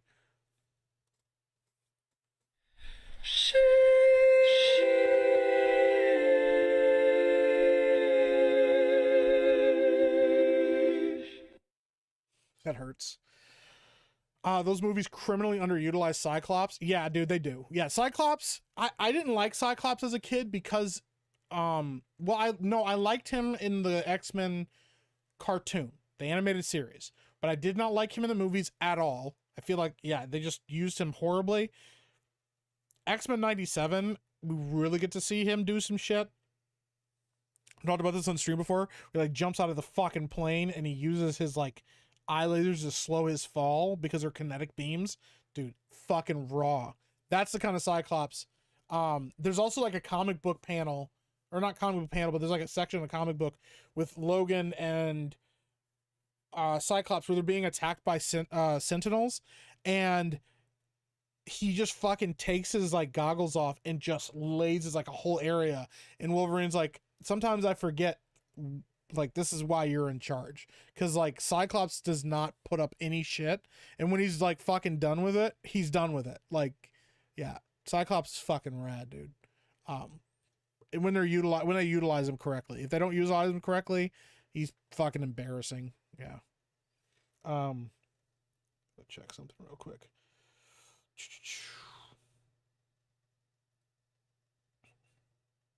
There we go.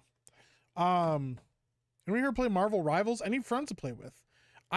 Dude, I have it downloaded. I've played it like once and I have not gotten back to it, but I need to. Like, I really do want to get back to it at some point. Because I do like the game. I just need to actually get into it because it's a bit of a learning curve too. So, Flash with a chest piece. I wish I knew where it was. Yeah, I wish I'd taken care of my action figures as a kid. I have almost the entire set of Alex Ross DC Direct Justice League action figures unopened. Holy shit, that's awesome, dude. Cobra Cast just ended. Well, there you go.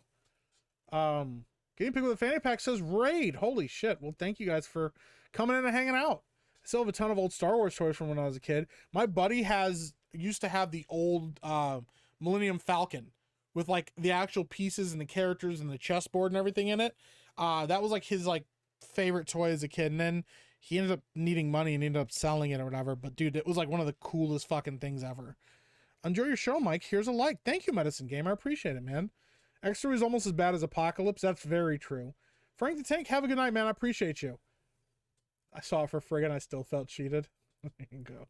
Paint me a story, Meek. If you go back and chat, I don't even know, dude. Twinkles the Chinchilla is apparently mortally injured. They destroyed him and Meektron destroyed a city. Well, the Meek police destroyed a city, stopping Meektron and Twinkles from fighting each other. That's a whole fucking thing right now. So Black Iron Man, dude, that's wild. Hail. Yeah, stay away from Dark Phoenix. Yeah, I'm not gonna check it out. I'm not gonna watch it. Why does he look retarded? That's a good, because it's Shaq. He had a hammer though. It could turn into a gun. Yeah.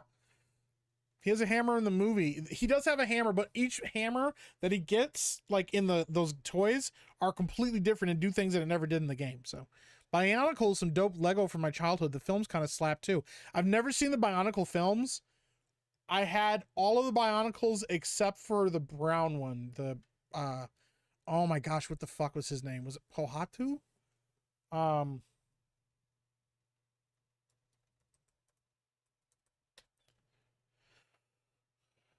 Yeah, it was Pohatu. How the fuck did I remember that? Yeah, the Tau of Stone or whatever.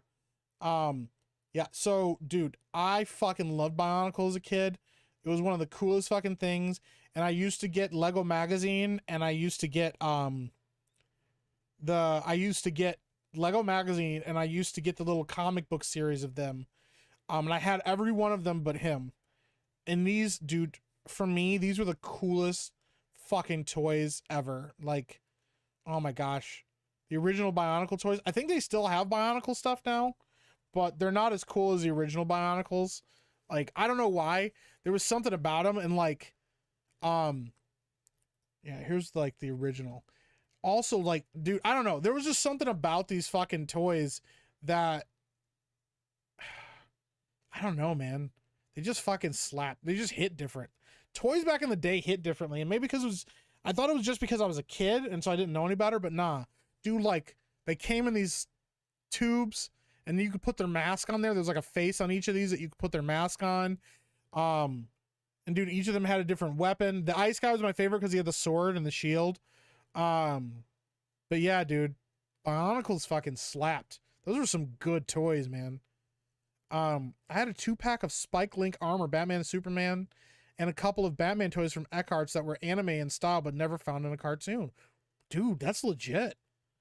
Micronauts were cool when I was a kid. I never got into Micronauts. Never seen this movie, and for the sake of my sanity, I won't. Yeah, I wouldn't either. James Mangold, who directed Logan, also made that Bob Dylan movie, I think. Really interesting. Danger 5 is also available for free on Tubi. Tubi is great. Is it both seasons, B-Man? I never watched the second Wolverine movie till this month because the first one was so bad. I've also never seen Dark Phoenix. Dude, the Wolverine is good. It's a good Wolverine story. It's a really good take for Logan, and it is a cool lead up into the movie Logan. So, Cyclops, to me, my sexman. That's so great, dude.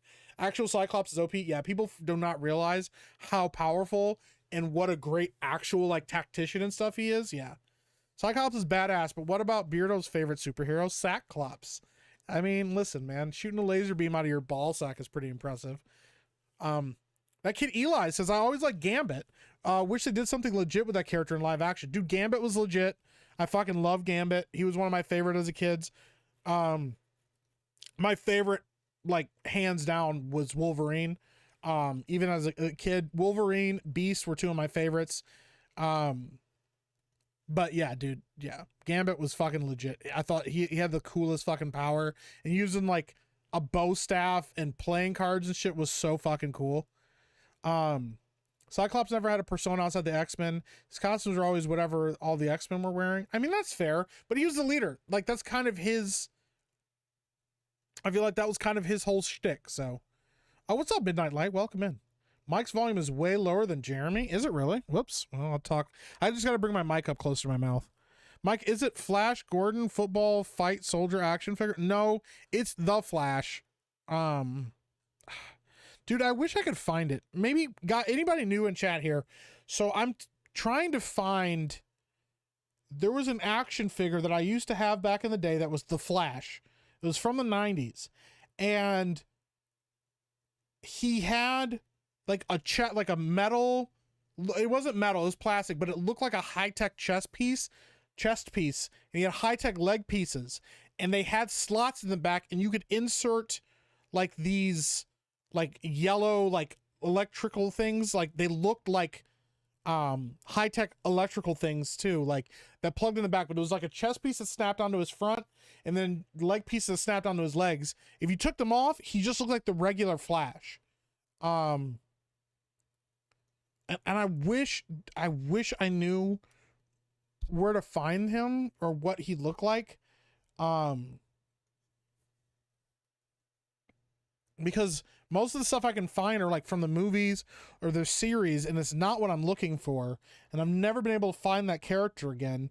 And Google search is like, I think, awful now because most of their stuff has like a big recency bias. So it's hard to find like, I don't know. It's hard to find like the shit that you're looking for because they're always trying to get you to like, I don't know, fucking buy a movie or buy a game or whatever. But hopefully, I don't know, one day somebody will know what I'm talking about and remember it and they'll be able to show it to me. But dude, that was like one of my favorite action figures as a kid.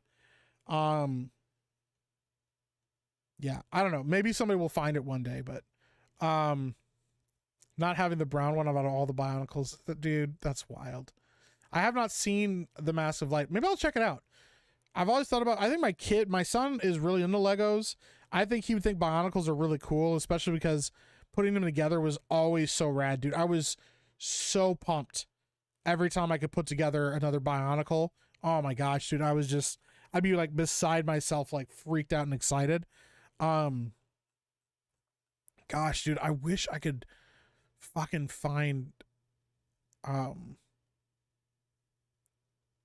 a Flash action figure that I'm looking for, but it's all like movie stuff that they pull out. And I don't remember which Flash it was that I had. I'm going to keep obsessing about this because I don't know yeah. I remember you could pose him. I think he had like a thing that you could pose him on if you wanted to. I didn't care as a kid. I wanted to play with him. That was also my problem as a kid, is I didn't give a fuck about collecting. I had a buddy who used to collect stuff, and he's like, "Nah, man, you can't open those because you got to collect them and shit." And I'm like, I don't give a fuck about none of that. Like, I want to play with my action figures. Like, if I don't play with them, what's the purpose? I'm not sitting there looking at them in a box. I don't care if they're going to be worth something in the future. Like, I want to play with them, like, right now, or I wouldn't have fucking bought it. That's just my little rant about that. I have no idea, dude, if I'll be able to find it, but maybe somebody will know what I'm talking about. Remember renting Mask of Light as a kid? Had a few Bionicles, too? Dude, that's rad. I've heard the original X-Men described as one character getting one of Superman's powers. That's not bad. That's not a bad description of that. That's actually, like, kind of accurate. So, what's up, Basket City? Welcome in. Hope you guys had a good time. If you're coming in here from Cobra Cast, I hope you had a good fucking time with Jeremy. Bro, I know it's been a big day for a lot of people. It's really fucking exciting. It's really awesome. I'm very happy. It's nice to see people feeling hopeful and feeling excited about stuff again, instead of the weird, like, ethereal dread that's been kind of hanging over a lot of people, not knowing what's going to happen, not knowing where we're going to be as a country and stuff. So I'm happy to see that people are happy. And if you're not happy, you know, holy shit, I fucking found it. All right, I'm going to show you guys this, dude. I am so happy that I just fucking found this. Let me see if I can pull up the pictures. Yeah, so this was Kenner DC Comics Flash. All right, here we go. All right, I'm going to pull this up. I fucking found it. I'm so happy right now. Dude, this was my favorite toy as a kid. Kenner's DC Comics Flash. These are the pieces he had. I forgot he also had arm pieces. I don't know why, dude, but this is one of my favorite fucking toys. And yeah, he had like these armor pieces that came with him that you could put on him, so like he was like decked out and shit. Dude, he was one of my favorite fucking action figures. I'm so glad I found this. Trump will be sending all those brown Bionicles back across the border. All those rock Bionicles. What's up, Rival Valkyrie? Welcome in. Steph's Abused Keyboard. Gen 3 Bionicles was regular Legos, but I still have Bionicles. Basically, people are 3D printing them is the best way. Really? So, dude, a 3D printed Bionicle could be legit, especially if you could 3D print one that, like, and make, like, modifications to it and shit. That would be so cool. Tom Cooper says, Mike, if you ever watch anything Bionicle related, you got to watch the shitpost called Anthonical. It was a compilation of AI narrated clips, a little under 20 minutes. It's wild. Interesting. Nothing beat the old school Transformers toys. Yeah, the ones that, like, took a while to figure out how to take apart. Yeah. I lied. Beardo's gay, says Frank the Tank. Thanks, Frank. Is the Wolverine based on the Claremont Miller Wolverine miniseries? I am not sure, actually. I'm really not sure. It's the one where he becomes like a samurai. Well, he goes to Japan. He doesn't become a samurai. I love the storyline, like the gist of it, at least in the beginning, and I won't spoil everything, is Logan goes to, back in the World War II, Logan saves a Japanese man from dying from a nuke outside of Nagasaki, I believe it was. And the guy, like, says that he owes Logan his life. Logan's like, whatever, fuck it, I don't care. And then we jump to him going to Japan. He gets called to Japan by, like, some mysterious person, and, like, then all hell breaks loose or whatever. It's so fucking cool. It's a good story. It's not great, but it's a good Wolverine story, and he really does get to go ham in that movie. So Wolverine is a good movie. They kind of fumbled with the villain, but it's a good one. Yeah, they did fumble a little bit with the villain. I agree. I'd rather watch Wicked in a sing-along theater than Dark Phoenix ever again. I respect that. Tyler Watson for a 10 says, was it the Total Justice Velocity suit Flash? No, but that sounds fucking rad too. This is making me want to get more video or more superheroes again and, like, action figures again. Oh, jeez. I stole your Flash action figure. What are you going to do about it? Fight me? Yes, I'll fight you. I love archive.org. People upload stuff you can't find anywhere else. Yeah. Dude has on the eBay for like $11. Imagine Mike finally gets this toy unboxed. His kid's excited to play with it, only for Mike quickly hide it where it can't be tampered with, right? I'm like, no, that's mine.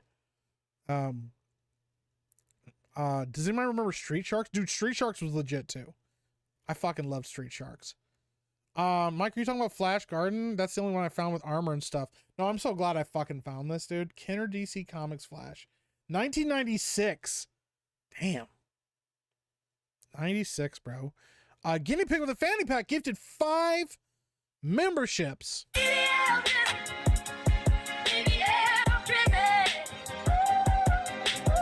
Aaron Klein also. See, I wish I would have saw this earlier. Aaron Klein nailed it. Vintage 90s DC Kenner superheroes figures. The Flash has armor. Aaron Klein, fucking legend. Thank you, Aaron. I appreciate you, bro. Guinea Pig with the fanny pack. Thank you for the 5 gifted memberships. Gifted one to D-Day McLean, Noki Fu, Dragonwise, Spirian, and Double Dutch. Thank you again for the gifties. I appreciate you. 230 likes. You guys are amazing. Thank you. Eat up piglets. That's wild. Guinea Pig with a fanny pack. Piglets. D-Day McLean says, I am a Flash action figure. Could be the Starcom, the U.S. Space Force toy line. This toy used Magnalock technology, was involved magnets embedded in the action figures.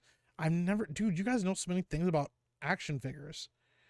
The Flash action figure toy with Velocity Power Suit, Total Justice. Check that. Well, I'm glad we found it, but oh yeah, that is called the Total Justice. Yeah, you guys are right. So I didn't realize it was called Total Justice. So you guys fucking know. Gosh, that's why I fucking talk to you guys. Because I knew if I'd asked somebody would eventually figure it out for me. Thank you. Flat Total Velocity. Thank you guys, everybody who suggested it, because let me see here. Who's the other one that said it too?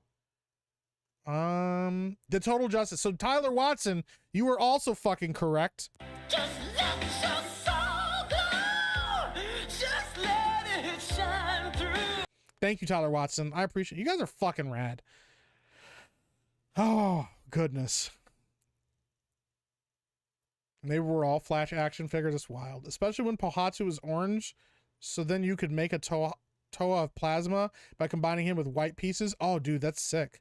The sun is shining bright in America now. Yeah.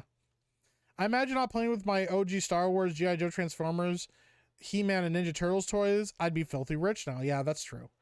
Might have just found out on eBay. Yeah, thank you guys. I appreciate you. The first Bionicle movie is good. I don't know about any others. His face kind of looks like a pug got stung by a bee, but that looks sick. Yeah, but that's the thing. Like, as a kid, I didn't think about it, you know? Mike, I'm not going to comment on this toy. Happy for you. Listen, don't judge me. Don't judge me. I don't know what generation of Bionicles I was in, but I did grow up in the 2000s. I'm an early Gen Z kid. You probably grew up on Generation 1. Mike thought he was in the stream 30 minutes ago. I know, I just got started talking about action figures. Real important question, Mike. For Spiderfinger for 5. Real important question, Mike. How do you rate the 1999 film Deuce Bigalow, Male Gigolo? Hail, motherfucker. Dude, I love Deuce Bigalow, Male Gigolo. That movie is fucking hilarious. In fact, this is one of my favorite sound bites ever. That's a huge bitch. I use it all the time on stream. That is one of the funniest jokes I think I've ever seen in a movie. Dude, like throughout that movie, just that guy dropping that line. That's a huge bitch. Yeah.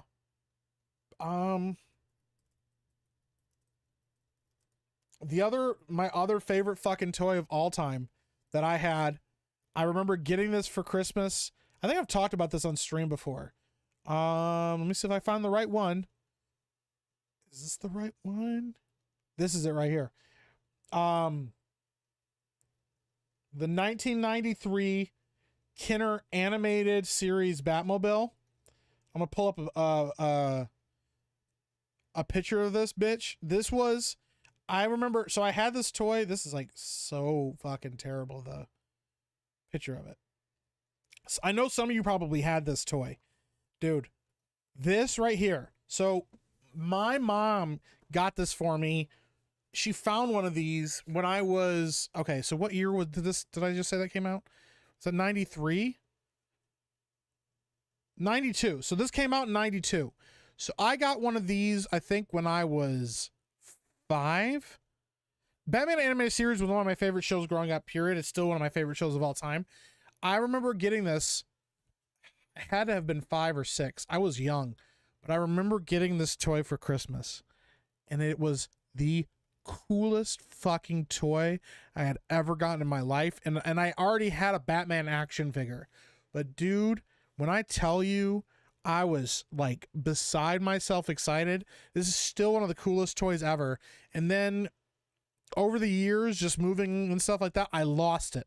I remember losing this toy. I was so bummed. I remember one of the wings in the back here on the Batmobile broke off. It got bent and broke, and I lost it. And then like maybe 10 years later, my mom found another one like as a surprise and got it for me. And dude, I was like, yeah, it was one of the coolest fucking toys I'd ever had in my life. This is actually one of my favorite Batmobile designs, period, anyways. But dude, yeah. Gun Home Max says Jeremy had the same Flash action figures, but his vibrated for some reason. That's crazy. Vex Fear says we was fast and shit. I got burnt dick on my hand. That's crazy. Deuce is great. The sequel's not good except for that one scene with Norm Macdonald. Yeah. Dude, the original one was so good. Rest in peace, Bad Wolf says, as of this past Friday, I made it to 41 years old. Well, fucking congratulations. Happy birthday, man. That's so rad. We're glad that you're here. Glad that you made it to 41. Here's to another 40 years. Appreciate you, bro. That's awesome. Batman animated series is goated. It's my favorite TV show ever. I was born in 2000s and didn't get any Bionicles till the Anika. See, I don't know any of those, so yeah, this is like one of my favorite toys like of all time, dude. So yeah. All right, I am gonna call it now. I'm gonna call it. It's late. I gotta be up with my kid. I'm gonna let Lady Epic go to bed.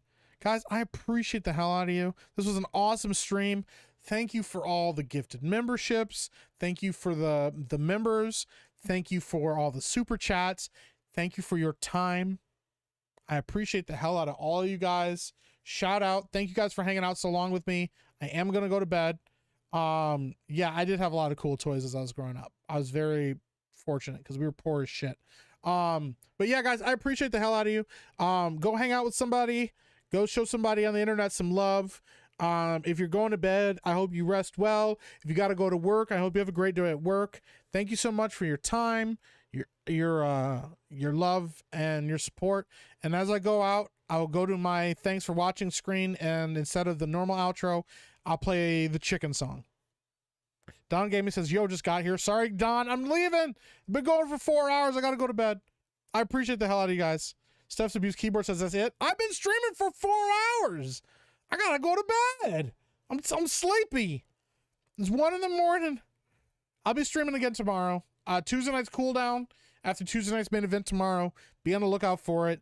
Come hang out with me. I appreciate the hell out of you guys, for real. I do actually got to go watch my kid. That's what I'm doing. I'm going to be up all night anyways. So I appreciate the hell out of you guys. Thank you so much. I'll leave you a chicken bucket. I'll talk to you all soon. Later.